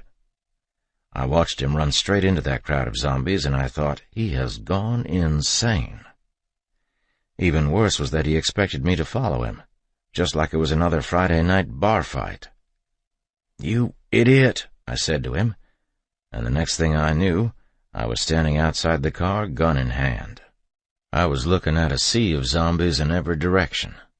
There had to be 1,000 or more. But Marcus never hesitated. He fired all 6 rounds from the shotgun and then started swinging the shotgun around like a club, tearing a path right into the middle of the crowd and whooping it up like he was the whole damn rebel army rolled into one man.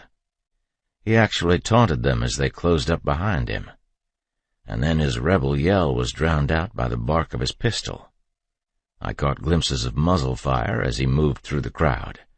He looked like a cowboy out of some old-time movie, strutting through the crowd with his gun blazing. But the zombies weren't just closing in on him. They were all around me, too.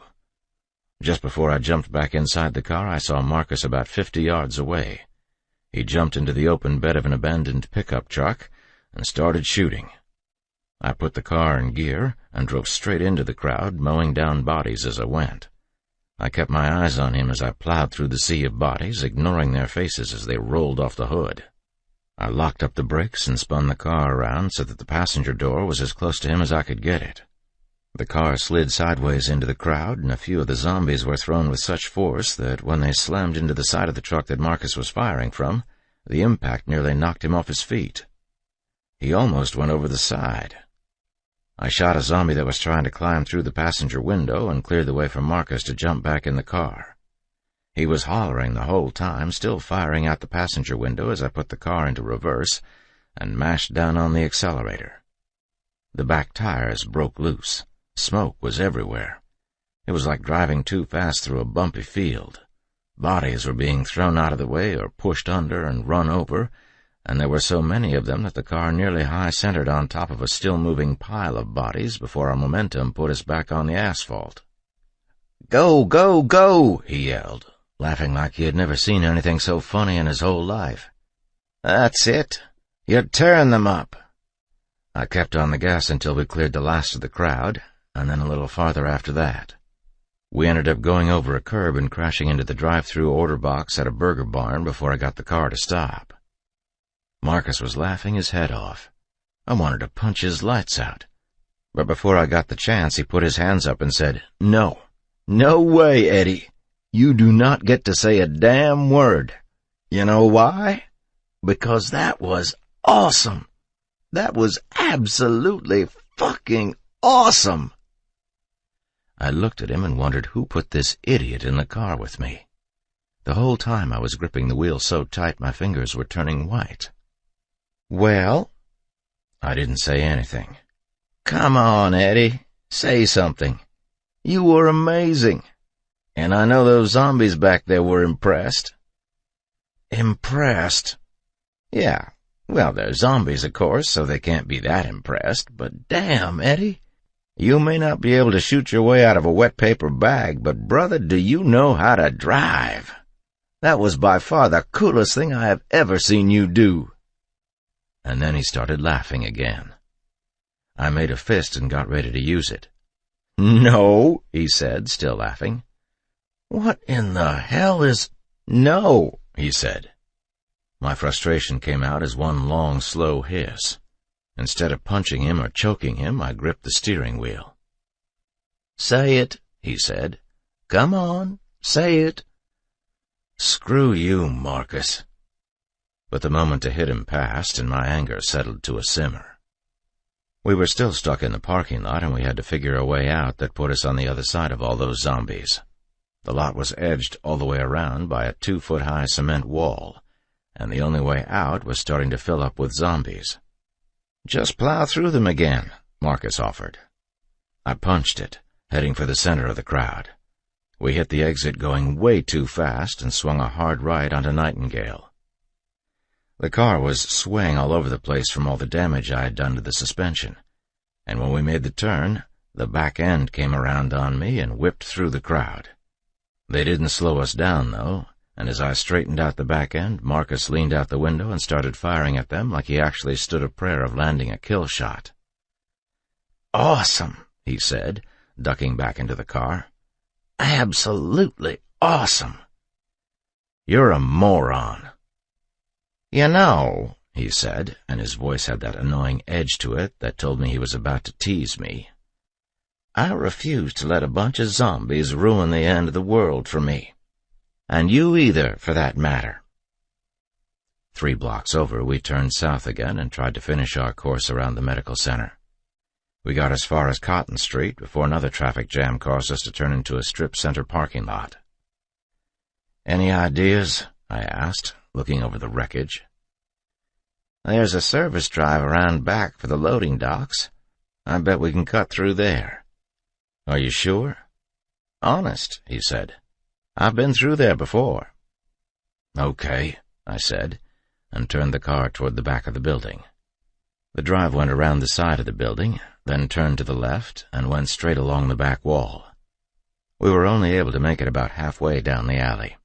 There was a high concrete wall on the right and a large brown truck parked along the left wall. Between the two of them was a space about half as wide as the car. Looks like we go... But he didn't get to finish his sentence. A fast-moving zombie broke his window and tried to pull him out of the car by his collar. The zombie clawed at him, but Marcus was faster, and his movements, once he got over the initial shock, were deliberate. He pushed the zombie's arm back into his face and grabbed him by the neck. Once he had his grip, he didn't let go. He yanked the zombie's head down into the door again and again until the thing grew slack in his grip and collapsed to the ground. They're behind us, I said, looking back at a small group of them coming our way. Go, he said. Mow them down. I put the car in reverse and punched it. We were 20, maybe 30 miles an hour when we hit the closest zombie. The car lurched up, and then it seemed like the back of the car just exploded. There was a rush of color and broken glass as the zombie came through the back windshield and crashed face first into the plexiglass prisoner cage, separating the front and back seats. Everything inside the car rolled forward with the impact. In the rush, I lost control and scraped up against the concrete wall, killing our momentum. By the time I regained control and rolled the car to a stop, the zombie in the back seat was moving, fumbling at the plexiglass. With exaggerated calm, Marcus turned to me and said, Eddie, get us out of here, please. The zombie in the back seat was a huge man, and he completely filled up the back seat. He slapped his broken hands against the plexiglass and pressed his red face against it, biting at it and gouging it with his teeth. If he could have eaten his way through, I know he would have. He was so big that I couldn't see around him. I was trying to back us out of the alley and then out to the parking lot, but there was so much going on that there was no way for me to do it without hitting just about everything. By the time we made it out to the parking lot, Marcus had had enough. He turned around in his seat, put his back against the dashboard, and pointed his pistol at the zombie. No, I said, and shielded my face with my hand. "What?" he said. "Not in the car, you dumbass? What are you, fucking nuts?" "You keep asking me that," he said. "Pretty soon I'm going to think you mean it." I hit one of those concrete pillars they mount light poles on, and it knocked Marcus off the dashboard. "That's it," he said, as he righted himself. He opened the car door and got out. "What are you doing?" He stepped to the passenger side back window and pointed his gun at the zombie in our back seat. "No," I said, trying to get my door open. But I was still in the car when he started firing. The window blew apart, and as I tumbled out onto the pavement, I saw the body in the back seat convulsing with the impacts. "God damn it, Marcus!" "What? What in the hell is wrong with you?" "What?" We were starting to draw a crowd, and 2 of them were fast movers. I could see them pushing the other zombies out of the way. "Behind you," I said. He turned, aimed, and shot 2 fast movers like it was target practice. They hit the ground and were still twitching when he turned back to me. "What did I do?" The crowd around us was starting to get thicker, and I didn't feel like arguing with him. "Just get in the car, Marcus." "No way. First you tell me why you're being such an old woman about this. What the hell did I do?" "Are you nuts?" He pointed over my shoulder with his gun. "There's a couple behind you," he said. "Over there." I turned around and saw 2 zombies in medical scrubs stepping off the grass about 10 yards away. They were slow ones, though, and one had been horribly mauled. He was missing an eye, and where it had once been, there were only streaks of blackened blood. I took aim and shot each one in the forehead. "Time to go," I said. "No. You wanted to talk, so let's talk. I want you to tell me what it is that I'm doing that's pissing you off so much." "Marcus, please." "Not yet. Tell me." "We're surrounded." "I can see that. Come on, talk to me. I want to hear what's on your mind." "Marcus, please. Get back in the car and let's go." The zombies were moving in from every side now, but Marcus just stood there, waiting for me to crack. He was actually smiling. The crazy bastard was actually smiling. "Behind you," he said. I turned and fired at a woman in a blue dress. My first shot hit her in the cheek, but I was more careful with my second shot and put her down for good. "Nice," Marcus said. "Shut up." "I'm waiting on you," he said. "You tell me why you're acting so fucking pissed about everything, and I'll get in the car and we can go. I'll even let you drive." I pointed behind him, and he turned and dropped a zombie with a one-handed shot. He made it look so easy. "Well?" "Don't try to turn this around on me, Marcus. You're the one who thinks he's some kind of fucking cowboy out here. I just want to get home to my family." "Cowboy? You think I'm some kind of cowboy? What does that mean exactly?" "Behind you," I said. "You too? Left or right?" "Your left." We both put our zombies down. Marcus was having the time of his life, which pissed me off more than anything else. To him this was some kind of carnival shooting gallery, and he was just plunking away like there were no consequences to any of it. And he had no idea why what he did bothered me so much. I looked around and realized there was no way we could keep up a safe position where we were. There were just too many of them, and more were gathering at the edges of the parking lot. "Marcus, I am scared shitless, okay? Are you happy? You made me say it. Call me names if you want to, but I am scared out of my mind. I'm scared for what's going to happen to me, and I'm scared for what's going to happen to my family. I have no idea what to do, and I'm stuck in the middle of a bunch of zombies, and it's all just a fucking game to you. That's why I'm acting this way." "I do not think this is a game," he said. "Whatever. Behind you." He turned and fired a couple of times. Then he said, "You're going to make it, Eddie. Don't worry." "Yeah, well, I am worried, Marcus. I don't want to be out here any longer than I have to be. I want to know that my wife and my son are safe, and I want to be with them. Just because you don't have anybody waiting at home doesn't mean the rest of us aren't scared to death for our families." The amusement went out of his face when I said that last part, and I realized that I had hurt him. Marcus had been married twice before, and both times it ended hard. He took to women like a house on fire. It was fun to watch, but the damage was usually spectacular. He pursed his lips together into a scowl. After a long pause, he said, "Behind you." I shot 2 zombies, reloaded, and shot a third before I faced Marcus again. He wouldn't look at me. "I'm sorry, Marcus, that was stupid of me." "No, it's the truth. You said it. I ain't got nothing to go home to. Hell, I'm actually kinda glad my ex-wives got turned into zombies. Serves the bitches right. And no more alimony for me." "Marcus, I'm sorry." "Stop saying that." "Behind you," I said. He shot the zombie and watched the body after it fell. I thought maybe he was going to take off on me again, but he stood his ground. A badly messed-up woman in a white shirt and no pants shambled up to him, and he waited so long to shoot her I almost did it for him. When she hit the ground, he turned around and faced me again. "Is there anything else you wanted to say to me?" "Marcus, please, let's just go." "What's the point?" "The point is my family is waiting out there somewhere. I know they are, and I have to get home to them. I want to be with them. Please, Marcus, can't you see that? Help me get home. I need you to help me." He nodded. The sadness faded from his face, and in its place the old shit-eating grin returned. "Hey, Eddie, you know I'm always there for you." I nodded and waited for him to move, but he just stood there. "Car," I said. "Now." "Anything you say." We climbed into the car and tore out of the parking lot, neither one of us saying anything until we cleared the zombie crowd. I was quiet because I was still pissed at him and embarrassed for the cruel things I had said. We had been friends for so long and relied on each other to know instinctively what the other was thinking and going to do in just about every situation that it completely floored me when he did the opposite of what I expected. I got the feeling Marcus was quiet because he was waiting for me to come out of my stupor and see all this as some sort of cosmic joke. For him, there were no further implications to all these zombies than the end of alimony payments. And while I guess he understood my urgency on some level, he could never share it. His laughter caught me off guard. When he saw me shaking my head at him, he said, "What?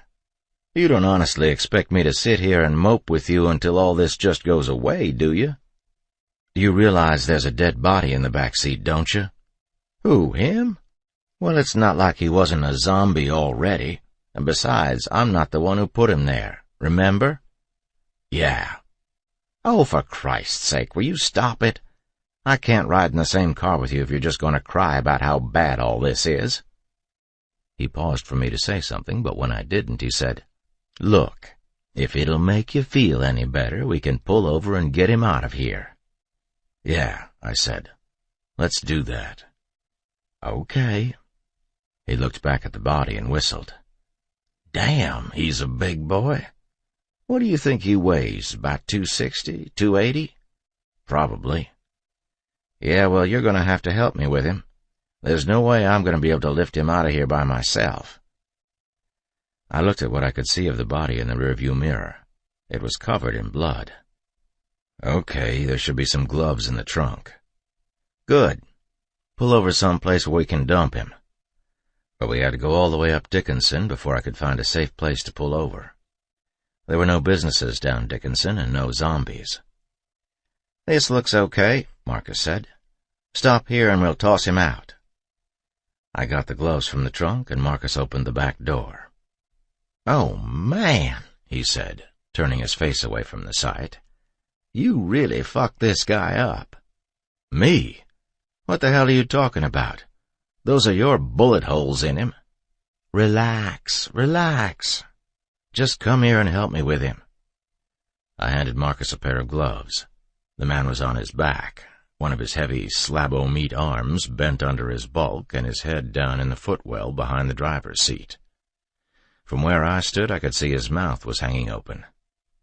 "What foot do you want?" I asked him as I pulled on my gloves. "It's always the same with you, isn't it, Eddie? Can't we ever get together without having to pull somebody's stinking dead body out of the back of a police car?" He was only half kidding. "That junkie on Queen's Court wasn't my fault," I said. "How was I supposed to know he swallowed all that dope?" "Whatever. Just grab a foot, would you?" He grabbed the right, and I grabbed the left. It was a tight fit because the door wouldn't open far enough to let us stand side by side. We pulled on the guy until something gave way and he started to slide along the seat. On the way out, the back of his head smacked the metal part of the frame next to the seat and made a loud crack. "Ouch," I said. It sounded very loud along that quiet stretch of Dickinson Avenue. "He didn't feel a thing," Marcus said. "Come on and help me get him over here." I went to move the door out of the way, but as soon as I moved, the guy suddenly sat up. "What the—" The zombie was on Marcus so fast that neither of us had time to react. They both went over backward. Marcus landed underneath him and the zombie's bulk pinned him to the ground. I tried to push him off, but I couldn't get the leverage.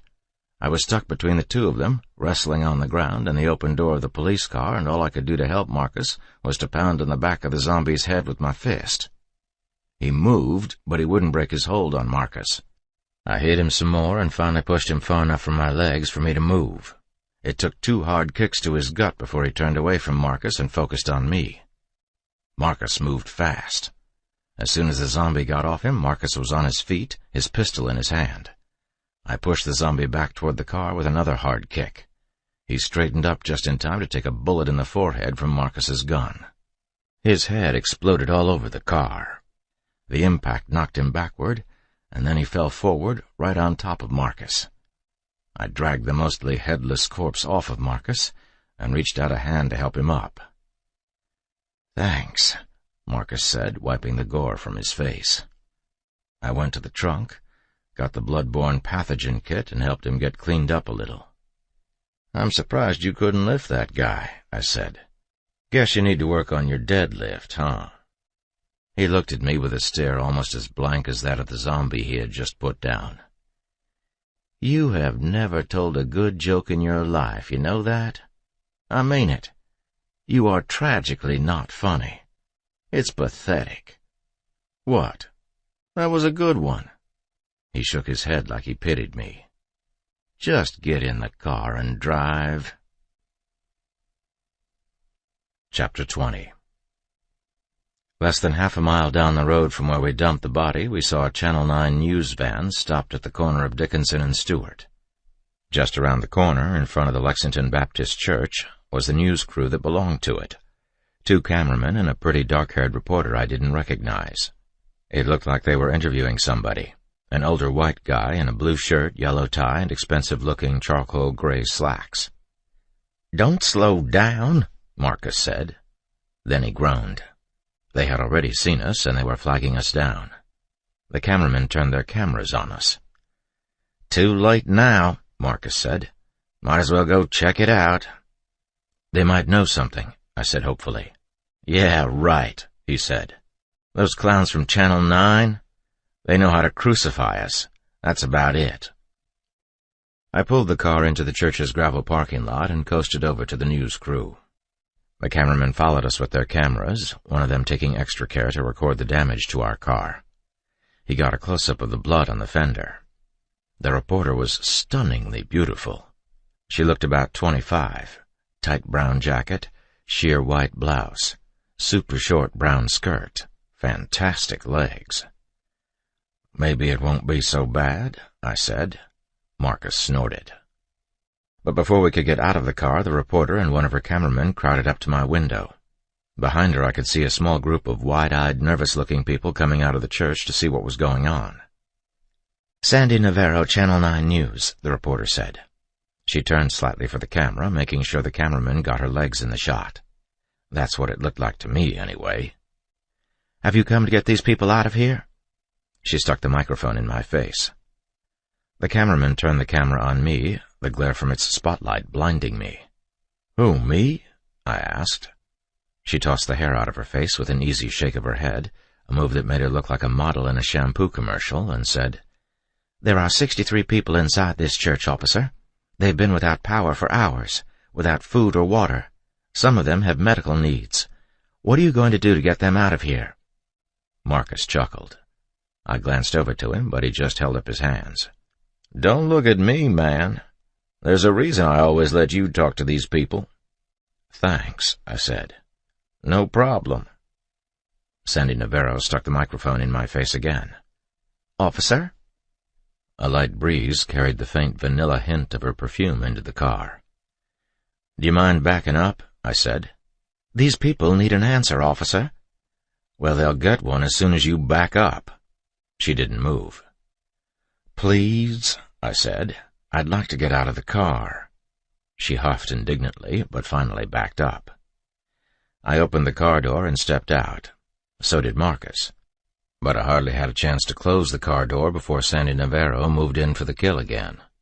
"What are you going to do for these people, officer?" She was grandstanding for the camera. Channel 9 News had a reputation for sticking it to the police any time the opportunity came around, and I knew to expect it, but I still felt like I'd been put on the spot. Maybe that's why I let myself get angry. "What exactly is it that you expect me to do?" I asked. "You're the police," she said. "Isn't it your job to serve and protect?" "I'm not the police," I snapped. "I'm one cop. Just one. I don't know what in the hell you expect me to do. My whole shift is dead. We haven't seen another living policeman or a firefighter in hours. I don't have radio contact with anybody. I don't have backup. We don't even have enough firepower to face down a small crowd of those things out there. So I ask you, what exactly do you expect me to do for these people?" We stared at each other for a brief moment, and I think maybe she saw how bad things were in my eyes. She blinked.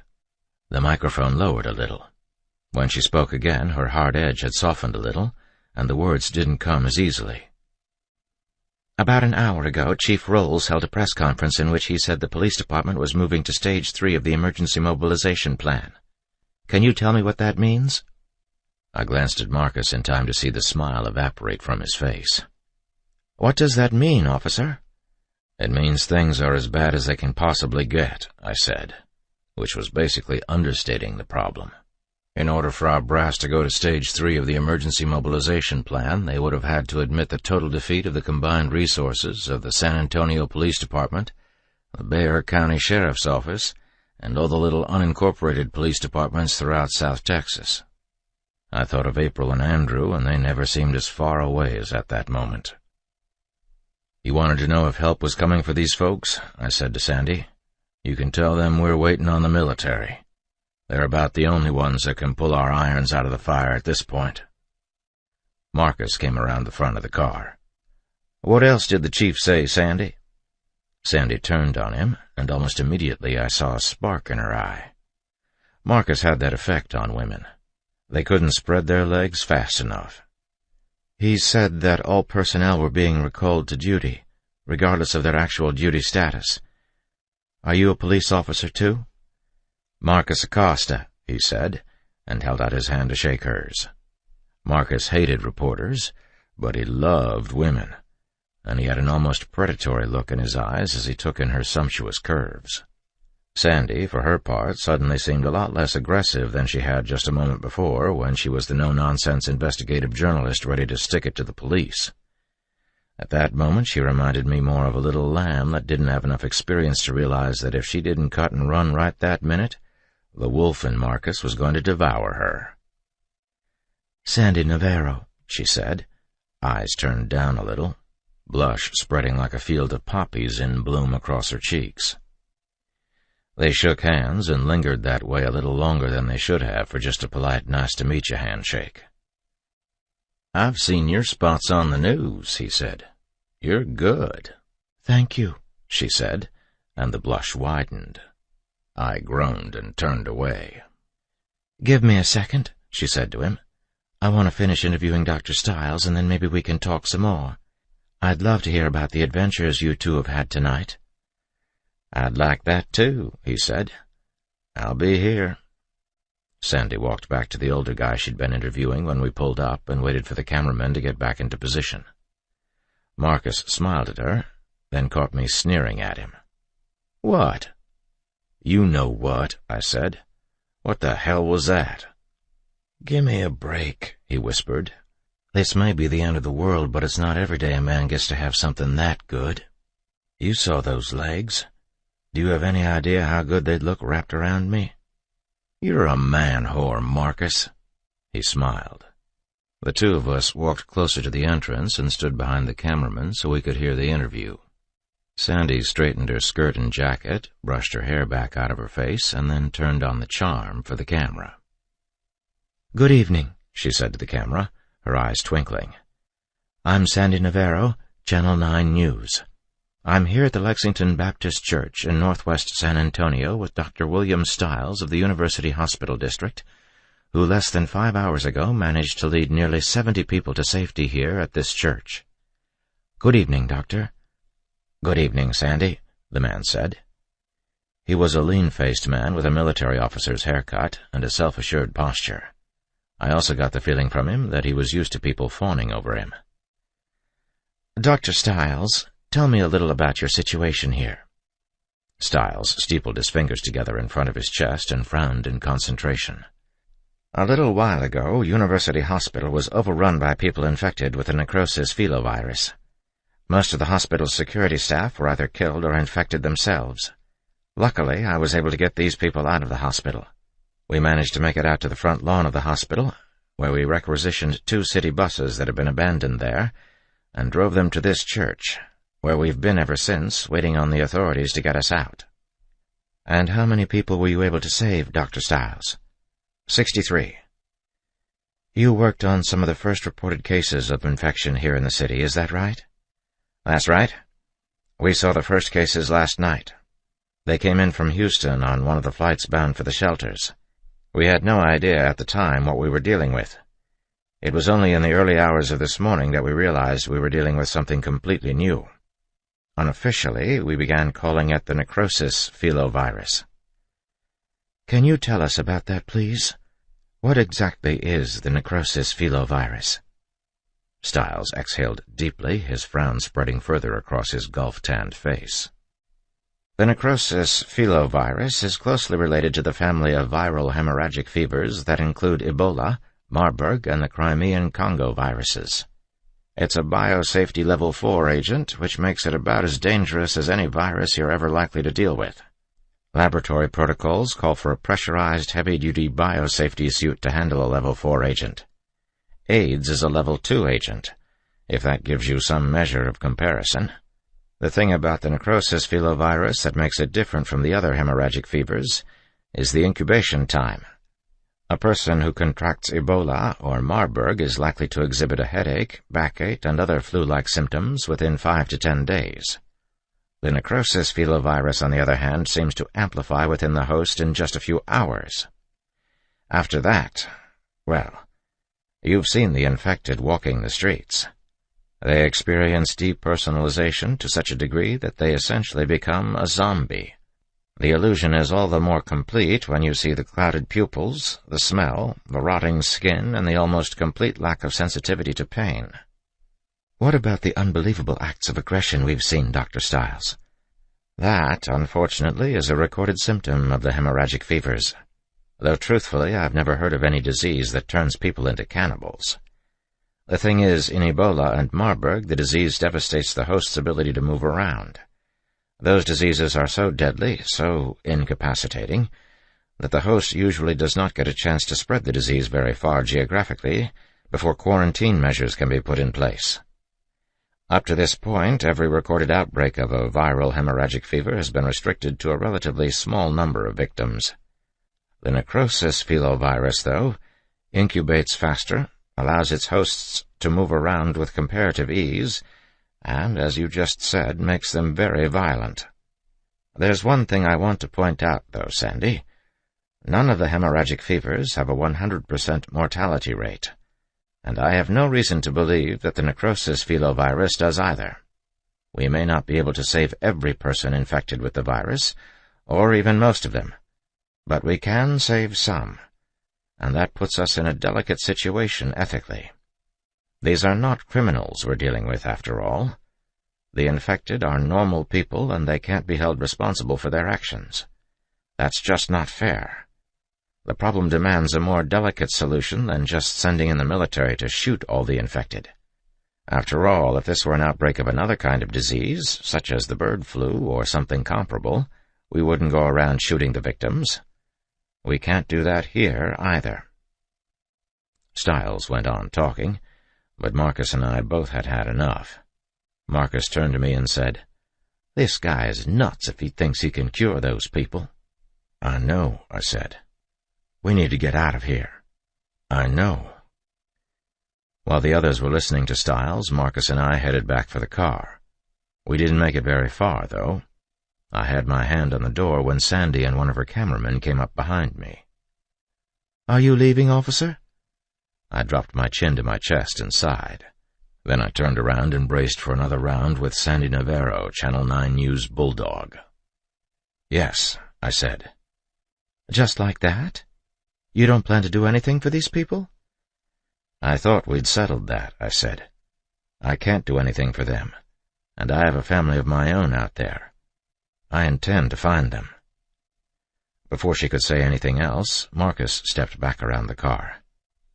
"Sandy," he said, taking her by the arm and leading her away from me a little, "why don't we go inside? Officer Hudson and I will talk to the people. Let them know help is on the way. It'd be a good shot for you guys, and maybe you could tell me a little more about what you know about what's going on. After all, if I'm going to be out in the middle of all this, it sure would be helpful to know a little more than I do now." She brushed the long black hair from her face and smiled warmly. It was amazing to watch, the way she changed. That same flip of her hair turned her into a serious professional journalist in front of the camera. But around Marcus, it made her look like a schoolgirl who's just been introduced to her favorite rock star. Unbelievable, I thought. How does he do it? Marcus nodded to me. I knew the look. "Go in and put on a good show for the public," it said. "I'm right behind you." I sighed, turned, and went inside the church, Sandy, Marcus, Stiles, and the cameraman trailing behind me. The door led into the gymnasium, which was large and barn-like, decorated with banners from the church's youth group, announcing them as the Baptist Youth Basketball League champions of 2002 and 2004. The whole place danced with yellow candlelight, and people were everywhere. They had taken the tumbling mats down from their brackets on the wall and laid them out in one corner of the gym, so a few of the older folks would have a place to sit down. That handful of older folks watched tiredly from their corner as the others bustled around them with a sort of aimless agitation. Nobody looked to have a plan. I caught bits and pieces of conversations as I walked through the crowd. People were complaining about the cold, about how hungry they were, about how scared and worried they were. I didn't blame them. Most of them were echoing the same feelings I had, and again I thought of April and Andrew, wondering if maybe they had left our home for some place like this. Thinking of them made it hard for me to say anything reassuring to the folks who asked me when they could expect to be rescued. I lied as best I could. I told them not to worry, that they were safe, that there was no way the military would take 1 minute longer than they had to before coming to our rescue. If they knew I had doubts of my own, they didn't let on. Most just walked away, wide-eyed and still very frightened, mumbling to themselves. From somewhere behind me, I could hear Marcus laying it on thick with Sandy, and she couldn't get enough of it. Once I even heard her giggle, a bubbly, nasally sound that seemed totally out of place amid the stunned survivors around us. I separated myself from the crowd and walked down a hallway that led back into the church, looking for a bathroom. I had mud and blood and bits of other stuff all over me, and after listening to Stiles talk about level 4 killer viruses, I had a renewed desire to get cleaned up. The hallway went about 50 feet into darkness, past a number of offices and classrooms with locked doors, then opened into a high-ceilinged vestibule. It was even darker there, and I turned on my flashlight. 2 other hallways went off to my right, and there was a flight of stairs on my left. A sign next to one of the hallways said restrooms, and there was an arrow beneath it. I followed the arrow. The bathroom was a few doors down on the right, and I almost made it. I had my hand on the door when I heard somebody coughing. A mean, wet, hacking sound, that reminded me of the noises Carlos had made before his end had come. I clicked off my flashlight and stood perfectly still, listening in the dark. The coughing came again, and so did other noises. Worried voices, calming voices, more coughing. A woman making a noise somewhere between a groan and a scream. I drew my gun and inched along the wall, following the sound. Around the next corner I saw flickering yellow candlelight. The voices were clearer now, and so were the sounds of people in pain. Slowly I walked around the corner, into the candlelit main entrance to the church, and I gasped. The entranceway was rectangular in shape, long and narrow, with a high 3-story ceiling. A massive wooden chandelier hung in the middle of the room. A narrow balcony ran the length of the room on both sides, and looked to go off to the upstairs levels of the main sanctuary, which was off to my right. About 30 people were stretched out on makeshift cots, and all of them looked in really bad shape.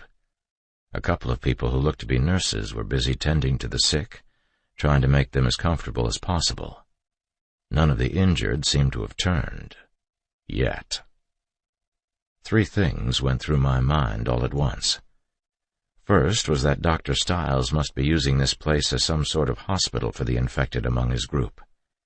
I remembered what he had told Sandy about a less than 100% mortality rate, and how he hoped at least some of the infected might recover, and a shudder ran through me. These people, I gathered, were relatives of those farther back in the gymnasium. My second thought was that Dr. Stiles had conveniently not mentioned his little hospital to Sandy or to Marcus and me. I shuddered again. What possible reason could he have for not mentioning it, I wondered. And then I answered my own question. He probably figured it would hurt his chances of being rescued if the rescuers knew this little virus bomb of a menagerie existed. Why would they risk spreading the infection or catching it themselves? My third thought had nothing to do with the sick people groaning on the floor, or even with the unscrupulous Dr. Stiles. It was all about the 4 men with rifles that had stepped out of the shadows on either side of me as soon as I entered the room. All 4 of them shifted their guns to their shoulders, and before I knew it, I was looking down the barrels of each of them. I hadn't noticed them at first. I was too busy watching a pair of nurses who were tending to the sick, and trying not to look into the red, swollen eyes of the few people on the cots who had strength enough to look at me. The gunman closest to me looked about 30 years old. He had a golden complexion and deep black, unruly collar-length hair. He had a narrow build, and between that and the hair he reminded me of some sort of Colombian soccer star. But he was an amateur with the gun. He held the stock too high up so that he had to point the barrel down at me in an uncomfortable-looking angle. Untrained, no question. And twitchy, jumpy. A bad combination. Behind him was a short, gray-haired man with a considerable paunch. He looked like he had fired a rifle before, but he was nervous, like pointing a gun at a cop was something he never imagined himself doing as long as he lived. The other 2 guys who were standing off to my left were nondescript, just regular-looking guys of average height and average build. They held their guns loosely, uncomfortably. I focused on Twitchy. "What's going on?" I said. "We don't want you here," he shot back quickly, angrily. "Fair enough," I said. I kept my voice calm, my moves slow and minimal. The last thing I wanted to do was get Twitchy twitchier. "Leave us alone." "I'd like nothing better," I said. "Let's just put those guns down, okay? I don't want to be here any more than you guys want me here. Just put your guns down and I'll turn around and leave you to your business." There was an awkward pause. Paunchy lowered his gun, almost dropped it. The 2 on my left did the same thing. It was like I thought with them. They didn't want any part in this. Twitchy didn't drop his, though. He saw the others lose a little of their conviction, and it scared him. Suddenly he was animated, his voice quivering with nerves. He stabbed the air with his rifle and spoke frantically, so frantically I could barely understand him. "No! You put your gun away! Not me, no! Yours! Yours! Put it down first! You go first! Kevin, Robbie, watch him! Don't let him talk you down! He puts his gun down first. Burns, get up here.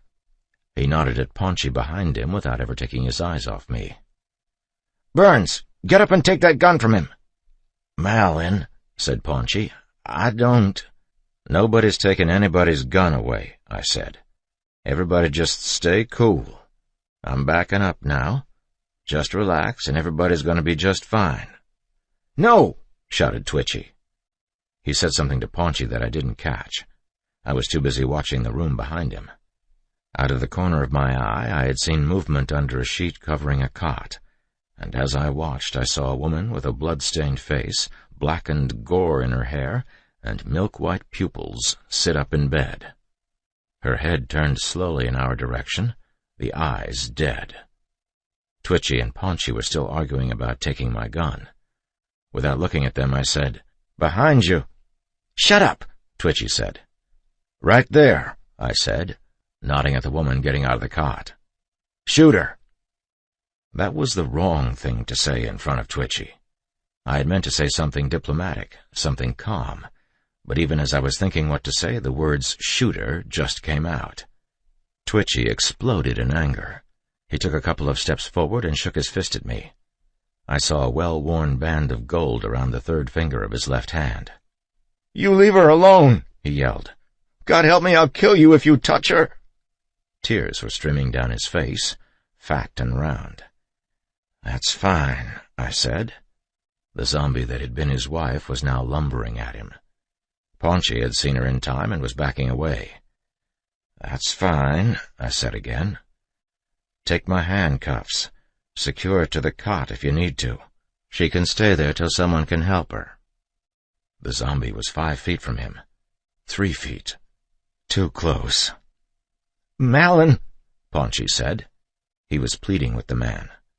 The zombie grabbed Twitchy by the shoulder and dug into the bare flesh of his arm with her teeth. He let out a girlish squeal and yanked his arm away. The next minute he was pushing the zombie away, trying to speak to it like it was still his wife, trying to coax it back to the cot. The zombie fought for another bite, and when Twitchy finally realized he couldn't talk her back to the cot, he called for Paunchy to help him. Paunchy dropped his gun and ran to help. Together they dragged the zombie back to the cot and forced her onto her back. I took up my cuffs and walked toward them. Here, I said, holding them out to them. Take these. Twitchy wheeled on me, gun in the air. He fired a shot that whistled somewhere over my shoulder and hit the wall behind me. Stay away from her, you son of a bitch! Get back! I was frozen for a second, the shot still ringing in my ears. The cuffs fell to the floor. Everybody in the room was looking at us. The 2 men with rifles off to my left were fidgeting nervously, still uncertain what to do. Both nurses were standing in the middle of the room, their feet rooted to the floor. A few pairs of miserable blood-red eyes peered up from nearby cots. Only Paunchy seemed to be focused on something other than the 2 of us. He was still struggling to keep Twitchy's wife from getting off the cot. 2 more zombies sat up in their cots. A moment later, another one. They lumbered to their feet, their bloody blankets falling down to the floor. One of them was closing in on the nurses. I yelled for them to move, but not in time. A zombie fell on one of the nurses, grabbed her by the hair, and pulled her to the floor. She went down, screaming. Instinctively, I made a move to help her, and that set Twitchy into hysterics. He fired at me. The first shot missed me, went past me, and grazed one of the men on my left, striking him in the arm. The second shot thudded into the wall. Twitchy didn't stop firing. Each time he pulled the trigger, he stabbed the rifle at me like there was a bayonet attached to it, which was lucky for me. It kept him from aiming. All he was doing was spraying and praying, which sounds like a good way to manage a gunfight, but isn't. I ran to my left, clambering over the injured in their cots, knocking them to the floor while I hit my belly and crawled behind a pillar for cover. Twitchy was yelling and shooting wildly. I peered around the edge of the pillar, and Twitchy fired again, forcing me back behind cover. All I could see of the direction I'd come from were the 3 cots I'd knocked over and the people who were now on the floor, holding their stomachs and vomiting a black tarry goo onto the wooden floor. The man closest to me was staring me right in the face when he slipped under and became a zombie. It occurred to me then that he must have been using all his strength to stave off the change, and I had pushed him over the edge or distracted him, which amounted to the same thing. Either way, by upsetting his cot, I had broken his concentration, and now a zombie was staring me in the face. The other two behind him changed in the same way. It was like watching a row of light bulbs flicker out.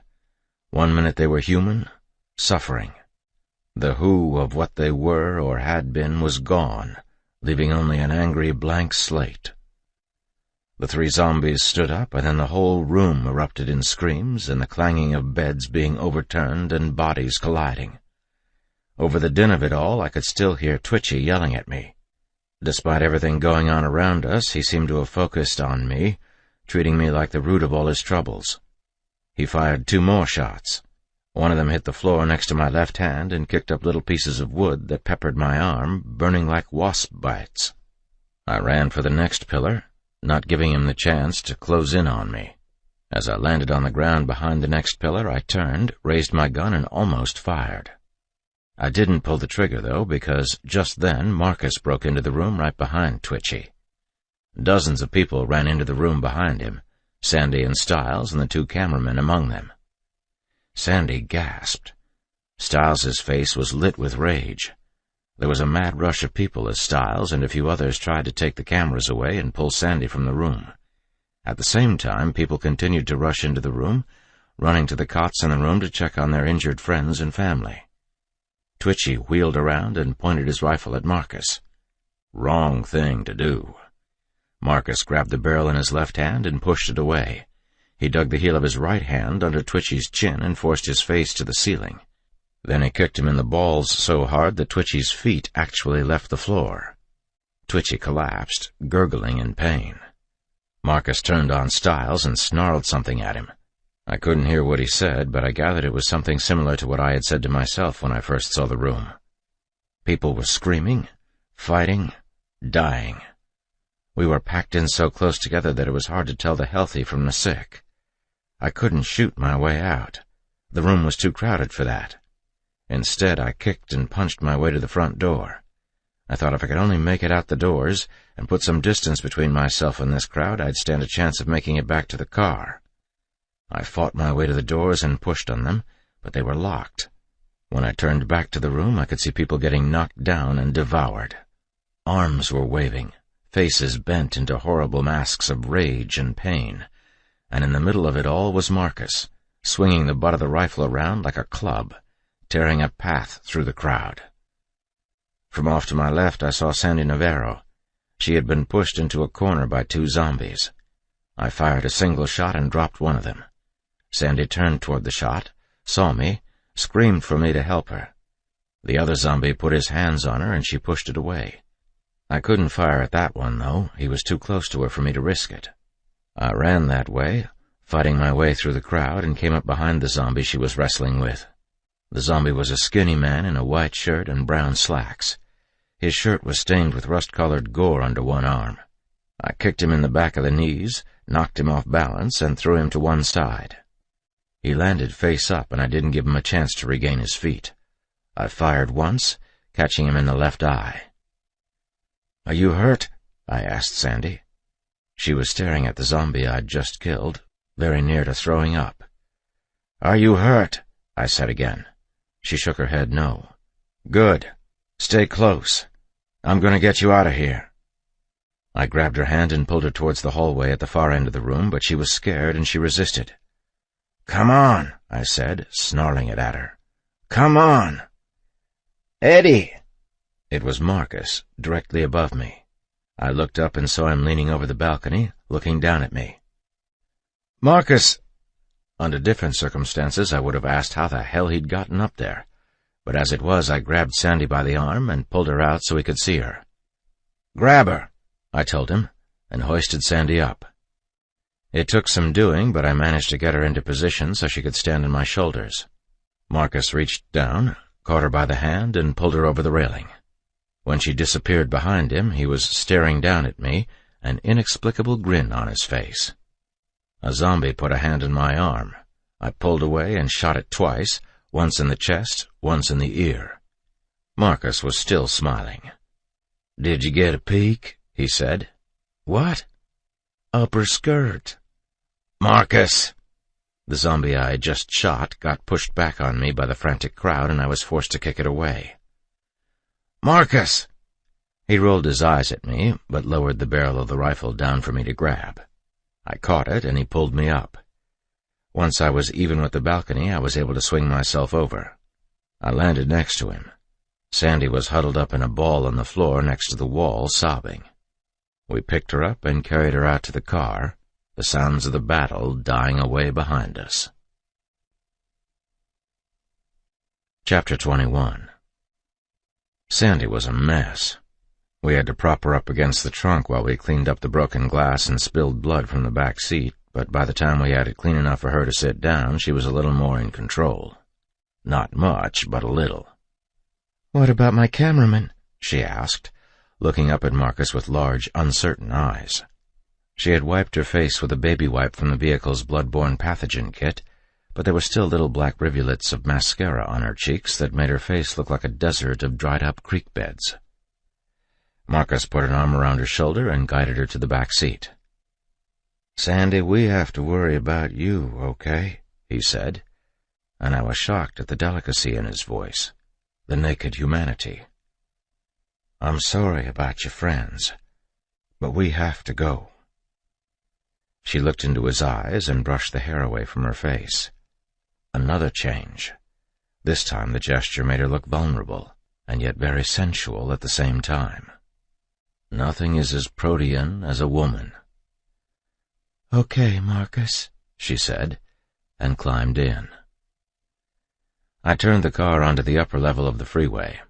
The bottom level was only 2 lanes wide with no shoulder, and there was no way we were going to make it through there. The upper was a little more open. Once we got on the freeway, we were in darkness. All the overhead street lamps were out. None of the TransGuide traffic displays were working. The freeway was a black ribbon against the night skyline, and off in the distance we saw towering pillars of black smoke and the orange glow of structure fires.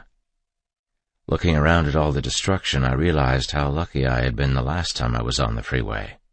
Had I run into this mess earlier, without Marcus, I would probably still be looking for a way home. Or worse, not looking for anything at all. I turned on the takedown lights and the car's high beams, flooding the road ahead with as much light as the car could put out. Wrecked cars were everywhere. Clouds of dust floated sluggishly on the breeze, and the cold night air seemed to glow with a greenish sheen. The car's lights caught the dust, and as I snaked us through the gaps in the snarled traffic, I had the feeling we were drifting through an underwater landscape of sunken ships and warplanes, the graveyard of some long-ago and distant naval battle. In places, the freeway was so thick with wrecks that we had to use the push bumpers to ram our way through. Whenever possible, Marcus would get out and drive the wrecks out of the way, but we still ended up beating the crap out of the car. It started making a mechanical whining noise, a sickening groan, every time I hit the gas. I could feel it straining, slipping out of gear. We saw a car that had run up onto the bed of an older model Ford pickup. Inside the car, I saw a woman slapping her bloody hands against the passenger window in a slow, pointless gesture. And when we got up close enough to see her face, there was no doubt that she had been changed. Death spoke through her eyes. Sandy gasped in the back seat. "You okay?" Marcus asked her. He had to raise his voice to be heard through the shattered plexiglass divider. There was still blood on it, despite our best efforts to clean it up for her. She nodded, wiped a tear from her face. I actually pitied her then, despite the attitude she had given me back at the church. Seeing her like that, softened, made me realize that she was genuinely hurting. It also made her seem even more beautiful than she had been before the situation at the church got so out of hand. "What's that smell?" Marcus asked. He was right. Something smelled bad. I wrinkled my nose at it as I looked around. It wasn't death. I know what death smells like. This was something else. Something just as earthy and foul, but not as ominous. Like manure. We saw the source of it just ahead. An 18-wheeler had flipped over on its side and was blocking 2 of the 3 lanes. There were a few cars in the remaining 3rd lane that looked like they had run into the retaining wall when the big rig flipped over. Marcus drove 1 out of the way, and I rammed 2 more with the car to get us clear. Once we cleared the gap and got around the truck, we saw that the rig was a cattle hauler, and the smell that we thought was manure really was manure. The scene was gut-wrenching, easily the worst display of blood and bone and brown puddled viscera I had seen all night. The side panels of the truck had been ripped away when it rolled over, but there were parts of the paneling that looked like they had been pulled apart by human hands. Zombies had gone after some of the cattle and torn them to pieces. Dripping, shredded cattle carcasses, a shoulder here, a leg or rump section there, were festooned from broken wooden slats, and there were large, steaming piles of cow shit and wet hay melting together in pools of blood on the ground. Some of the cattle must have stampeded in fright during the attack because there were crushed human bodies on the ground next to the cattle carcasses. About 50 feet away, I saw a cow with its stomach ripped open. The wound looked like some kind of grotesque jungle orchid in bloom. Its head was resting on the retaining wall, or it had crawled away to die. "What do you know?" I said, pointing the cow out to Marcus. "There's no cross-species contamination." "No what?" "No zombie cows." "What are you talking about?" "Cross-species contamination," I said again. "There are no zombie cows. Haven't you wondered if anything else besides people gets turned into zombies? Apparently it's a big question in zombie studies." "Zombie studies?" He put his back to the passenger door and crossed his arms over his chest. His way of pronouncing something is bullshit when he heard it. "I took women's studies back when I was working on my associate's degree. Is zombie studies anything like that?" "This is a little different, I think." "So what are zombie studies?" "It's nothing," I said. "Just something this guy told me about earlier tonight. I think it amounts to a bunch of freaks in a chat room talking about what they think zombies would be like if they actually existed." "If they actually existed?"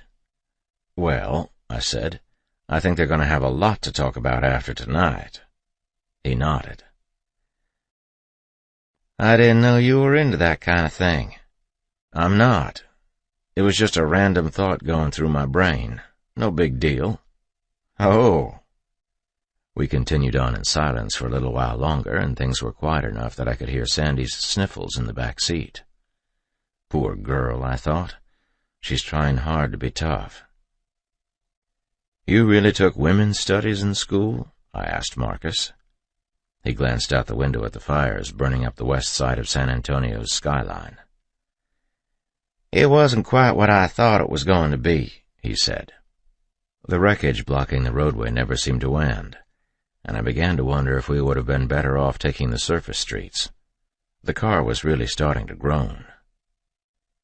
A short distance later, we came to another wreck that was blocking the whole road. The main culprit on this one was an overturned maroon Isuzu Trooper. Evidently, it had hit 2 other cars, gotten airborne after hitting the retaining wall, and knocked down a light pole. The pole was lying across 2 lanes and the left shoulder, and there were at least 10 cars turned the wrong way. Some were crumpled together in a metal embrace. I stopped the car and studied the wreckage. "This is going to take some doing," I said. "Yeah," Marcus said. "Think you can push that Isuzu out of the way? Looks clear past him on that side." "I think so." There wasn't really much to push against. Because it was upside down, the bumper was too high for me to catch it with the push bumper, and I had to ease up to the aluminum case for the spare tire and part of the rear window. I made contact gently, then dipped into the throttle and started to push. The car strained, and then the aluminum spare tire case buckled. The next moment I heard creaking metal and the pop and shatter of glass breaking. I knew we weren't going to get it moved that way. I backed up, carrying part of the spare tire case with me. "What do you want to do now?" Marcus squinted at the wrecked cars. Let's see if some of these other cars are drivable. Maybe we can use them to ram that light pole out of the way." "Okay." I glanced at Sandy in the rearview mirror. She wasn't sobbing anymore, but she had a fixed, road-worn look in her eyes. "You going to be okay for a minute?" I asked her. She nodded. "Okay," I said. "We'll be right back." Marcus went up to a blue Volvo, opened the door, and shot the zombie behind the wheel as casually as if he were ordering a beer at a bar. I jumped when I heard the shot. Marcus reached in, grabbed the body, and pulled it out onto the pavement. It made a dull thud as it hit the ground. He pointed at a green Kia, meaning for me to drive it. I nodded. There were no zombies in mine. I got in, and Marcus got in his Volvo. We backed the cars into position, then gave them some gas and rammed the light pole out of the way. It made a fierce grinding noise, but eventually we got it moving, and after moving a few more cars, we had one lane open. "That ought to work," Marcus said. "Yeah, I can get through here no problem." We were congratulating each other on a job well done, heading back for the car, when we heard Sandy screaming. We ran for her at a dead sprint, but when we rounded a row of cars between us and her, we saw a thick knot of zombies beating on our police car, trying to get at the meat inside. A few of the zombies were on top of the trunk, pulling at Sandy through the busted-out rear window. Others had opened the driver's side rear door and were already inside the car. I thought I saw Sandy, her back against the opposite rear door, kicking at the hands and teeth clutching for her, but it was dark and I couldn't really see her that well to be sure. I jumped onto the hood of the car, ran over the roof, and kicked a zombie that had yet to get inside square in the jaw. He flew backwards and landed on his head behind the car. Next I grabbed a pair of legs belonging to a zombie who was head first in the back seat and pulled as hard as I could, extracting him from the back seat. I heard Sandy howling in pain, and I could barely see her, thrashing at the hands and faces pressing down on top of her. Her screams filled up the night. I fired into the back seat, hitting at least 2 of the zombies in the head, maybe 3. Meanwhile, Marcus had gone around the passenger side of the car and got Sandy's door open. He managed to grab her beneath the shoulders and pulled her from the car. As he moved her, I heard a nasty sound, like a large piece of fabric being ripped in half, only it was the sound of her flesh ripping. Several zombies tumbled out of the car after her. Through a gap in the mass of bodies, I caught a glimpse of Sandy and nearly gagged. She was covered in blood, and her left leg was missing below the hip. Most of her stomach was shredded.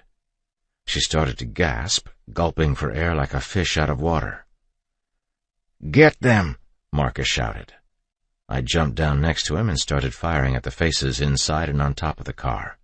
I did it quickly. In 30 seconds, they were all dead. When I turned around, so was Sandy. She had bled out. Marcus pushed her body off him, and then the 2 of us pulled the other bodies out of the back seat. It was grim work, and we did it without talking. When it was done, we got back in the car and drove away. After we got rolling again, Marcus happened to glance in the back seat and made a disgusted noise. "What?" I asked. "We left her leg back there." "I'll pull over so we can get rid of it," I said. "No," he said, and sat back down. "Don't worry about it. We're not going to have this car very much longer. Downtown's only 2 exits away." "Okay," I said, "if you're sure." "I'm sure," he said. "A pity, though. She really did have great legs." Chapter 22. By the time we drove into the police vehicle-ready lot to get a new car, the one we were in had almost died. 3 of the tires were in good shape, but the rest of it looked like warmed-over crap. It was making a grinding noise on Marcus's side that sounded like part of the undercarriage was dragging on the ground, and a thin wisp of steam or smoke was coming from underneath the hood. We had to bust the fence at the entrance to the yard, and when we did, the car slipped out of gear and wouldn't go back in. We left it by the guard shack, shot a zombie there that used to be a city mechanic, and stepped into the ready lot. There were rows upon rows of white-crowned Victorias, all of them exactly the same and all of them ready to go. I could tell Marcus was in heaven. He clapped his hands together and said, "You ready, Eddie?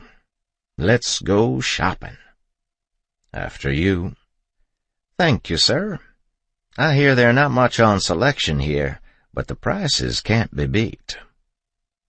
What we wanted was on the west end of the lot. The cars there were already outfitted with push bumpers, which we figured we would probably need again. The only thing they were missing compared to a regular patrol vehicle was the decal package. Marcus pointed to a dealer's sticker stuck to one of the windows. I watched him run his finger down the columns with a sparkle in his eye that made it seem like he was fingering fine jewels. "Look at this," he said. "Can you believe it? Look at how much these things cost. The city's getting their eyes poked out on this deal." "That's a lot," I said, without even looking at the sticker. I was looking around for more zombies. We were out in the open, and it was making me nervous. I saw one stumbling past the yard on the other side of the fence. A little farther beyond him was a homeless shelter, and dark, slow-moving figures moved through the maze of filthy mattresses and trash piles that surrounded the building. So far they hadn't noticed us, but I'd always hated dealing with the homeless, and I sure as hell didn't want to mess with them now that they were zombies. "What do you think?" I asked. "You ready to go?" Yeah. Which one do you want?" "The white one." "That's cute," he said. "Get in. I'm driving." Getting through downtown wasn't as difficult as I thought it would be. There were zombies everywhere, and most of the roads were choked up with abandoned cars, but it wasn't anything close to as bad as it had been in the medical center. We got almost all the way to headquarters before we ran into our first real gridlock. "I'm going to turn right here," Marcus said. "We can park up front. The back gates will probably be locked anyway." "Okay."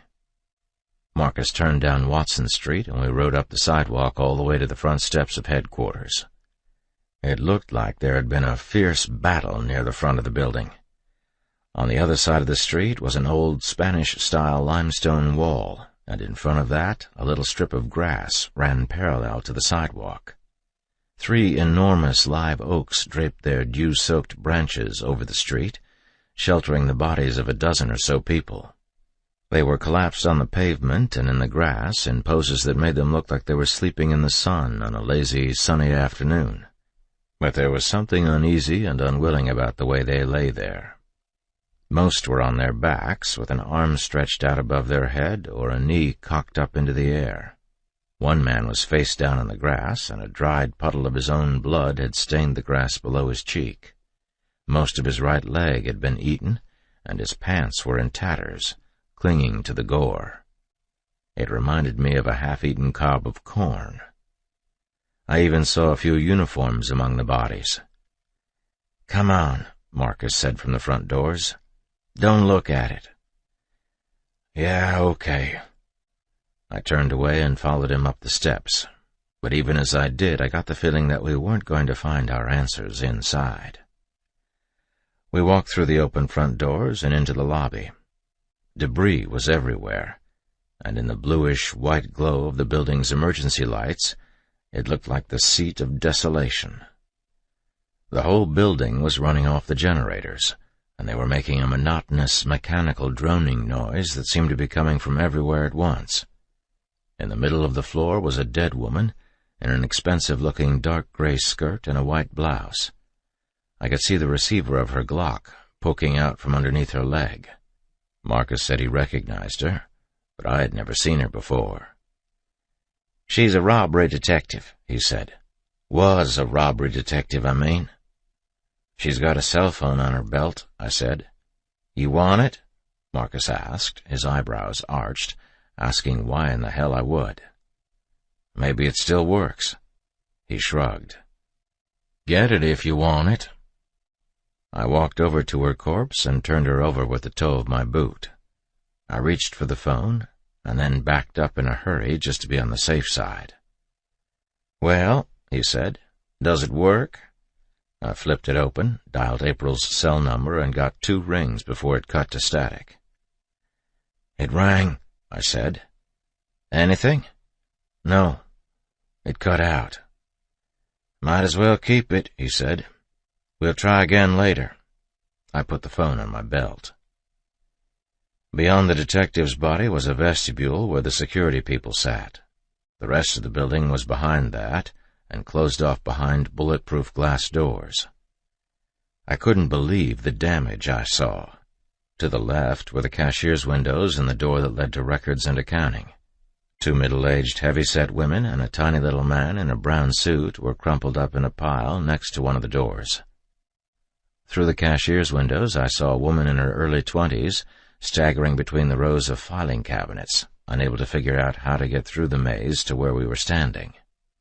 To our right was a hallway that led off to personnel, and beside that was what used to be a glass trophy case. Now all that was left of it was crunching beneath our boots. The stain of death was all around us. It seemed to hang from the walls and permeate the air like a fog. I almost didn't want to breathe, afraid that somehow I might become corrupted by it. "You done looking?" Marcus asked me. "What?" "I don't feel like wasting time standing here, okay? First place I want to check out is communications. I want to see if there's some sort of regrouping site." "Okay," I said, but I was watching the zombie in the records office. She had managed to get out of the maze of filing cabinets and was trying to climb through the glass windows. "Right," he said, but didn't sound convinced. "Eddie?" He shook my shoulder. "Eddie! Hey!" "What?" "You with me? Come on. I need you sharp." "I'm with you," I said. "I'm just tired." "Me too," he said. "Come on. Through here." We jumped over the security desk and started back. Most of the doors were controlled by electronic key cards, and neither of us had one. Only people with regular business at headquarters got those. The first floor was mainly support services and meeting rooms. What Marcus really wanted was on the 3rd floor. That was where we'd find the 911 emergency dispatch system, and it was there, according to Marcus, that we would learn whatever there was to learn about what was happening and what those in charge were doing about it. Marcus shot a zombie at the entrance to the south stairwell who used to be a sex crimes detective. Then we started up the stairs. The generators were humming, which meant the elevators were probably working too, but neither of us wanted to risk getting stuck inside of one. Our plan was to get in, learn what we could from anybody we could find, and get out. But as we stepped out of the stairwell and onto the 3rd floor, I realized we were in trouble. The whole floor was quiet. Usually, the 3rd floor of headquarters was a zoo. Even in the middle of the night, you could usually count on there being 50 or more people running around, stomping out fires of one sort or another, and generally filling the place with noise. It was never this quiet. "Come on," Marcus said. "Let's be quick about this." We headed for the communications entrance on the northeast wing of the building and stopped around the corner from the glass doors that led into the dispatcher's pit. Marcus motioned for me to loop around him and move to the other side of the doors. I got into position and then peered around the corner. "Holy crap," I said, whispering to him. Inside, there were more than 50 zombies who had once been our dispatchers. "We're not going to go in there." He nodded and then lowered his head like he was thinking what to do next. There was a sudden crash, and then the doors flew open. A slender female in blue jeans and a bloody green shirt erupted into the hallway. I had my shoulders turned away from her when she broke out, but I spun around just in time to catch her by the neck as her face came down next to mine, mouth open and teeth wet with blood. She was one of the fast movers. She fought like mad, clawing and kicking and sticking her dirty mouth in for the bite that would kill me. The force of her attack knocked me backwards and my gun slipped from my hand. I yelled out for Marcus to help, but he was already on top of her. He grabbed her by the hair and pulled her head backward, twisting and guiding her face away from me. She went sprawling into the wall, and before she could get up, he peppered her with bullets. I rolled toward my gun. Marcus stepped into the doorway and started firing. He said something to me that I couldn't understand, and the rest of it was drowned out by the sound of his gun. He fired again and again, trying to pick off the zombies before they made it through the doors, but there were just too many of them, and they swelled into the hallway like an ocean wave. It only took a few seconds before Marcus and I were separated by a widening gulf of bodies. They were so thick all I could see was a mass of moving arms, and in flashes of pistol fire, moving farther and farther away, was Marcus as he fought to hold his ground. I could still hear him shouting, but I couldn't see him anymore. The zombies were piling into the hallway, and I had nowhere left to go. They were painting me into a corner. I fired I don't know how many rounds, but it was like trying to dig a hole in the surface of the ocean. One would fall, and 3 more would step into the gap he left behind. There were just too many of them. I glanced right and saw a middle-aged woman with a flattened and bloody face standing in front of a gray metal door. The others had pushed her to the wall as they poured into the hallway. I put a hole in her forehead. She fell back against the door, but I didn't let her fall to the ground. I caught the back of her shoulders and used her as a shield against the crowd. The others reached around her body, clutching at me. The split second that I had bought using her as a shield was enough to reach the door and pull it open. I let the woman's body fall to the floor and ran through the door, only dimly aware that I was stepping into another stairwell. Behind me, the door was still wide open, and the zombies started coming through. I turned and fired until I was out of bullets. By then, there were so many bodies stacked up in the doorway that the rest of the infected were having to climb over them to get to me. I kicked at the bodies and somehow managed to get the door closed. As I shut it, the sound of the crowd died to a muffled roar, and I was left alone on the top landing of the stairwell, surrounded by blue cement walls and a gray cement floor that was covered with puddles of black blood. They were banging on the door, but they sounded miles away. Everything sounded hollow and distant, except the blood pounding in my ears. "You gotta move," I said, trying to make myself do it. I saw the door open just a crack, and that lit a fire under my ass. I went down the stairs as fast as I could go, but it was narrow, and the steps were steeper than a normal stairwell.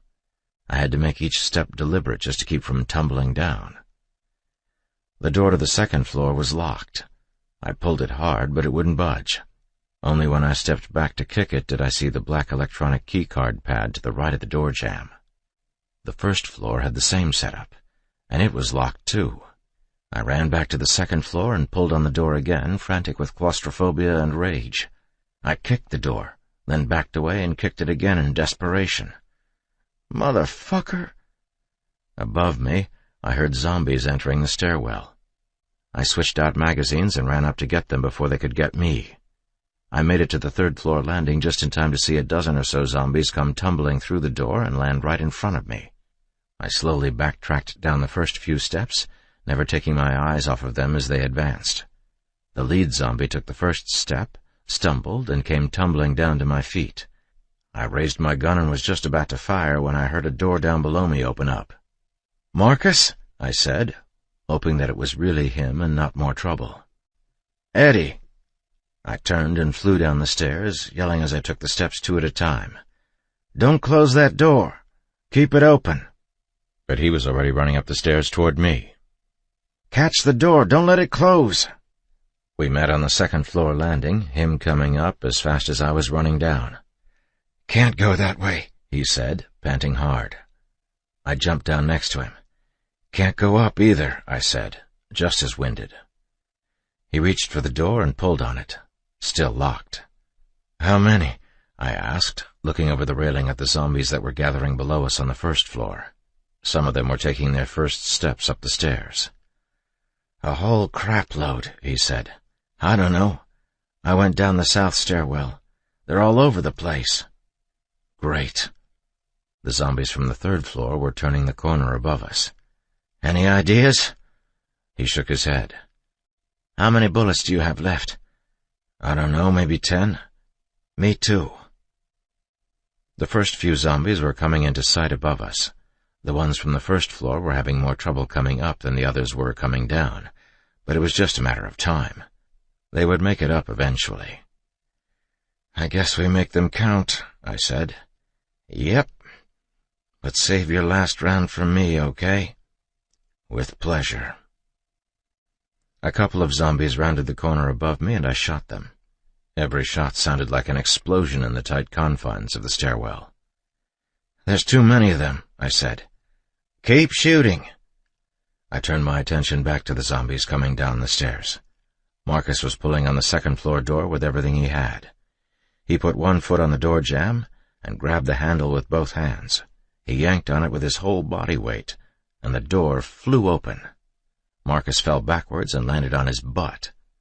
Two older male zombies in very expensive suits came through the door, and in the split second before Marcus put holes in their heads, I recognized one of them as Captain Ibsen from the Media Relations Office. Marcus stepped in front of the door and kept it from closing with his foot. "Come on," he said. "It's now or never." But he didn't have to tell me twice. I was out the door and onto the second-floor reception area before he finished his sentence. The second floor was the home of the department's interagency and media relations offices, and the 10 or so zombies I saw there were all dressed in the finest style. At least they had been. And all those expensive clothes were soaked through with blood and bile. Marcus did the shooting for both of us, clearing a path through the zombies and across to the west side of the building. "Where are we going?" I asked. "Can't take the south stairwell again. There's too many of them that way." "But where are we—" "Over here," he said, and pushed open a gray metal door on the back wall. "This way." I followed him through the door and into the night air. The sign on the door said observation deck, but that was a little optimistic for the scrap of cement and metal railing that we were standing on. It was maybe 4 feet wide and 15 feet long, with a canopy overhead that didn't even cover the whole deck. There were a few ratty chairs next to the door and about 1,000,000 cigarette butts on the cement, and the only view the observation deck provided was of the fenced-in portion of the employee parking lot and the backside of a long-since vacated bakery. "Where to now?" I asked. "I don't know," he said. "I'm making this up as I go." "That's cute." "Seriously, Marcus, where to?" "I am serious. I don't know. You got any ideas?" He tilted back one of the chairs so that it kept the door from opening, and then looked over the railing to the parking lot below. "I guess we'd jump for it." I looked over the railing and then back at him. "Are you insane? We're like 30 feet up." "Gosh, Princess, I'm sorry. Did you want to go back inside and fight zombies?" "Fuck you." "Where else do you suggest we go?" He was right, of course. There wasn't any other way out of the building. I looked over the edge again and whistled. "After you," I said. "Gee, thanks. Don't mention it." Marcus climbed over the side and lowered himself down until he was hanging from the ledge by his fingertips. Then he let go. I heard him land, and a second later he called up to me to jump down. "It's all right," he said. "It only looks like a long ways." "Asshole," I said, and then climbed over the railing just like I had seen him do. I held on for a second, then let go. I knew even before I landed that I was going to mess myself up, and sure enough, when I hit, I felt a stabbing pain go through my right ankle, up my leg, and into my back. I folded and stayed that way. "You okay?" he asked me. I looked up at him and thought of Carlos Williams. "It's my ankle," I said. "Shit." He looked around, searching the parking lot for movement. "Do you think it's broken?" "No," I said hopefully. "I don't think so."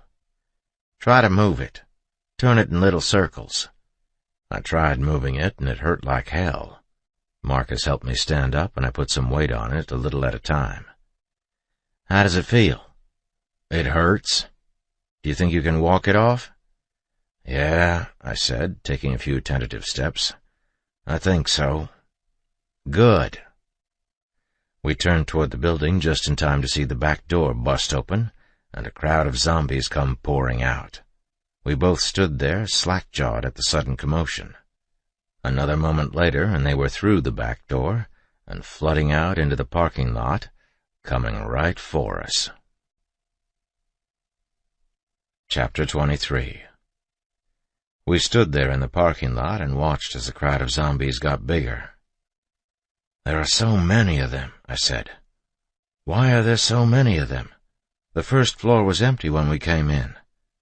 Marcus checked his magazine and then slapped it back into his gun. "I've only got 4 rounds left. We need to get out of here." "I know. How's your ankle?"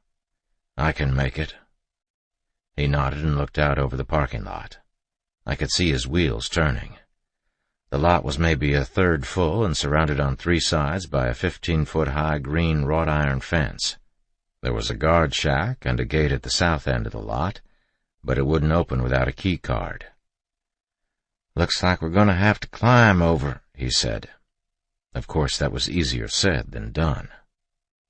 Every April, during the fiesta celebrations, some drunken idiot gets stuck at the top of the fence while trying to climb over so he can piss on a cop car, and some cop has to risk his fat ass going up there to get him down. The fence did really well keeping people out, but now it was doing just as well keeping us in. I looked around for something we could climb up on to help us get over, but there was nothing close to the fence. "Looks like that's going to be kind of hard to do, Marcus." "Again," he said. "Would you rather we go back inside and fight zombies? I don't think the zombies would mind much." "One of these days I just might take you up on that." "Just follow me," he said. We started toward the west side of the parking lot. If we could get over the fence there, it was only about 20 yards to our car. But we hadn't made it more than halfway to the fence when we heard a woman screaming to the south of us. She sounded really close. We both stopped and listened. She screamed again. She was close. Marcus took off running across the lot, and I hobbled after him as fast as I could go. The zombies coming out of headquarters were spreading out, and as I looked behind me, I saw a line of them backlit by the building's emergency lights. It was hypnotic in a way, watching them. They moved so slowly, so painfully, and yet with such a relentless need to put their hands on us that I found it hard to look away. The girl's screaming brought my attention away from the zombies. I watched Marcus disappear at the edge of the lot, and I was still maybe 30 yards away from him when I heard him fire the first shot. I got to him as fast as I could. He was standing at the fence, facing a young girl of about 16 who was on the other side. She was screaming for help and reaching between the bars to grab hold of Marcus's clothes. Behind her was the body of the man Marcus had just shot. More zombies were lumbering toward us from the bakery behind the girl. "Open the gate," she said. "Please, let me in. Please." Her face was wet with tears and sweat. When I looked into her eyes, I immediately recognized that look that said there was nothing anybody could do to reach her. She was only seeing fear. Marcus fired again, but even in the low light of the alleyway, I could tell there were more of them than we had bullets. They were thick in the darkness behind her, and there were more entering the alley farther off. She turned her hunted gaze on me. "Open the gate. Please, you've got to let me in." I opened my mouth to speak, but all that came out was a pantomime of words. "I can't." "Run," Marcus said to her. "Run, we can't open the gates." But she was so scared she couldn't take that in. The words weren't breaking through her wall. She pounded the wrought iron bars so hard they rocked inside their concrete mounts. She cried to be saved. Marcus fired again, and out of the corner of my eye I saw his slide lock back. "I'm empty," he said. "I got it," I said, and came up next to him, firing what I had left. I fired 3 times, and each time I put one of them on the ground, but all I did was make room for other hands to reach for her. We had nothing left to protect her with. "Help me. Jesus, why won't you help me?" "Run," Marcus said to her. "Come on. Run! Please! She said it over and over again until she just gave up and slid down the bars to the ground. She wasn't listening to anything anymore. Run! The girl turned her huge doe eyes up at Marcus. He knelt down next to her and showed her his gun. Do you see that? Do you? When it does that, it means I'm out of bullets. We can't open the gate. We don't have the key. If you want to live, you have to stand up and run. Run! That way! Marcus tried to grab the sides of her face through the bars. You have to run, he said, lowering his voice and speaking as calmly as he could. Run! He tried to pull her up, but she slipped out of his hands and collapsed to the ground. Run, you stupid bitch! Get your ass up and run! Right now! But the zombies closed in around her. We were less than a yard away from her, and we were powerless to do anything to help her. As I watched, the color bled out of her face and she stopped struggling. Her screams were muffled into silence. When the zombies had finished with her, some of them stood up and clutched at me through the fence with their bloody hands. "Fuck this," I heard Marcus say from behind me, but I didn't turn to look at him until I heard the roar of an engine. It was Marcus, behind the wheel of one of the gang unit cars. I saw the headlights come up, and then the back tires began to spin as Marcus backed it up. "What the hell are you doing, Marcus?" He skidded the car to a stop halfway across the lot, paused there for just a moment, and then the car lurched forward. He was barreling down on the spot where I was standing. "Marcus," I said, "you are one insane son of a bitch." I jumped to one side just before he reached me. He never hit the brakes or slowed down at all. The car blasted through the gate in a splash of sparks and broken metal. Some of the zombies at the gate were thrown clear by the impact. Others were mowed down under the car. The Crown Victoria went all the way across the alley and smashed to a stop in a crumpled mess against the wall of the bakery. Chapter 24. Marcus was stuck in the car, jammed up beneath the steering wheel and the airbag. I held the airbag off him like a drape. He turned towards me. There was a little bit of blood on his face and a musty-smelling white cloud inside the car that made me feel like I was inhaling ash. "Hey, Marcus, can you hear me?" He let out a shallow, tired sigh and opened his eyes very slowly. "Oh, man," he said, and a thin grin crossed his face. "That sucked." I smiled, too. I couldn't help it. "You're a fucking idiot, you know that? You'd think I'd have figured that out by now, wouldn't you? Can you move?" "No." "You can't? What's wrong?" "You're in the way." "You're killing me, Marcus, you know that?" "Not yet," he said, chuckling as he pushed his way out of the car. "But I'm working on it." The smile didn't last long, though. After I helped him out of the car, he looked at the scene, at the bodies, at the girl whose torso had been ripped open and mostly eaten. What was she thinking? Why didn't she run like I told her to?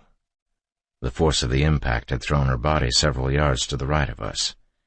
She had been wearing a pair of blue jeans and a soft baby blue camisole, but the camisole was shredded now, and the jeans soaked with her blood.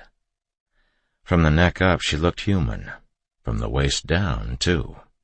The part in between looked like the floor of a butcher's shop. Even Marcus had a hard time looking at it. "I don't know," I said. "Just scared, I guess." He shook his head. "That's the stupidest thing I've ever seen anybody do. Why would anybody just lie down and die like that?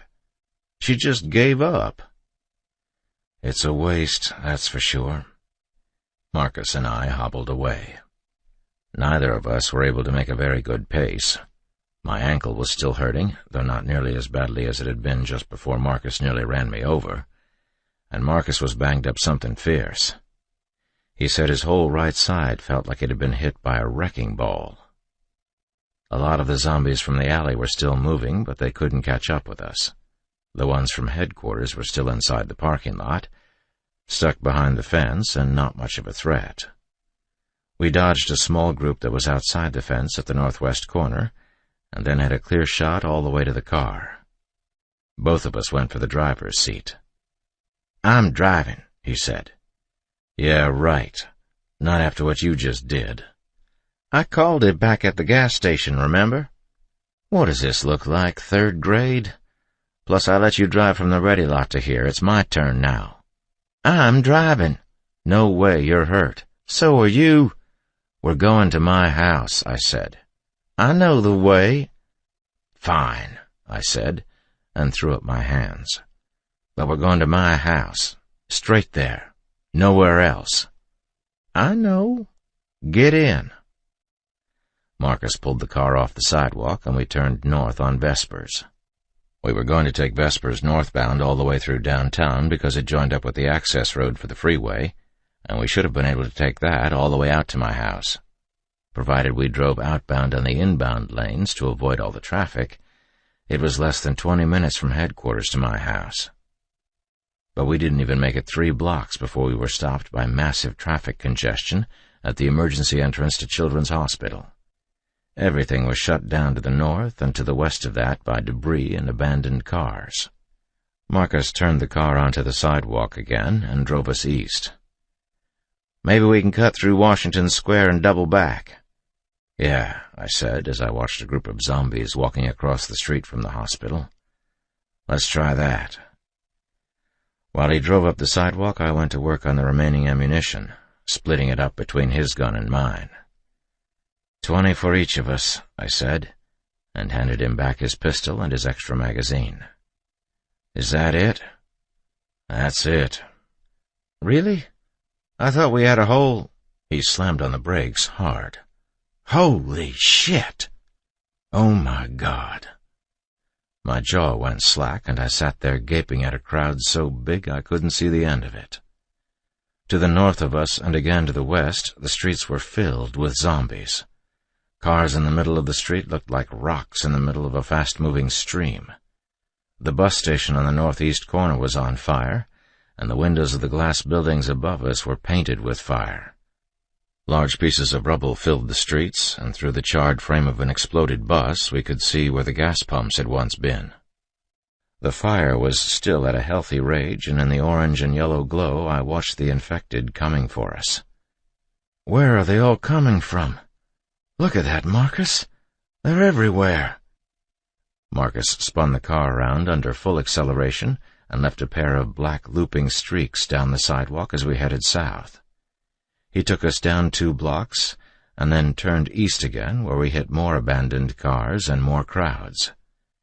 It was maddening, like trying to find our way out of a maze, only the game was rigged so that every direction was a dead end.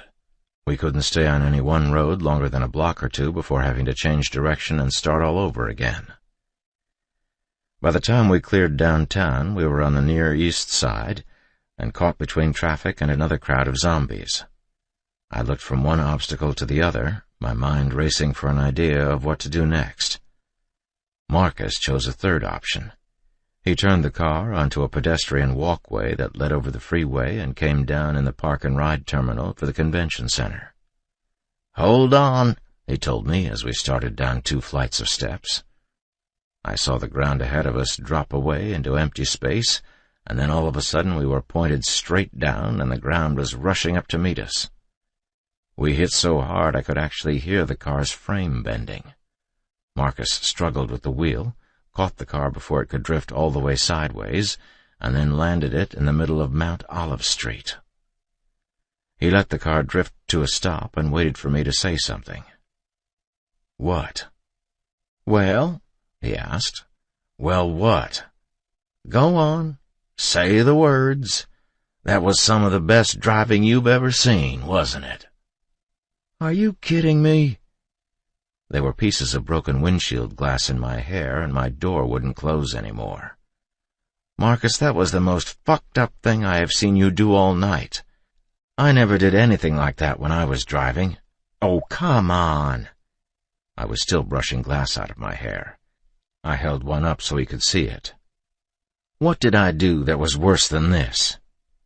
You're kidding, right? Eddie, look in the back seat.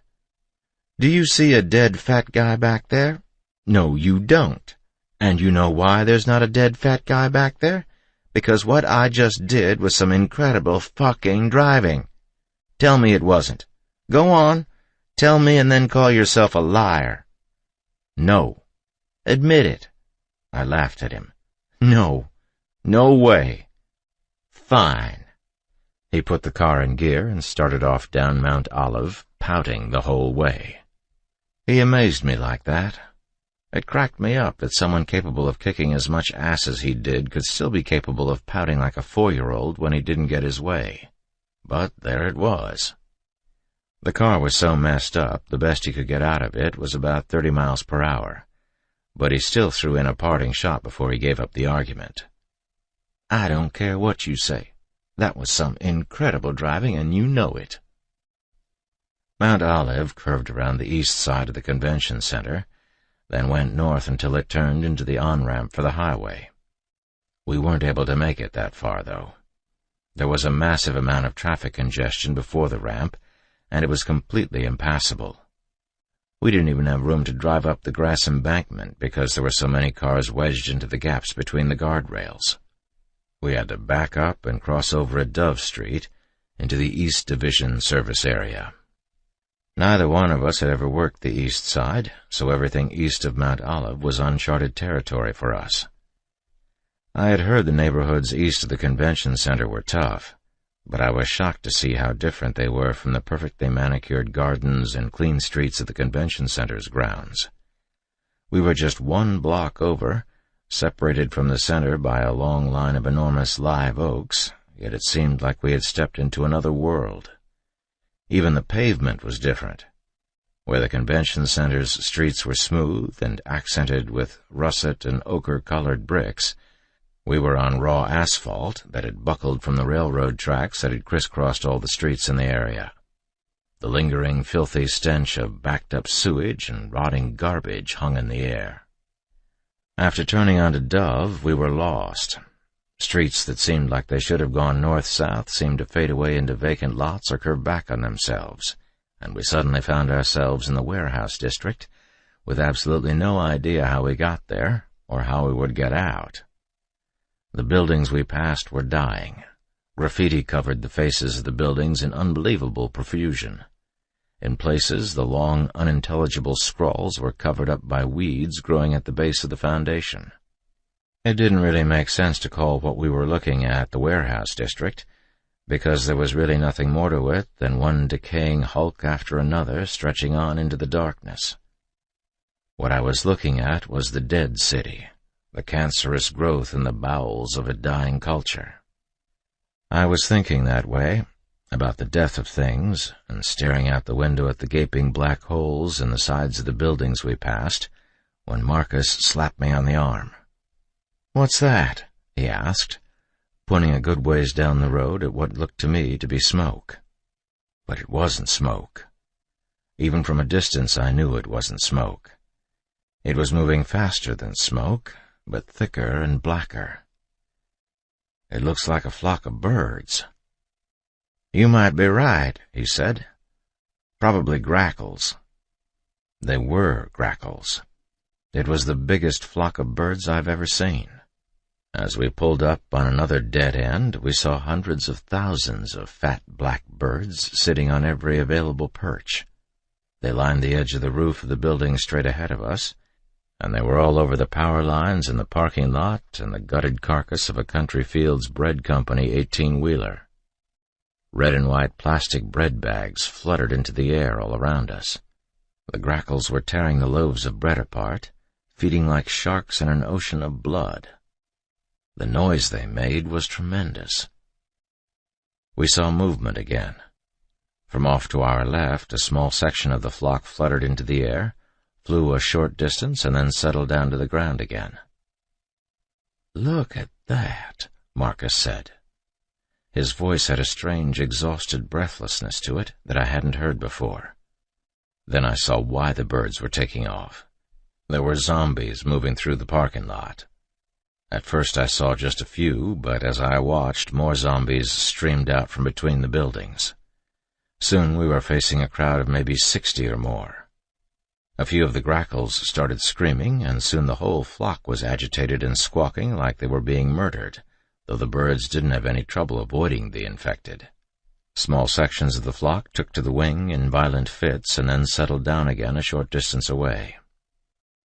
"We should go." "Yeah," said Marcus. "I think so, too." He put the car in reverse and turned his head to look behind us. He frowned and then dropped his head and cursed under his breath. "What is it?" I looked back in my rearview mirror and saw what he was looking at. There was a huge crowd of zombies behind us. "Crap! Where do they keep coming from?" "I don't know," he said. "They're everywhere." He put the car in drive again and peeled off to the left. He cut between two long white buildings and sped down a broken, puddle-filled alley. We broke out of the alley at Shiloh, and he stopped the car. Shiloh was blocked off to the west of us by a gutted fire truck. All of its hoses were laid out next to the smoldering black corner of a vacant warehouse. Either something had exploded or a section of the building had come crashing down because there was debris all over the road, and there was no way we could get around it. More crowds were gathering to the right of us. Big crowds stretched out deep into the darkness. Marcus turned the car into the crowd and punched it. I leaned back in my seat, bracing myself against the dashboard. But before I could yell at him not to do it, we were diving headfirst into the crowd. We hit the first bodies while we were still accelerating, and then everything started happening too fast. There was a hideous rush of wet thuds as bodies hit metal and glass and rolled off the hood. I saw faces, but no features. Everything was a blur, and roaring above it all was the straining engine of the Crown Victoria, fighting a losing battle as it pushed through the crowd. We started to drift to my side of the street. The car was rolling sideways by the combined weight of all the human bodies it was striking, like a boat caught in a strong cross-current. I could feel the car start to lose acceleration, almost as if it had been knocked out of gear. Marcus had it floored, but we were slowing down, and we were still caught up in the thick of the crowd. We were an island in a sea of bodies when the car gave out altogether. "Run for it," Marcus said as he opened his door and took off toward a 3-story gray and white building to his left. But I couldn't get out. Already there were dozens of zombies pushing up against my side of the car, and it was all I could do to hold the door closed. If there hadn't been so many of them pressing against the ones closest to me, they would have been able to rip the door out of my hands. Frantically, I climbed over the computer between the two bucket seats and squeezed out of the driver's side door. Even as I was climbing out of the car, more bodies were pressing down on me. I felt a hand clutching at my shoulder and my neck, and then they were all over me. I started swinging my fists at everything. As they swarmed around me, I felt their weight pushing me back into the car. I put one arm across the top of the door and the other on the broken windshield. Before they could come down on top of me, I jumped straight up and got on top of the car. From the roof, I could see Marcus fighting his own way toward the building. I also saw a way to get to him. I pulled my gun and shot at 4 zombies standing in front of the car, and then jumped to the ground and ran after Marcus, dodging zombies as I ate up the distance between us. He was fighting them back from the doorway, yelling at me to hurry it up. I saw him break a man's neck and then throw himself into a thick wooden door, ramming it with his shoulder. I came up right behind him and never slowed down. We hit the door at the same time and sent it flying off its hinges. We both crashed to the ground on the other side in a wave of dust and shattered wood. I popped up and turned my gun back on the doorway. Zombies were already coming through. Marcus was running toward a large staircase off to the right. I fired at the first zombie through the door and was about to fire again when I heard Marcus shout, "Come on! Up here!" I ran after him. He went up the staircase and around a corner at the top of the stairs with me on his heels the whole way. There we slipped into a deserted office and I slammed the door behind us. "Help me move this," he said, pushing a cabinet in front of the door. Together we pushed it flush to the door, and then listened. We could hear heavy, plodding steps making their way up the stairs. Chapter 25. I turned away from the door and the sound of the infected beyond it, breathing hard and shivering against the cold. The building we had taken shelter in had started to rot after years of neglect. There were holes in the wall and most of the windows were broken out. A harsh, cold breeze bit through its dark cavities. It was like being in a cave. I instinctively reached down to my gun belt for my flashlight, but it was long gone. We were stuck in the viewless dark. Gradually, my eyes became accustomed to it, and bulking shapes around us turned into the less obscure outlines of very old and very musty office furniture. The ravages of neglect were everywhere, and the place stank of wet, rotten wood. A wet, gritty sort of sawdust covered everything. Marcus wiped some of it from his hands and asked, "Where's the shotgun?" "Oh, crap. I think it's still in the car," I said. "Why is it in the car?" His sense of humor never failed him. "I don't know. I guess we forgot it." "We? You were supposed to get it." "Me? Why me?" "You were riding shotgun. That's what that phrase means. You ride shotgun, you're the one who's supposed to hold on to the shotgun." "You don't really want to argue about this, do you? Because you know I'm not the one who just took off running and left his partner's ass hanging out in the wind. I'm real sorry if I forgot it, but I was kind of busy. You know, with those zombies trying to eat me and all." "You don't do sarcasm very well at all." "Was I being sarcastic? Because I didn't mean to be. I was being dead fucking serious. What the hell is wrong with you? You just left me out there." "You're a big boy," he said. "You didn't need my help. You may not be able to shoot worth a damn, but you can fight when you need to. I've seen you do it. And I wouldn't let you watch my back if I didn't know you were up for doing it again. It would have been nice if you'd have remembered the shotgun, though." Something crashed against the door. Both of us jumped back, ready for those things to come busting into the room. The door shook, but it held. That first loud crash gave way to a slow, steady beating against the door, and even in the faint light I could see little streams of white dust sparkling down from the seams of the door. At first it sounded like there was just one or maybe two of them on the other side, but gradually the noise grew louder and less rhythmic. Soon there were dozens of hands beating against the door, and the door was moving, creaking back and forth in the hinges. "I guess we argue about it another time," Marcus said. "Where do they keep coming from?" "I don't know, but we should probably get going." "I mean it, Marcus. Where do they keep coming from? First the street's deserted, and then the next thing you know the whole damn place is covered in them. They don't move that fast. How does this keep happening? What are we doing to attract them?" "What do I look like?" he said. "Do I look like I have the first fucking idea about what is going on?" "It's weird." "No shit. Tell me it didn't take you all night long to figure that out." "No," I said. "Okay then. We can't stay here." "Where to?" "Anywhere but here." He walked to the back of the room and disappeared around a corner. "Come on," he said. "There's a hallway back here. Let's see where it goes." For Marcus, there was no stopping and questioning what he was doing or what he was about to step into. He was tough, and he knew it.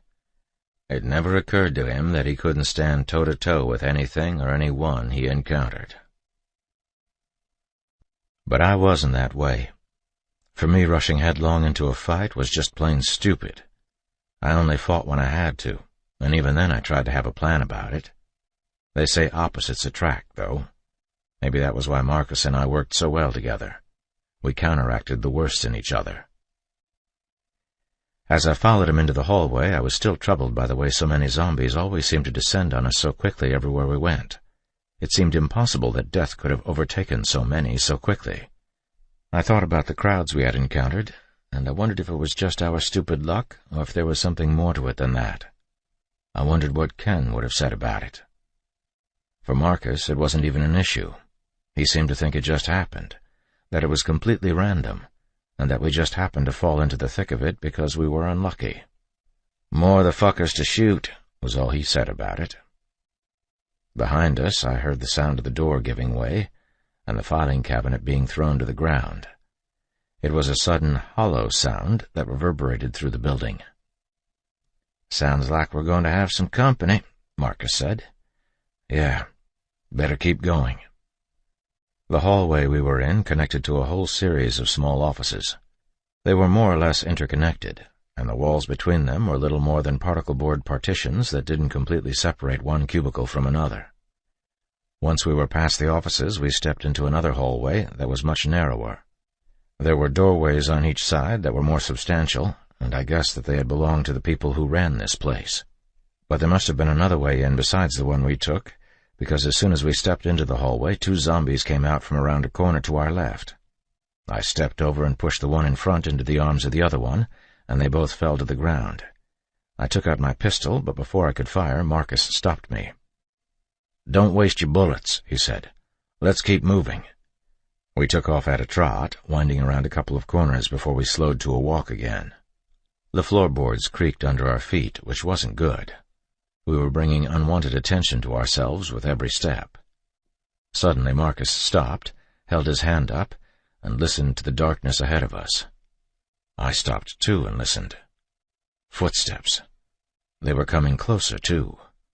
Marcus looked back at me, and I nodded back. "Can you tell how many?" I asked him. He shook his head. "More than one," he said.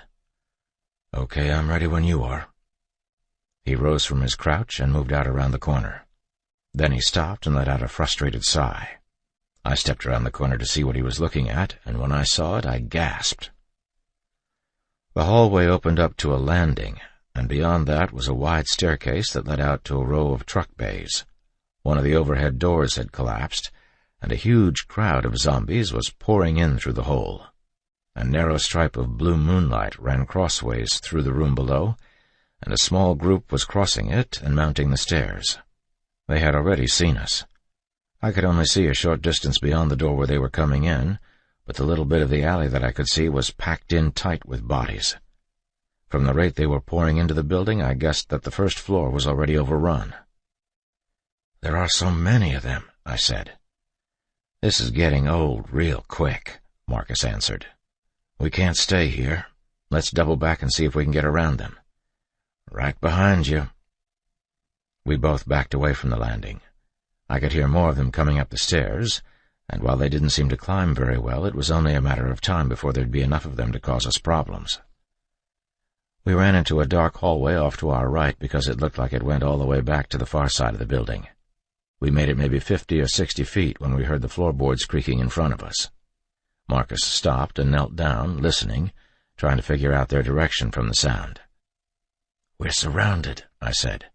"Start trying doors," Marcus suggested, his voice a barely audible whisper in the darkness. When I found a door, I told Marcus to stop so I could check it. I found the knob, cold and gritty with dust, and tried it. It was frail, but the lock held. "See if you can force it," Marcus whispered. I tried putting pressure on it, and the door felt loose on its hinges, but it wouldn't open. "It'll make too much noise," I whispered back. "Okay," he said. "Keep moving. Maybe one of these doors will—" I couldn't see what made him stop talking, but I felt him move violently away from the wall, and I heard him struggling with one of those things. "Get that door open," he said, and even as he said it, he ran at me and pushed me forward against the door. I lost my balance. Marcus didn't wait for me, though. He hit the door with his shoulder, knocking it down. Both of us went sprawling through the doorway and landed on a pile of broken wooden slats. There was just enough light to see the shape of the room. The whole left side wall had been knocked out and gave us a view of the first floor. The smallest hint of moonlight made it through the windows along the west wall of the warehouse, but it was enough for us to see that the first floor was a seething mass of zombies. Straight ahead of us, the wall only went part of the way up to the ceiling. The top half was broken away, exposing a wide, flat crawl space that stretched all the way across to the other side of the building. "Through there," Marcus said, pointing at the crawlspace. The crawlspace had just enough room for us to go through on our hands and knees, and it looked pretty unstable. But even as I stood there thinking about it, Marcus was shooting at zombies in the hallway. "Go," he said. "Hurry it up." He fired again, and that got me moving. I climbed into the crawlspace and started moving across the boards. The floor was uneven, and it felt weak. I could feel it give a little as I put all my weight on it. Raised wooden slats crisscrossed the floor and made going forward difficult. Each time I came to one, I had to steady myself on it and swing my legs over one at a time so that I could put my weight down slowly on the other side. "Here they come," Marcus said, and when I turned to look back at him, I saw zombies climbing into the crawlspace. "Be careful," I said. "The floor feels weak here." I was just over halfway across when I heard Marcus fire a shot. The hollow space made it sound like an explosion. I turned back and saw him on his back, firing his gun through his knees. "Marcus!" He rolled his head over so he could face me. "What?" "Cut it out. Just get across. There are only 3 of them. We get them and we don't have to rush. Don't be an idiot. Just come on." I couldn't see his face clearly, but I know what kind of look he was giving me. He rolled over onto his stomach and propped himself up, and then we both heard the floor crack. "Marcus," I said, but before I could say anything else, there was a loud popping noise, like an ice skin cracking. I felt the floor move. I saw him look down at the floor beneath him, and then the whole thing gave way. He disappeared through the floor in a rush of snapping wood and flailing arms. "Marcus," I said, and rushed towards the spot where he had just been. There was a gaping hole in the floor, and I crawled right up to the edge and looked down. Marcus had landed on his back on top of a huge mound of rotten wood, and all around him was a narrowing ring of zombies moving in to claim him. "Marcus!" Even as I yelled it, I was firing down onto the heads of the zombies nearest him. "Get up," I said. "Move, damn it! Move!" And I fired and fired and fired until the slide locked back. But Marcus never moved. I saw him roll his head to one side and try to sit up, but in a moment they were on him. He kicked at them and tried to push them away, but they weighed down on top of him and tore into his body with their hands and teeth. "Get out of here," he said to me, his voice breaking with the pain. "Go! Get out of here! Don't waste your bullets!" I screamed for him to move, but it was wasted breath. All I could do was watch as he died in that gurgling, violent mass of bodies. A little stream of white dust sifted down from my fingertips onto the scene like the barest hint of snow. I closed my eyes. The floor creaked again, and my eyes shot open. The zombies Marcus had shot at were still crawling towards me. I pointed my gun at them and pulled the trigger. Nothing happened. The slide was still locked back, and the chamber was empty. The trigger wouldn't fall. I screamed at them to stop, but of course they wouldn't. And then I heard the floor pop again. There was another pop and another, and the floor shifted under me. It took my breath away. "Oh shit, oh shit, oh shit!" I looked up at the zombies in pure, unadulterated panic, like I expected to see some sort of echo of my own fear in theirs. But they were oblivious. They kept coming. "No," I said, pleading with them. "Stop! Stop!" But there was no use saying anything at all. It was like talking to a wall. They crawled on, and nothing would have turned them back. They didn't notice the floor beneath them. I was the only thing they saw. I inched my way backward on my elbows, crawling away on my belly at first, and then on my hands and knees as I got farther away from the hole. Every time the floor popped and cracked, I felt another wave of panic wash over me. There was a wooden slat on either side of me, and I held on to them, using them to pull myself along. Putting one hand over the next kept me focused on movement, and helped me think about not falling through the floor. And then I did fall through. The wood beneath me didn't even pop. It was there, and then it wasn't. The next thing I knew, my feet were dangling in the air, swinging back and forth, kicking for a foothold that wasn't there. I grabbed the beams on either side of me and squeezed my fingernails deep into the rotten wood. My grip was so tight that a sharp pain shot through my knuckles and into my wrists and arms. but I would not let go. I held on with all I had, willing myself to pull up. I heaved myself up, but couldn't get over the beams. I couldn't move. All I could do was turn my head part of the way around, just enough to see 2 of the zombies crawling towards me. I yelled at them to stop, but of course they didn't. They kept coming, and all I could do was shout. The floor lurched backwards. I felt it move and caught myself with a start. I heard the floor pop behind me, and when I turned my head, I saw one of the zombies fall through the floor. I couldn't see the others.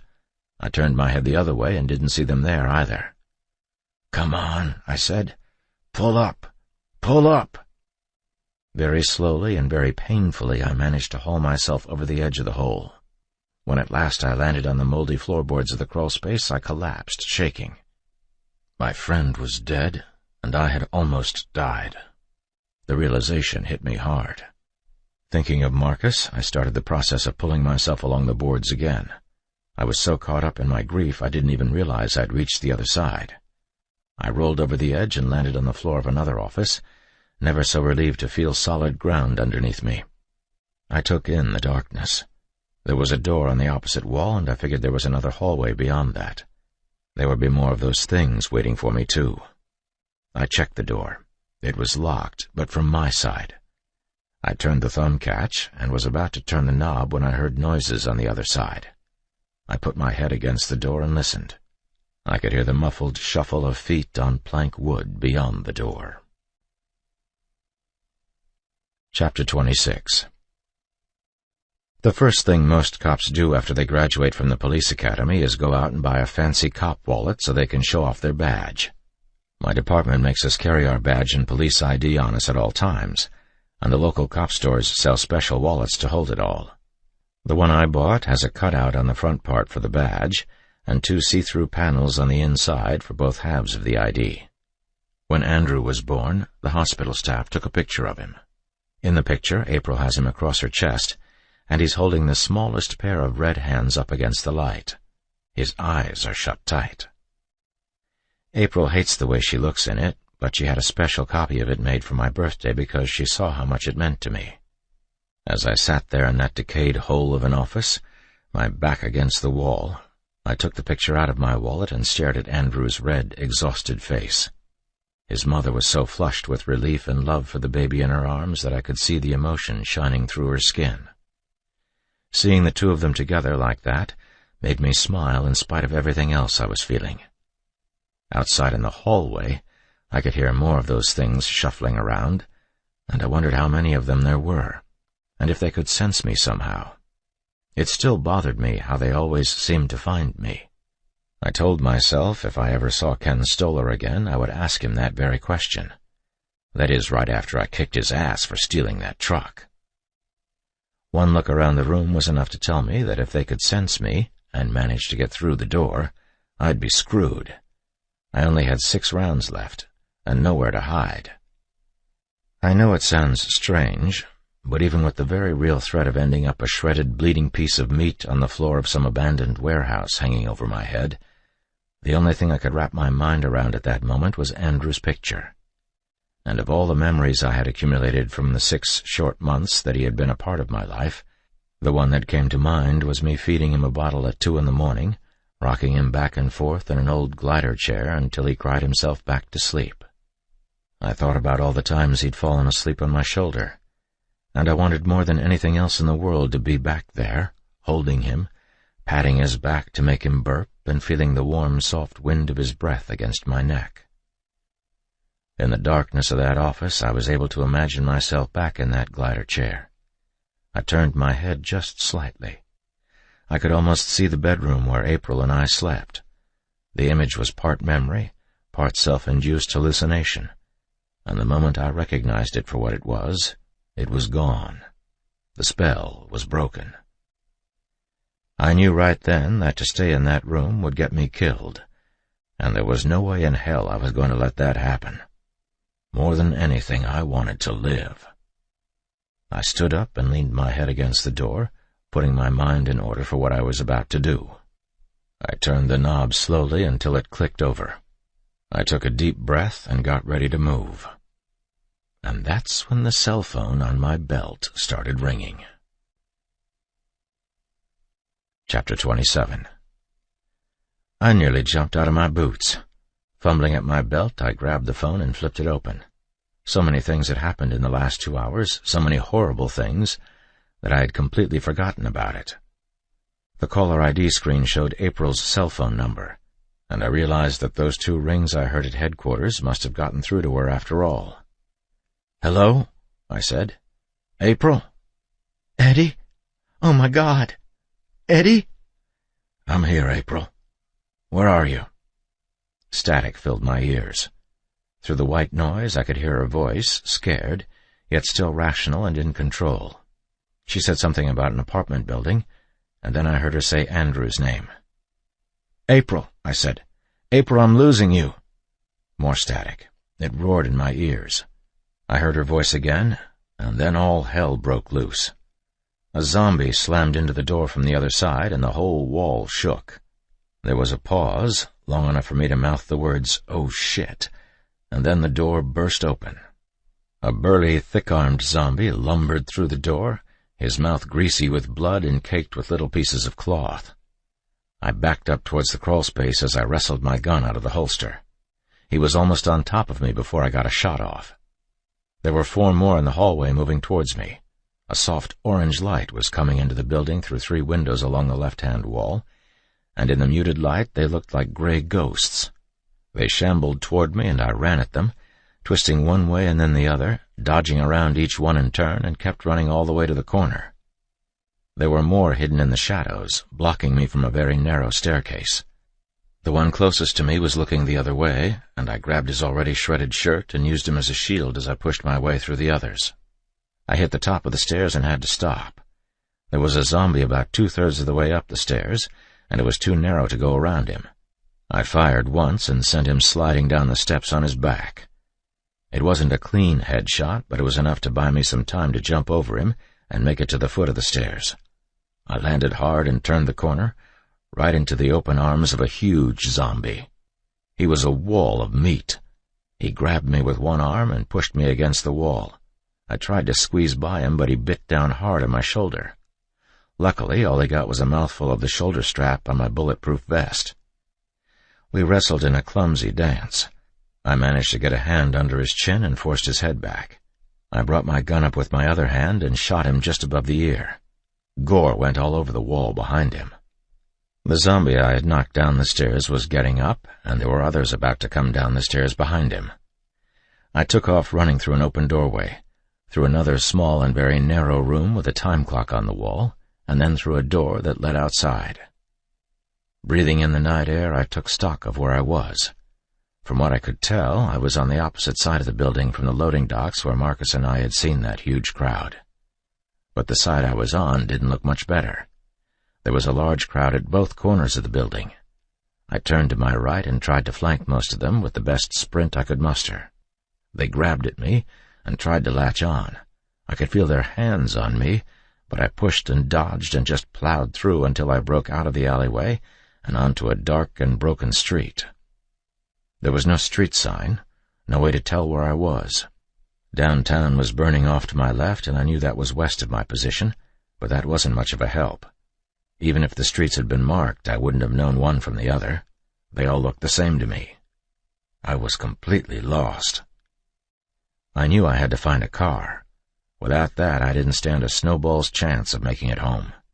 Halfway down the street, I could see 2 zombies coming out of the shattered front doors of a convenience store. As I watched them cross the parking lot, my breath formed thick clouds in front of me.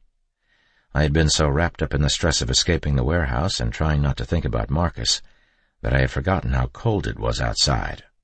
The 2 zombies were walking toward me, but they were still too far away for me to tell if they had seen me or not. Another group of about 7 or so was milling around in front of a small 2-story white brick building about 50 yards away. South of me, there were several large Section 8 apartment buildings, and while I couldn't see any movement around them, I knew there would be more zombies there. North, south, and west were all closed to me. Once again I was forced to go east, so I gathered myself up and started off at a trot. There were zombies moving through the darkness on the other side of the empty lot, not far from where I was. I saw a man against the white doors of a half-burned refrigerator, and then I saw more zombies coming out of the rubble near him. With each passing moment, their numbers grew, like ants coming up from a hive, until there were knots of them so thick in places they spanned the whole street. I didn't even bother to pull my gun. There were so many of them it would have been futile to waste the ammunition. I looked for a way out and found it around the corner of a wrecked apartment building on the other side of the empty lot. There were gaping holes in the walls, and when a small group of zombies moved towards me, they made a gap so that I could see all the way through the building. Beyond them it looked clear. I ran for the opening and came out on a wet, unlined street. There was a drainage ditch at the end of the block, and I ran there. I ended up in the bushes at the base of the slope, knee-deep in filthy brown water, with ropey vines laced with thorns biting into my face and arms. But I didn't stop moving. I made the other side and scrambled up it on my hands and knees. I was covered in mud when I came over the side, and as soon as I stopped moving, the cold returned with a bite. A huge field of wet grass stretched out in front of me.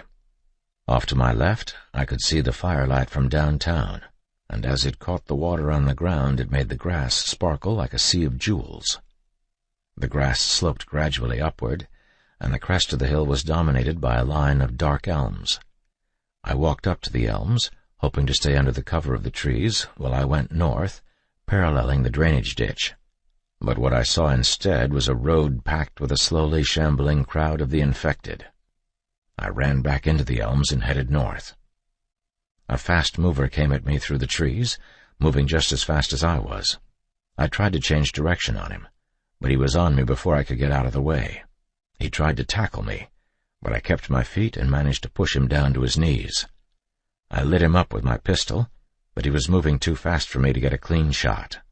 My first shot hit him in the chin. My second and third shots grazed his cheek and ear. I used my last 2 bullets to put him down for good. Then I ran through the trees until I hit pavement again. It was a small, unlined road, and on the other side of that was a small white church, dark at the windows and square as a country barn. The zombies came out of the woods on both sides of it, and there were even more behind me. There weren't any more fast movers, but there were a lot of the slow ones. I was completely surrounded. I was freezing, too, wet all the way up to my waist. I looked for a hole to run through, but there wasn't one. I was trapped. I holstered my weapon and pulled out my baton. Slowly, deliberately, I searched the crowd for my first target. "I love you, April," I whispered, and said a little prayer that it wasn't going to be my goodbye to her. "I love you, Andrew." A zombie in a black shirt and ball cap closed on me. His teeth were slick with blood, poking through flaps of shredded skin where his lips had once been. I drew the baton back, and I was timing the stroke when the shot rang out. The zombie slumped to the ground without a sound. There was a bullet hole in the side of his head that looked like a black flower. I turned, stunned, toward the shot. 4 black men with rifles were standing on the front steps of the church. One of them waved at me to hurry up, while the others sent a volley of bullets buzzing in the air around me. Chapter 28. I ran for the porch, bullets whistling past my head. The men on the porch were knocking down zombies all around me, giving me a clear shot right up to the door. I hit the steps at a full sprint, and the man who was waving at me caught me and pulled me over to the door. "I got him, Simon," he yelled to one of the other men. "Let's go." A big guy in his early 20s was down on one knee at the leading edge of the porch, firing through the rails. He glanced back over his shoulder and gave me a hard look. "There's too many of them out here to leave around," he said to the one who had grabbed me. "I ain't staying out here," my guy said. "We got him, now let's go." "Get going if you're going," the one named Simon said, and then he pointed at me with his chin. "Give the cop your gun if you're going." The first man hesitated. "Get going," Simon barked at him. "Hey, cop, you know how to shoot one of those things?" "Yeah," I said, and took the rifle from the first man. "I got it. How much ammo you got?" A whole damn church full, Simon said. The first man hesitated, but I pushed him back gently towards the door and told him it was okay. "Are there more of you inside?" I asked. He nodded. "Go inside." He slipped inside the church without a word. There was a green metal ammunition box on the porch behind where he had been standing, filled to the top with loaded magazines for the rifles. I looked at the rifle in my hands and read Remington on the barrel. There was no shoulder harness and no scope, and the action still had clumps of packing grease at the corners. I ejected the magazine, checked it, then stuffed it back in. The others started firing. "Come on, damn it," Simon said to me. "Fucking help us out here." I looked across the yard at the zombies closing in on us. The parking lot went right up to the front walk and then continued on around to the right side of the building. A white rail fence separated the parking lot from the road, and about 100 feet or so beyond that was the line of black elms I had just run through. The zombies were coming in from all sides now. "How many of them are there?" Simon asked me, his voice just a notch or two away from an animal's growl. "A couple hundred at least," I said, taking a post to his left. "A lot more than this." An older man standing off to Simon's right threw some magazines at my feet, and then went back to firing. The three of them were unorganized. They shot at whatever crossed their path without thinking about maximizing their coverage, and a few of the zombies got in too close. I walked down the length of the porch railing, firing at the ones who got through. I put 4 down in short order, and then made my way back to the center where the 3 of them were firing. I grabbed one of the men and pointed him toward the parking lot. "Focus on those over there," I said. Then I grabbed the other guy and told him to get the ones coming from around back on the left side. Simon and I focused on the ones coming out of the elms. Marcus once told me that I couldn't shoot my way out of a wet paper bag. He meant with a pistol. With a rifle, I was a completely different kind of shooter. I learned to shoot a rifle when I was a kid, deer hunting with Dad up in Minnesota, and it always felt like a perfect fit in my hands. Once I had the stock seated against my shoulder, it was a massacre. I went through magazines in a hurry. The infected were falling all over the parking lot, and soon it was thick with their corpses. I even started knocking them down on the other side of the fence, while they were still out in the street. The acrid smell of gun smoke filled up the porch, but I still kept on firing. I was hitting targets on both sides of the porch, and didn't stop until the box of magazines was almost empty. I didn't even notice the others had stopped shooting. When I finally stopped shooting, the yard and the street and the parking lot were stacked deep with bodies. A few zombies were still on their feet and moving slowly toward us, but the crowd had thinned down considerably. "Get her," Simon said to the man at my left, pointing at a young girl of maybe 13 who was dragging her useless left leg toward the porch. Simon loaded up another magazine and shot the last 4 zombies still walking the yard. "Anybody got movement?" he asked, scanning the yard over the sights of his rifle. "They's done on this side," said the man watching the parking lot. "Over here, too," said the other man. "Good." He swept a pile of brass off the porch with his toe. "You shoot real good," he said to me, but it wasn't exactly a compliment the way he said it. More like an accusation. I could sense his hostility. The way he stared at me was more than just posturing. There was real hatred there. Not the kind of hatred one man has for another, but the kind of hatred men feel for symbols, for forces that control their lives and keep them down. I watched his eyes, very much aware of the guns we all held and the unspoken something filling up the air around us. I knew what he was doing. It was a gangbanger's game, to see if I would flinch. On the street, it's a way of establishing dominance. Once somebody makes eye contact, they hold it and won't look away. If you're a cop and you look away first, you're in trouble, because they know they own you.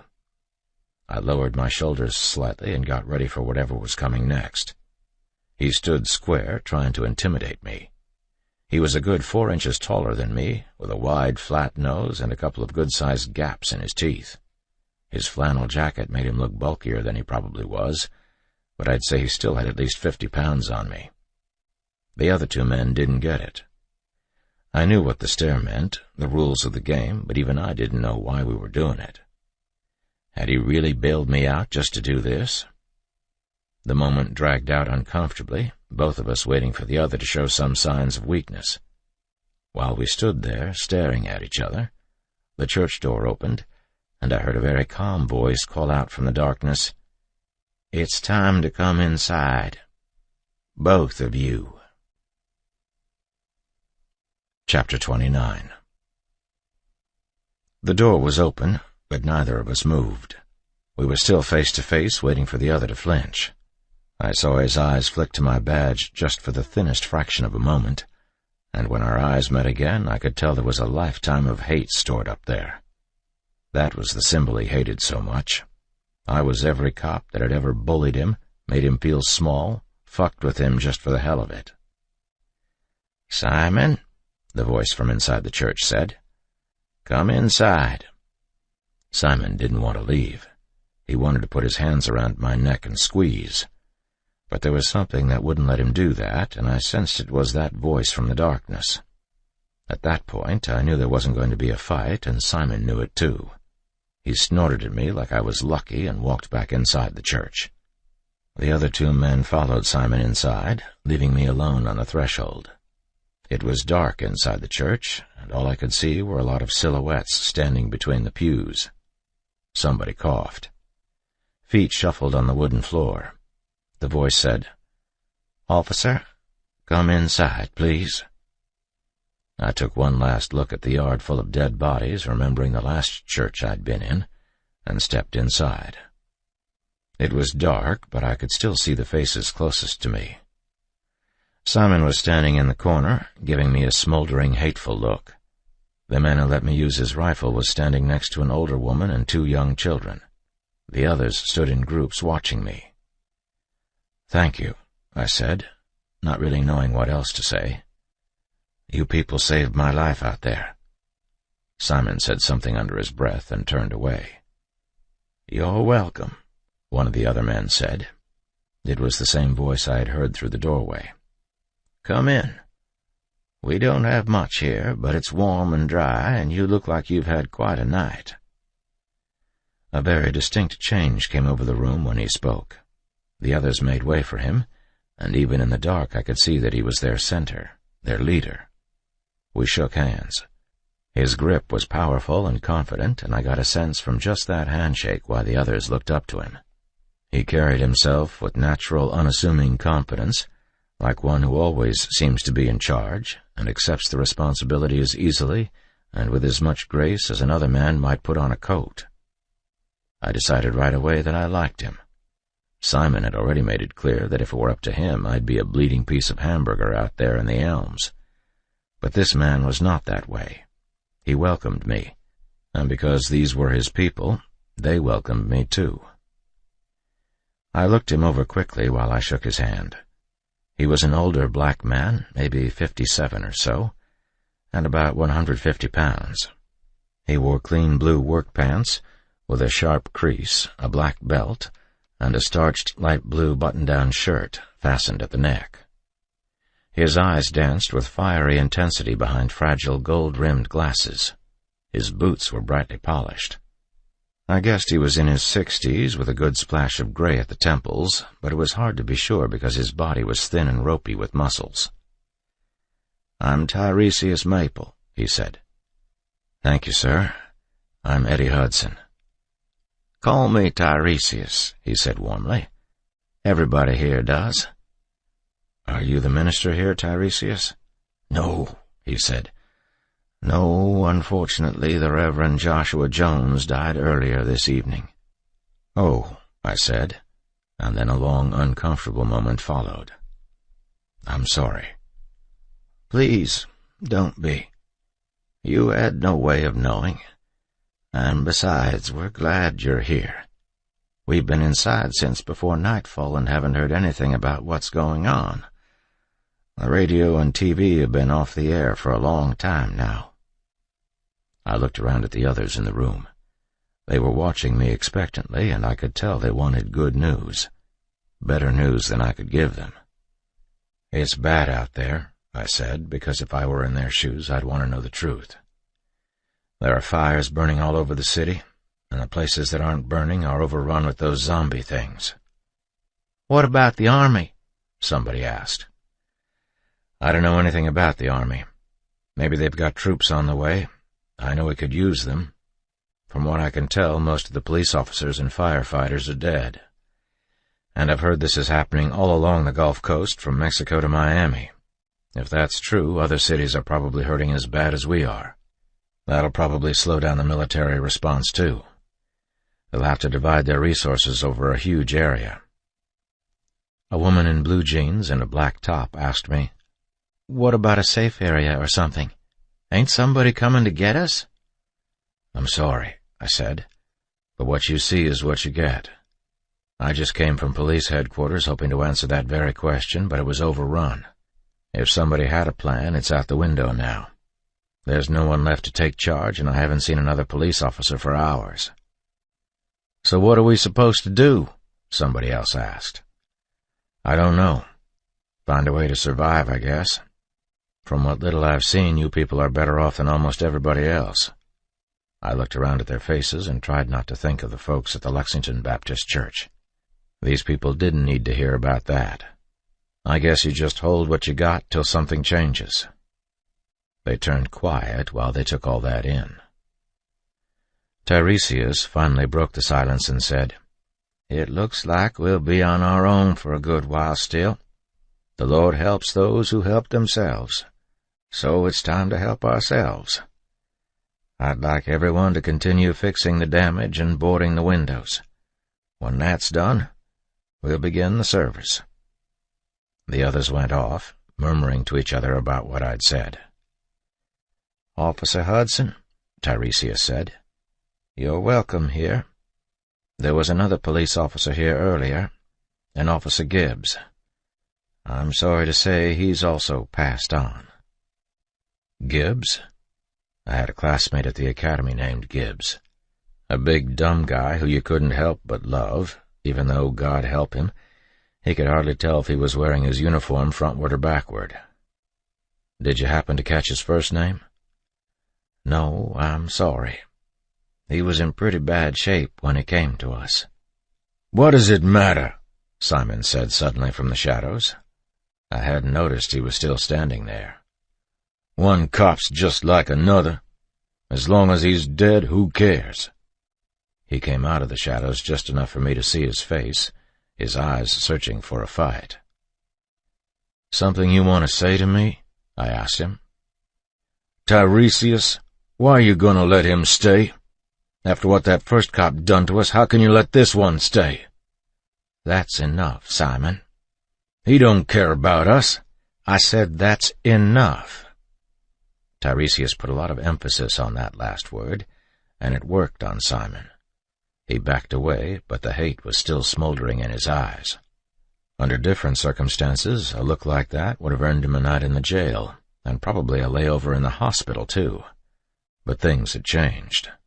Tiresias told Simon to go and light the candles for the service. "From now on," he said, "we worship in the light." Simon slipped away without saying anything else, leaving me with Tiresias.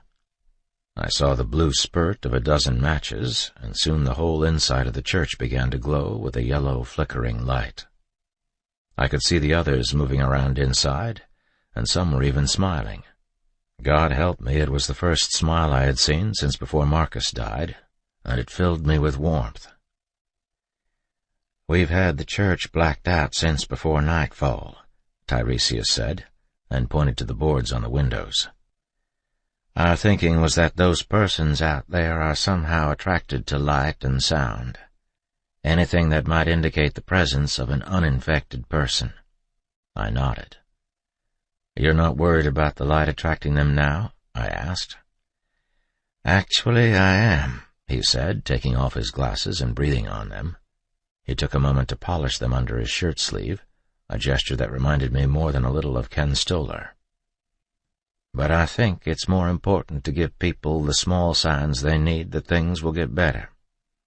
These people have been through a lot, and they need something more than just huddling together in the dark."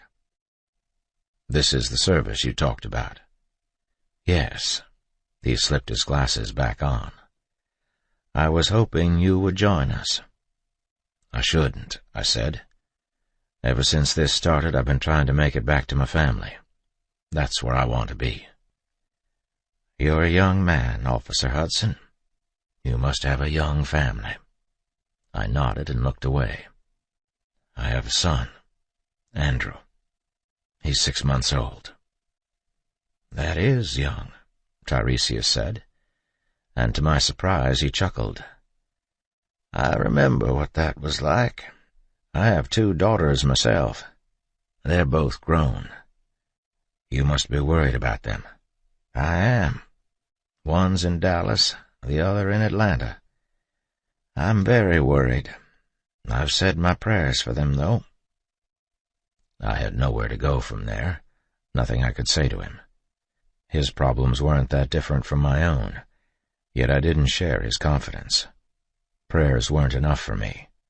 I needed to hold my child to put my mind at ease. You're welcome to stay, he said at last. Thank you, I said uncomfortably. He took a moment to glance around the church.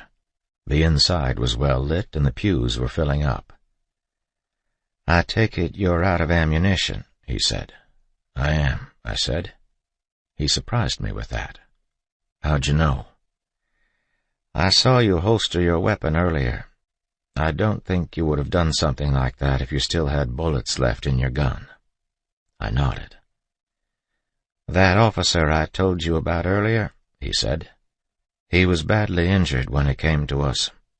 He was only able to fire a few shots before those people out there attacked him. His body is upstairs. Perhaps you'll stay for the service. Afterwards, you can take whatever ammunition you can find, and then you can go to your family. I didn't want to, but I realized it would be stupid to say no. He and his people had been good enough to take me in when I needed it most, and now they were giving me ammunition, too. Excellent, Tiresias said. I'll start in just a moment. You? I thought you said you weren't the minister here. I'm not, he said. I'm a bricklayer. Been doing it for more than 50 years. But I've been coming to this church for longer than that, and the folks here asked me to lead them in prayer after the Reverend Jones died. I had planned on waiting till morning to do that, but after what's happened, I think now is as good a time as any. We shook hands again, and I took a spot next to a pillar behind the last pew. My plan was to leave as soon as I could slip out and try not to be noticed. I figured the fewer questions they asked me, the easier it would be. The place was alive with moving light. It made the place seem warmer, friendlier. People around me chatted with each other and exchanged greetings, and it was almost surreal enough for me to think I had dreamed everything up to that point. Almost. The people milled around like Sunday morning until they saw Tiresias mount the pulpit. Everyone took their seats. That's when I slipped away. I stepped back into the shadows and made for the upstairs room near the front door, where Tiresias said I would find Gibbs's body. I half expected every step to carry me over the edge of a cliff. It was like there was a big coiled snake moving slowly through my gut. I wanted to sit down and rest, to let the sick feeling inside me pass, but I knew I couldn't.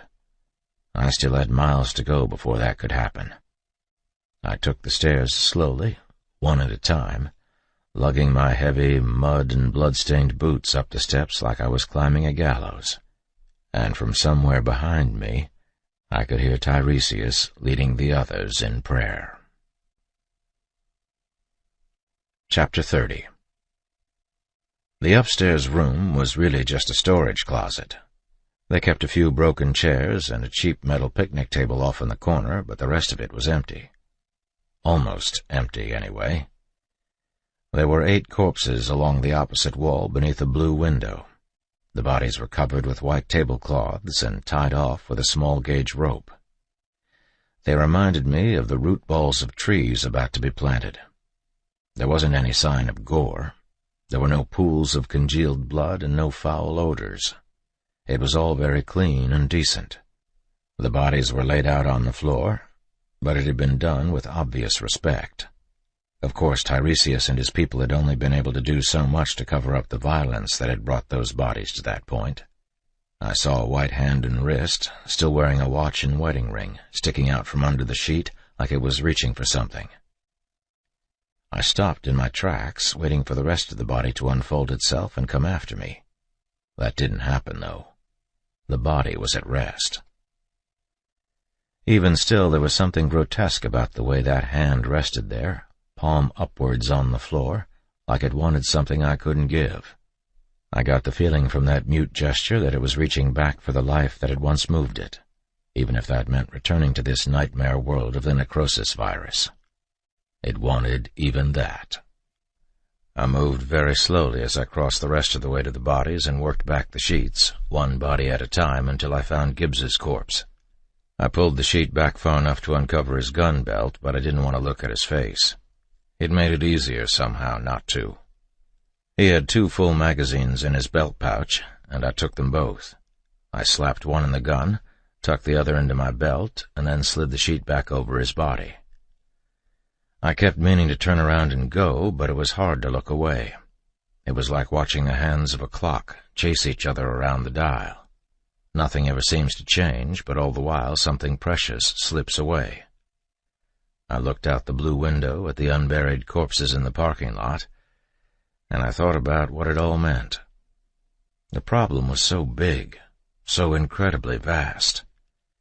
I had a vision of myself standing in the middle of an immense, utterly featureless plain, the horizon impossibly distant in every direction. Wherever I turned, there were miles and miles of nothingness. There was no sound, no taste, no reference of any kind. I was alone, and my questions had no answers. If I could have painted a picture of my personal hell, that featureless plain would have been it. I heard footsteps. They stopped somewhere behind me, and I turned to face them. Simon was standing there, and he was holding a bat. "What do you want?" I asked him. He shrugged, but he made sure I saw the bat. "Is that supposed to scare me? It doesn't, you know. After all, I'm not the one who brought a bat to a gunfight." "You ain't gonna shoot me." "You sound awfully sure of yourself." "Yeah, well, I got good reason to sound sure of myself, because I'm gonna knock the fuck out of you if you take one step closer." My pulse quickened and my body tensed. This was familiar territory for me, the old game of who's got the biggest balls. "What's wrong with you, Simon? Did somebody write you a ticket and hurt your feelings? Come on, fess up. I bet you've got warrants, don't you?" "You think this is funny?" "No, Simon, I don't. I think you're an asshole. That's about as far as I've taken it, and that's about all I care to know. Now why don't you take your dumb ass downstairs before you get yourself hurt?" His eyes narrowed on me, and I knew things were about to get really nasty. When he took a step from me, I drew my gun and pointed it right at his head. If he had been a little faster, he probably could have put the bat upside my head. But as it was, he stopped in his tracks. My finger was twitching on the trigger, ready for him to make a move. Wait for it, wait for it. "Stop it! Both of you! Stop it!" It was Tiresias. He was behind Simon, standing at the top of the stairs. Simon didn't take his eyes off me. My gun didn't move. "Simon," Tiresias said. His voice was softer the second time. But neither one of us moved. Simon was fighting a battle with himself, and I watched it play out on his face. He desperately wanted to wrap that bat around my skull, but at the same time I knew Tiresias had a special power over him. In the end, that power won out, and Simon let the business end of the bat fall to the floor with a thud. Damn, that thing would have hurt. "Simon," Tiresias said gently but very firmly, "go downstairs." Simon didn't say another word. He wrapped his fury up inside him and walked downstairs, leaving me with Tiresias. When he was gone, I said, I wouldn't have shot him unless he made me. Tiresias didn't say anything to that for a long moment. He took his small gold-rimmed glasses out of his shirt pocket and slipped them on. In his powerful hands they looked like they might crumple. He smiled at me and said, I'm blind as a man can be without these things. I didn't start that, I said, pointing at the stairs. I don't know what his problem is, but I didn't start it. He doesn't like the police. Was that it? Gosh, I couldn't tell. His feelings are misplaced, obviously, but tonight has been very hard on him. Yeah, well, it hasn't exactly been a cakewalk for me either. No, of course not. It's been hard on all of us, but it's been especially hard on Simon. He lost his mother tonight. She was a good woman and a dear friend of mine. I'm sorry about that, I said, but he acts like I'm the one who killed her. I never said a cross word to him before he tried to get me to fight on the porch. Things are rarely as simple as they ought to be, he said. We carry so many things around inside us, so much baggage. Sometimes that baggage keeps us from changing when we need to. That may be, I said, but it still doesn't answer why he hates me so much. Tiresias paused over that for a moment. Finally he said, I brought Simon and his mother here as soon as I heard about what was happening. Simon's mother was a nurse. When the first wounded started showing up here, she treated them as best she could. Your friend, Officer Gibbs, was one of those wounded. She worked on him for a long time, but in the end there was nothing she could do for him but let him slip into that coma-like state the infected have. At the time, we still didn't understand what was happening with the people who did that, how they, came back. After he rose up, he attacked her. That's how we lost her. Her body is over there with the others. There was nothing I could say to that. It didn't make Simon any less of an asshole, in my opinion, but at least it gave his hostility a context. We stood there for a moment in silence before he said, You must be eager to leave. Yes, I said. You said you have a 6-month-old son, right? I nodded. His name's Andrew. So young, he said, and whistled through his teeth. Do you know where you'll meet your family? I haven't got a clue. We didn't have time to make plans. I don't know how I'm going to find them. I've already been to my house once tonight, but they weren't there. Her car wasn't in the garage, so I guess they could be anywhere. I just don't know. And there's no place you can think of where she might have gone? Your church, maybe, or another family's house? No, it's just us. So where will you start looking for them? You know, I don't have the foggiest idea. They could be anywhere. I suppose I'll go back to the house and start from there. Maybe they left me a note or something. Last time I was there, I didn't really take the time to look around. First thing I need to do, though, is find a car. He cracked a small smile. I don't think you'll have a problem with that. You have friends, after all. I appreciate your optimism, but I think I've been kicked around a little too much tonight to share it. From where I'm standing, it looks like I'm going at it alone from here on out. That bothers you. It wasn't a question, just a dry observation. Don't you think that's enough? Absolutely. Being alone is a terrifying thing. It's enough to scare any man, even one who is as equipped to take care of himself as a police officer. I nodded uncomfortably. All I wanted to do was get out of there, find a car, and make my way back to my house.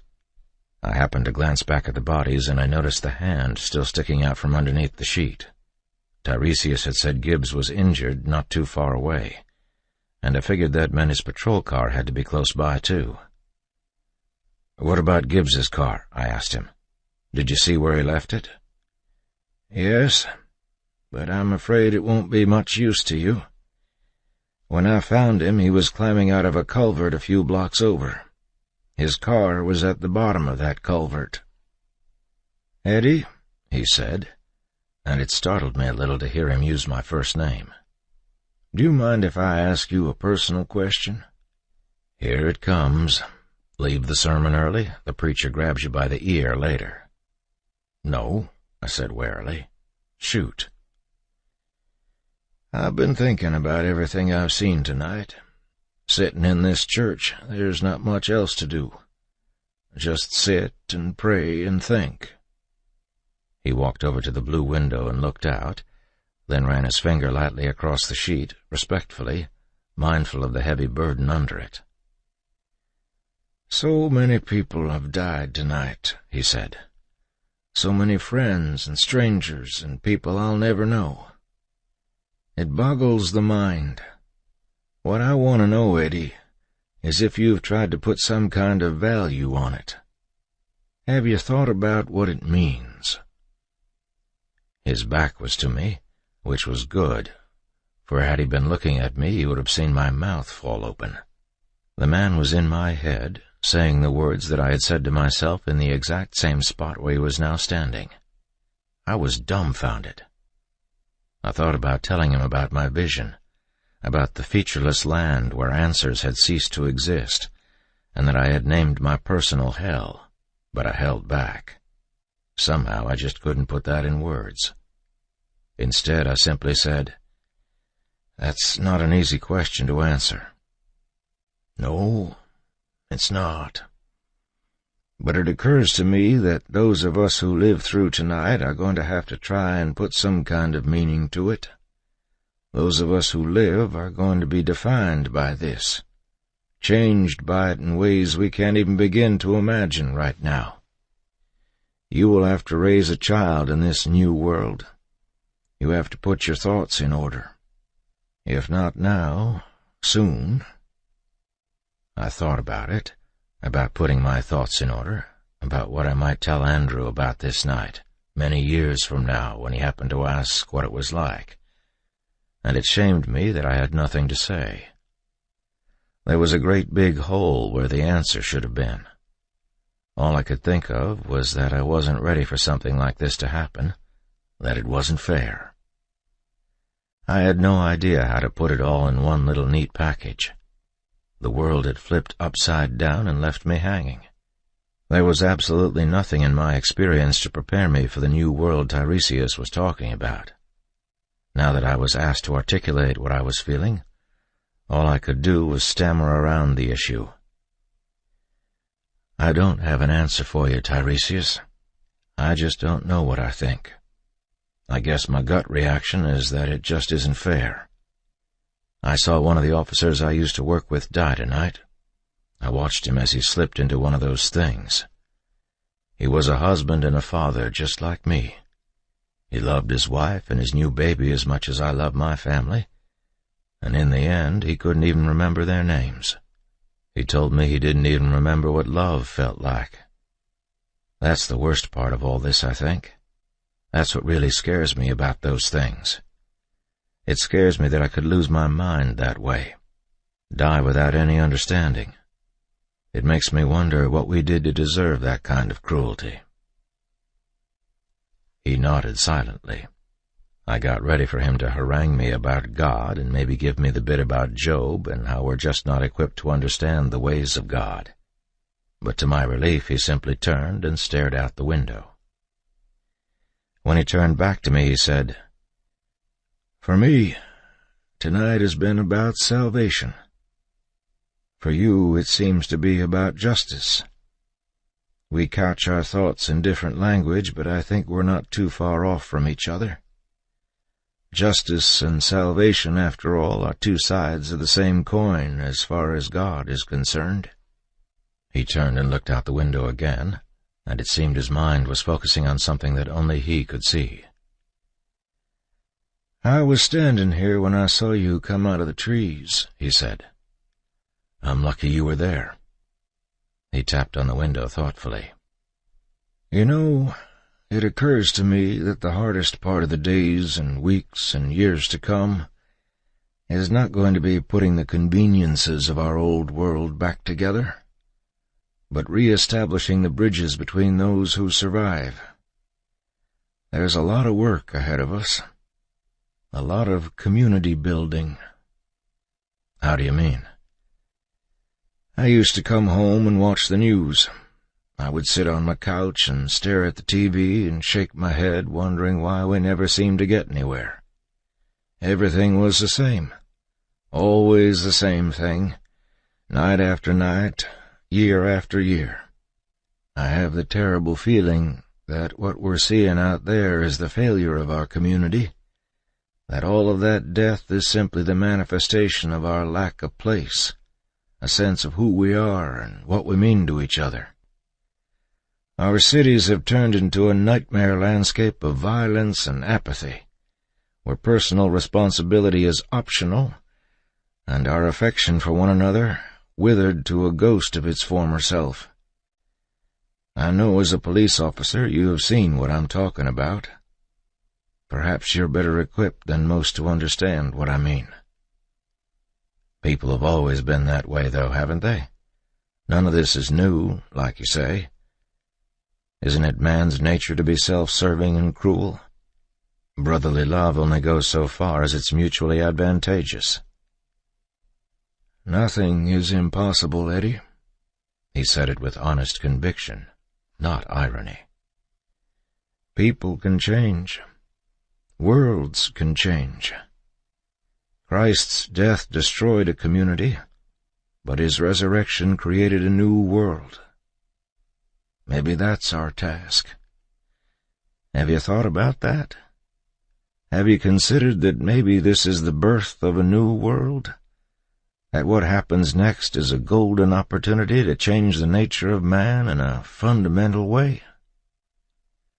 "Those are brave words, Tiresias." "New parents can't afford to be anything but brave, Eddie." "You're right about that." I stood there for a moment, ready to leave, but almost not wanting to. "Do you have any idea where you'll go from here?" "Not a clue," I said. "You said you needed a car, right?" "Yeah. I figured I would head east from here and try to find one in a traffic jam somewhere. That's worked for me once already." "I think I can help you," he said. "Did you happen to see a maroon Pontiac in the parking lot when you were fighting on the porch?" I shook my head. Then he did something that completely floored me. He reached into his pocket and pulled out a set of car keys and put them in my hand. I stared at the keys and then at him. "I can't take your car, Tiresias." "Yes, you can. I don't need it. The people you met downstairs, they are my family. That's where I'm going to start building my bridges. Now it's your turn to go home. Start building the bridges from your end. Hopefully I'll meet you in the middle someplace." His kindness shocked me like a punch in the gut. Had our positions been reversed, I'm sure I wouldn't have done the same thing for him, and it made me doubt if what he said was true. How many more people like me were out there? How many others had as far to go as I did? His dream of building a world full of bridges was still a long way off, I knew that. But maybe it wasn't impossible either. Maybe it could be more than a pipe dream. With the keys in my hand, I walked down the stairs and out the front door of the church. I walked through a haze the whole way. If the others watched me leave, I wasn't aware of it. I wasn't even aware of the cold night air against my face as I walked across the parking lot, found Tiresias's car, and climbed inside. Chapter 31. If there's any truth to that old saying that cleanliness is next to godliness, then Tiresias's '88 Pontiac Grand Am was the window to a godly soul. I have been inside thousands of cars as a policeman, But never have I seen a car with 120,000 miles on it that looked as good as his did. There wasn't a speck of dust anywhere, no trash, no smell of stale smoke, no soda stains on the seats. It was perfectly clean. I rubbed an appreciative hand across the dashboard and put it in gear. Gravel crunched beneath the tires as I pulled out of the parking lot. I tried hard not to run over any bodies. I drove Tiresias's car through the cracked and broken streets of the east side, and for the longest time I saw nothing but blacked-out houses and moldering urban decay. But even as I drove through those ruins, I felt my mind coming together, clearing. I still had a deep sense of urgency, a longing to get home that overpowered everything else I was feeling. But it was tempered now with the realization that things could make sense, that the world didn't have to stay upside down.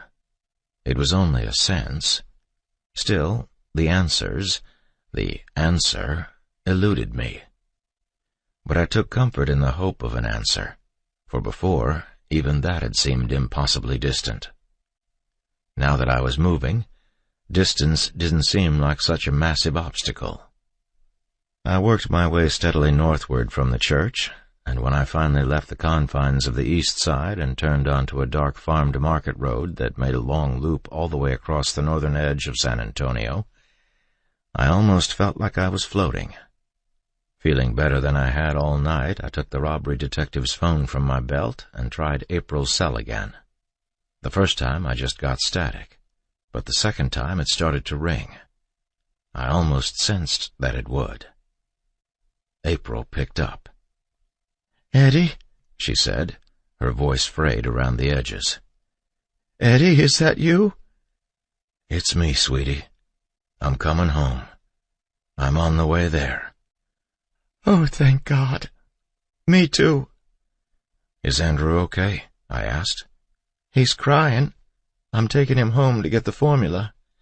He hasn't eaten all night." "Okay," I said. "I'll meet you there." "Eddie, don't hang up. Please." "I'm not," I said, but we were speaking across oceans of static. "April, are you there? April." More static, and then a moment of silence. I almost spoke her name again, but just then I heard her scream. It was a horrible, crippling sound. "April," I said, my own voice cracking. "April!" There was nothing left of the connection. I tried calling again and again and got nothing but static. Panicked, I stomped on the gas and ran at top speed all the way back to my subdivision. Because I was coming in from the east, I took the Blackberry Lane entrance. I drove across the front lawn of somebody's house to get around a knot of traffic, and then I was rolling again. From Blackberry, I turned onto Rockgate and started up towards my house. Once Rockgate crosses Border Beacon, it curves sharply to the right and starts a gradual uphill slope that continues all the way across the subdivision.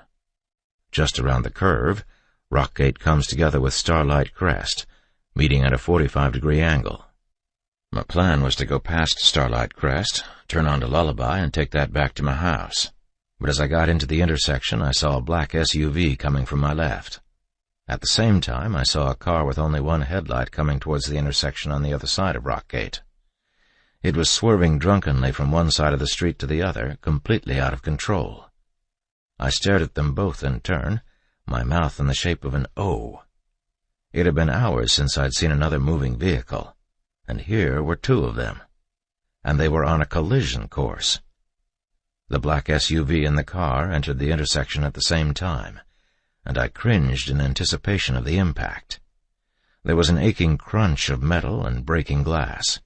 The back end of the SUV popped up and slid sideways, its momentum sending it into a 150-foot-long neutral skid.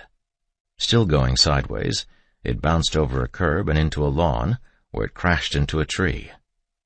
The car spun counterclockwise and ended up sideways in the intersection, its front end crumpled beyond recognition. When I got to the intersection, there was a fine yellow cloud of smoke and dust in the air, and the car's horn was blaring continuously. The SUV was nose down at the base of a tree, its back right tire still spinning uselessly in the air. In the commotion, it took me a second to register that the SUV was a Nissan Xterra. I thought, April. April! I yelled, and then, yelling her name over and over again, I jumped out of Tiresias's car and ran for her. Chapter 32. I ran toward the car, yelling April's name at the top of my lungs. As I came up on the back end of the Xterra, I heard the driver's side door open. April, I said. I turned the corner to the driver's side and saw April standing there with my Springfield .45 in both hands, pointing it right at my face. She fired as soon as she saw me, and I heard the bullet whistle past my ear. I made a startled noise and jumped back behind the tailgate. April! What the hell? Get away from my baby, she said, shrieking it at the top of her lungs. April, I said. April, it's me. Get away. Leave us alone. April, sweetie, it's me. It's Eddie. There was a really long pause before she finally said, Eddie? It's me, April. It's me. I didn't move from behind the car. April, put the gun down, okay? How do I know you're not one of those things? Oh, for the love of Christ, I said under my breath. You know it's me because we're having this freaking conversation. Don't yell at me. I'm not yelling. But then I caught myself and made my voice go as small and as non-threatening as I could. I'm not yelling, April. I know you're scared. I'm scared too, okay? But it's me, Eddie. Now please, April, put the gun down and let me show you. I waited for her to speak. I could picture her there, her lips trembling, holding that huge gun in her shaking hands and fighting against her fear and every motherly instinct in her body to believe what she was hearing. It didn't matter that she had almost killed me.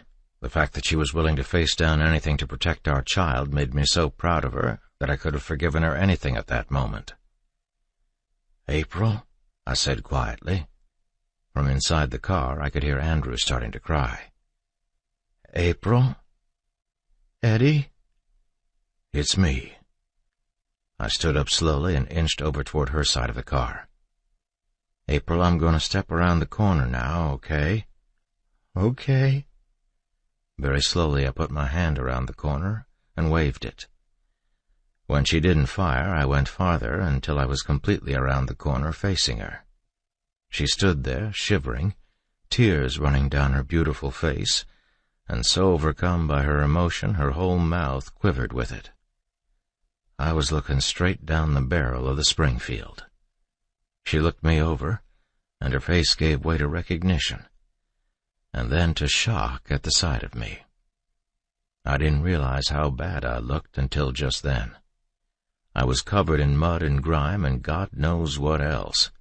I barely looked like her husband. No wonder she tried to shoot me. Finally she said, "Oh, my God," and let the gun fall to her side. "Are you guys okay?" She covered her mouth with her hand, her body racking with convulsive sobs. "Eddie. Oh, my God, Eddie." I reached out to pull her into my arms, but she put up her hand to stop me. Her eyes went huge, looking at something over my shoulder. I turned and saw a woman climbing out of the car that had just hit her SUV.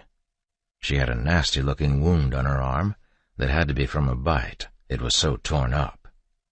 She stumbled sideways into the street, confused by the blaring horn and the dust in the air. But when she saw us, all the confusion vanished. Her lips pulled back, and she came for us with all the speed she could muster. "Get Andrew," I told April. "We'll put him in my car." April jumped into the back seat and worked the buckles on Andrew's car seat. While she was doing that, I was scanning the area, looking for trouble. I found it in the next yard. 2 zombies were lumbering into the street, headed our way, and a third was coming up fast behind them. I fired twice, and both zombies went down. While April kept wrestling with Andrew's straps, I waited on the woman who had hit April's car. When she was in range, I dropped her with my best shot of the night. "What's taking so long?" "It's the straps," April said. Something's stuck. The buckle won't come loose." "Hurry, April," I said. The car horn and the gunshots were like a beacon for the zombies.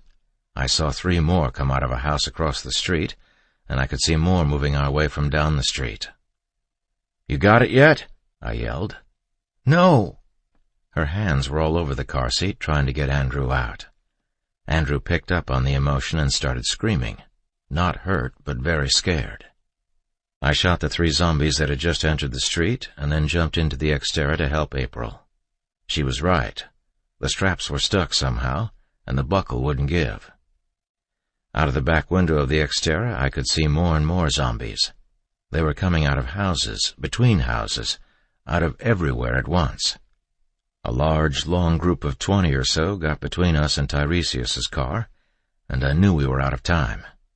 "Here," I said, pushing April aside. "Let me get in there."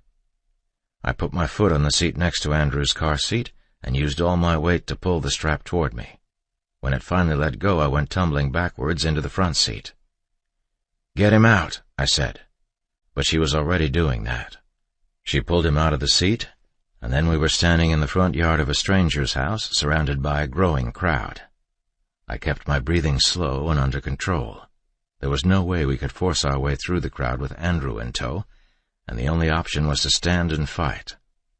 A woman in a white floral nightgown was the closest.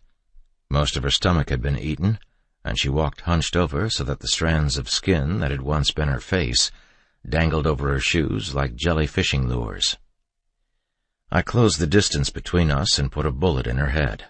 After that I burned through my 2 magazines in a hurry.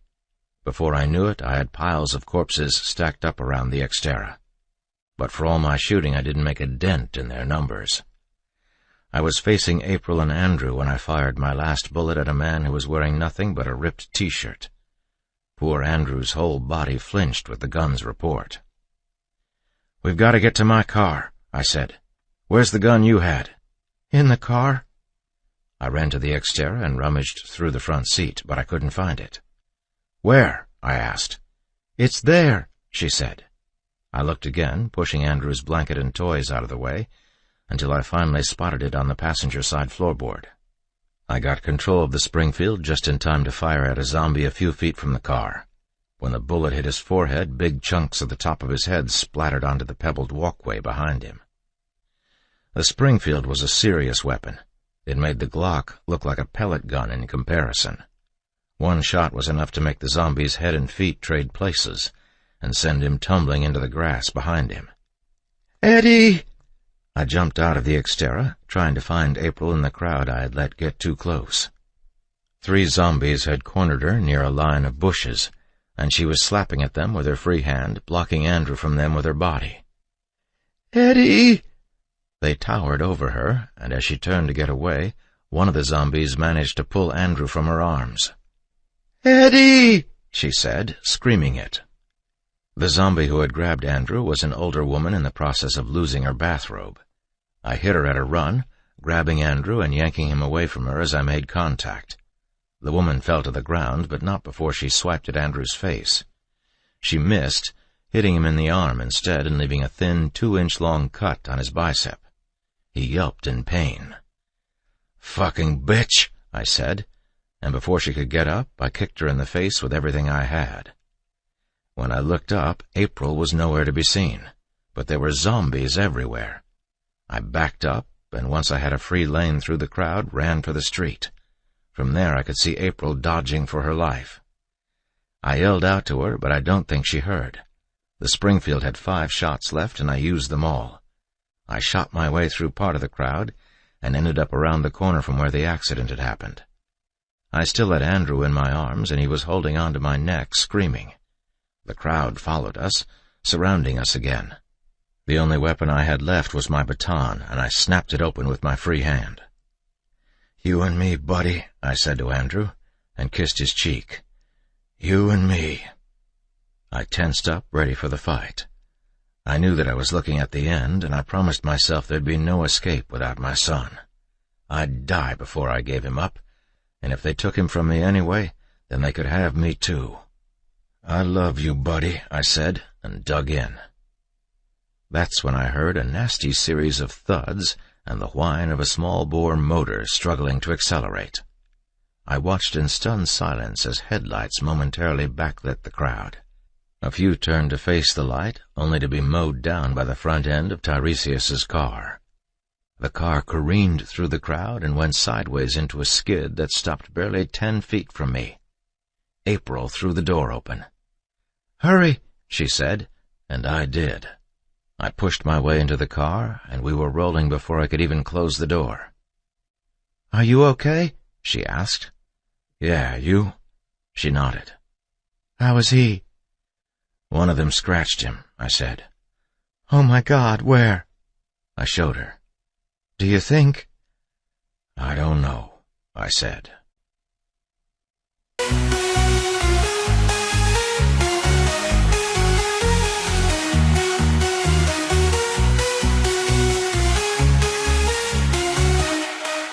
Napkins folded, crooked, plates a bit askew. Still the smiles are glowing, nothing else feels true.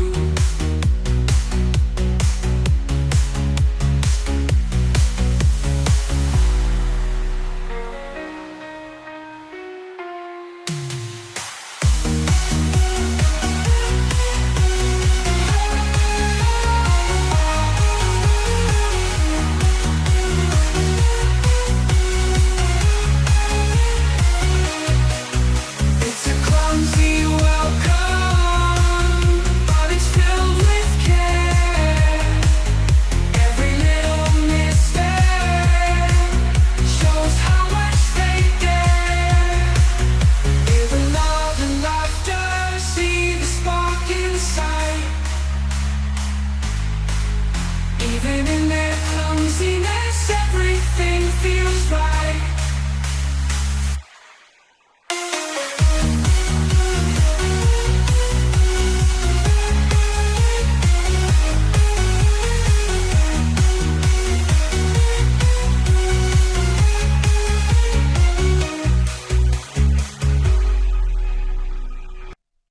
Chapter 33. Looking out the passenger window, I watched the houses of our neighborhood slip past like snapshots of a lost world. Some of the neighborhood seemed so peaceful, so normal, it was hard to believe anything had happened. Other parts were less so. A white-haired woman in a green dress was on her knees at the corner of our street, eating someone's arm. I closed my eyes. Wrecked cars were everywhere. Wrecked people, too. Here and there they drifted into the street, watching us drive by with dead, empty eyes. Andrew was in my arms, and I could smell him. Nothing intoxicates like the smell of your own baby. I pulled him close. His crying had given way to sobs, and then to an unhappy silence. He was cold, wet, and hungry, but he sat still in my lap. The cut on his arm filled the car with an uneasy silence. April and I both looked at it, and we both worried. I remembered Ken Stoller and Dr. Stiles both saying that the necrosis virus was transmitted through bodily fluids, or at least they believed that was how it was transmitted, and I prayed that none had passed to Andrew. Maybe a scratch could just be a scratch. "Do you think it'll be okay?" April asked as she pulled up to the front of our house. "I hope so," I said, but I didn't know. There were zombies milling our way from both ends of the block. "We need to hurry, April. Let's get him inside and clean it, then we'll go somewhere." "Where?" "I don't know. Somewhere out of the city." We hurried inside. April stopped right inside the front door and cupped a hand over her mouth.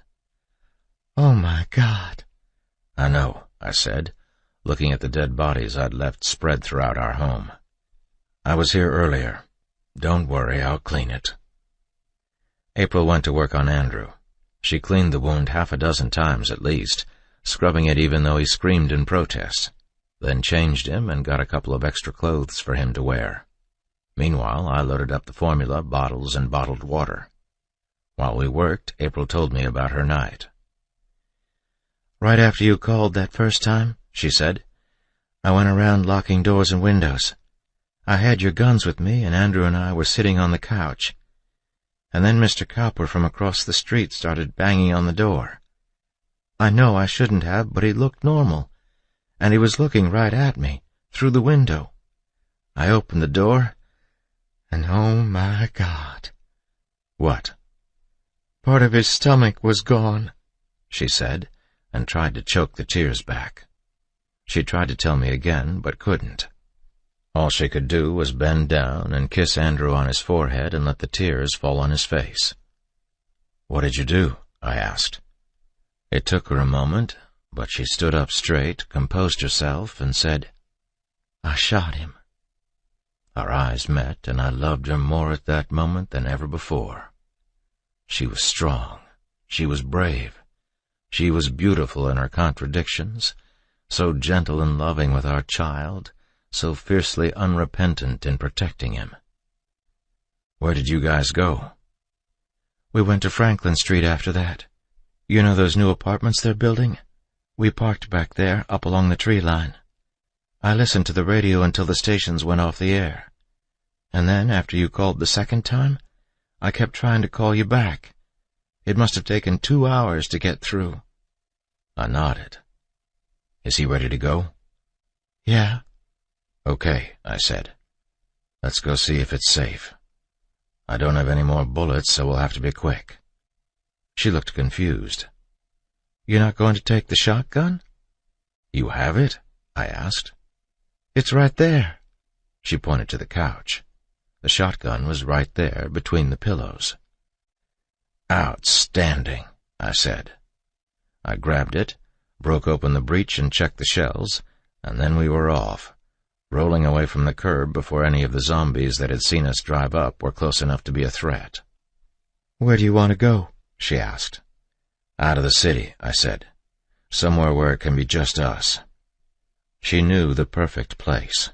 She didn't tell me where, but she didn't have to.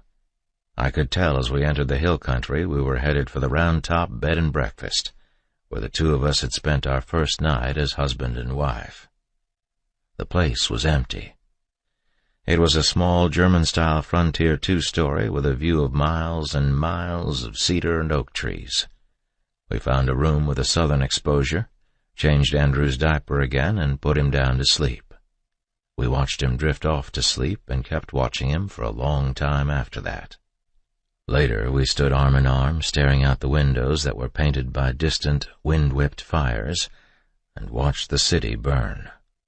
When morning came, a shimmering blood-red cloud loomed over the skyline like a brooding eye. "Don't go back out there," she said, looking up at me with eyes as deep as the sea. "Please?" "I'm not going anywhere," I said, and squeezed her close. Chapter 34. 6 weeks later, I was back in a police car, looking down on a winding ribbon of road leading up the hillside to where I was working an overtime job.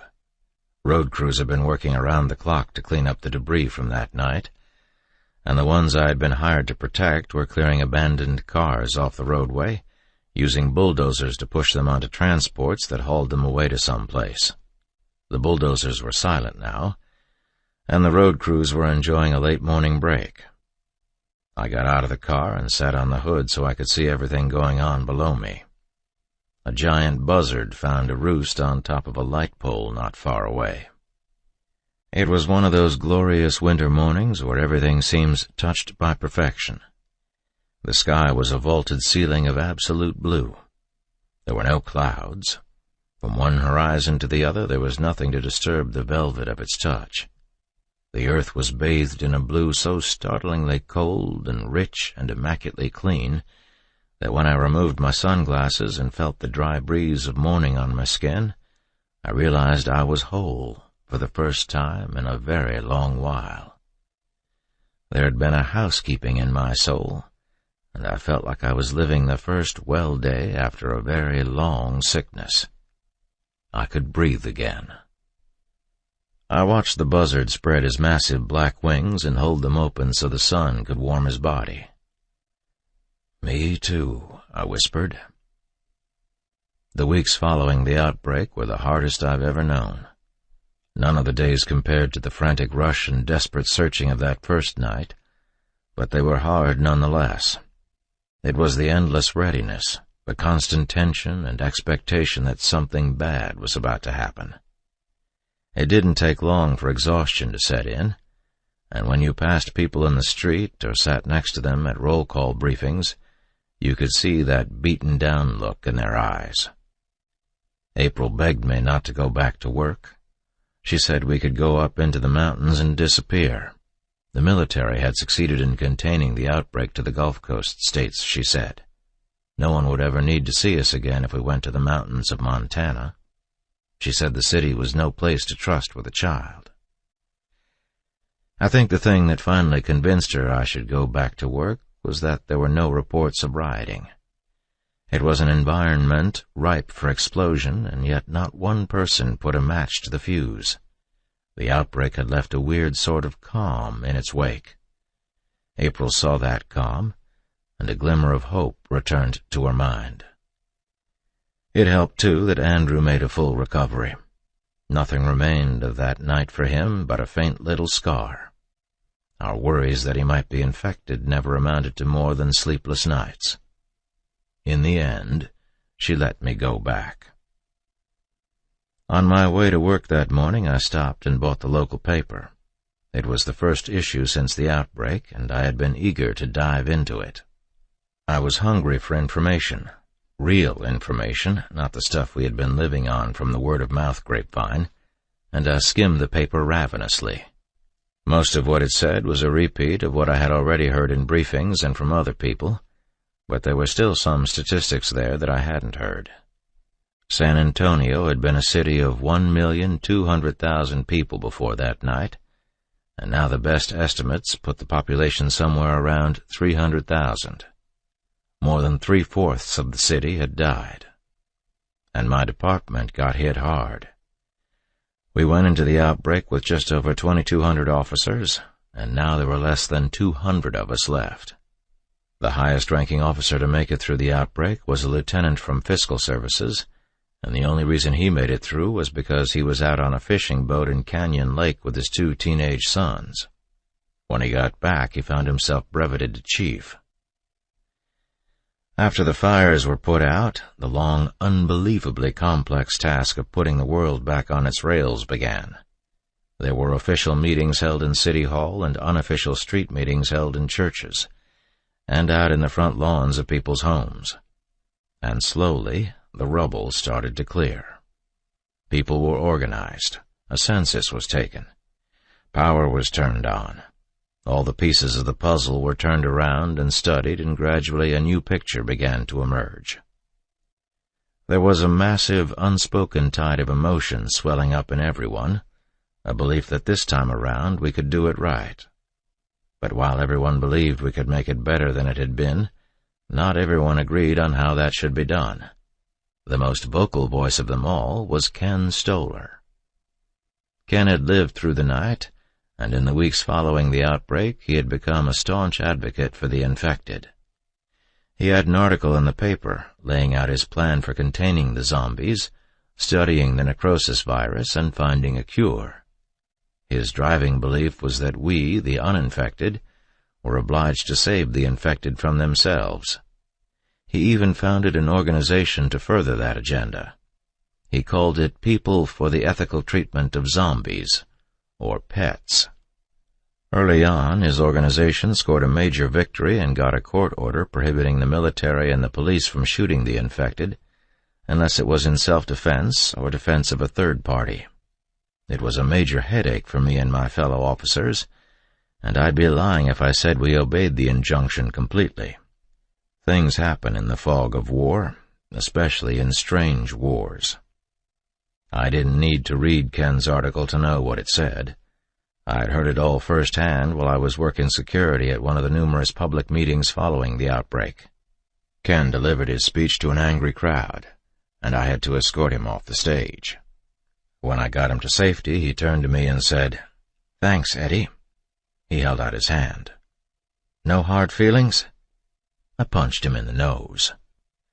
"That's for stealing my truck, you asshole," I said. and left him sitting on his butt, staring up at me like a pouting child.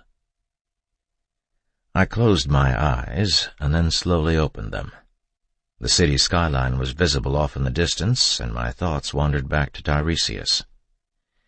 He was out there somewhere, alive no doubt, and still waiting for me to make the connections, to build the bridges he had first extended to me. I was a long way from that still, but I could feel the changes brewing inside of me. I read on, going from one article to another, reading about adventures that weren't much different from my own. But I didn't get the enjoyment from the paper that I thought I was going to get. In the end, I gently folded it up and tossed it back into the car. I didn't feel like reading any more.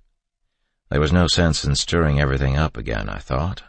And besides, it's hard to read the paper when so many of your friends are dead. But then I saw them.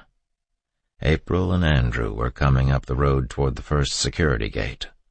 I radioed down and told the policeman there to let her through. Suddenly all the hard feelings washed away, and as I watched them drive up the hill, I felt good again. April opened the car doors and got Andrew out. She pointed me out to him and tried to get him to wave to Daddy. I didn't get a wave, but his eyes lit up. I walked toward them, and in that moment my part of the world made sense. Andrew smiled at me, and I realized that the answer to everything, the one landmark on the featureless plain that was my private hell, was the smile on my baby's face.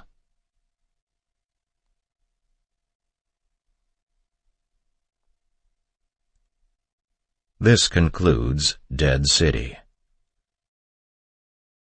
Audible hopes you have enjoyed this program.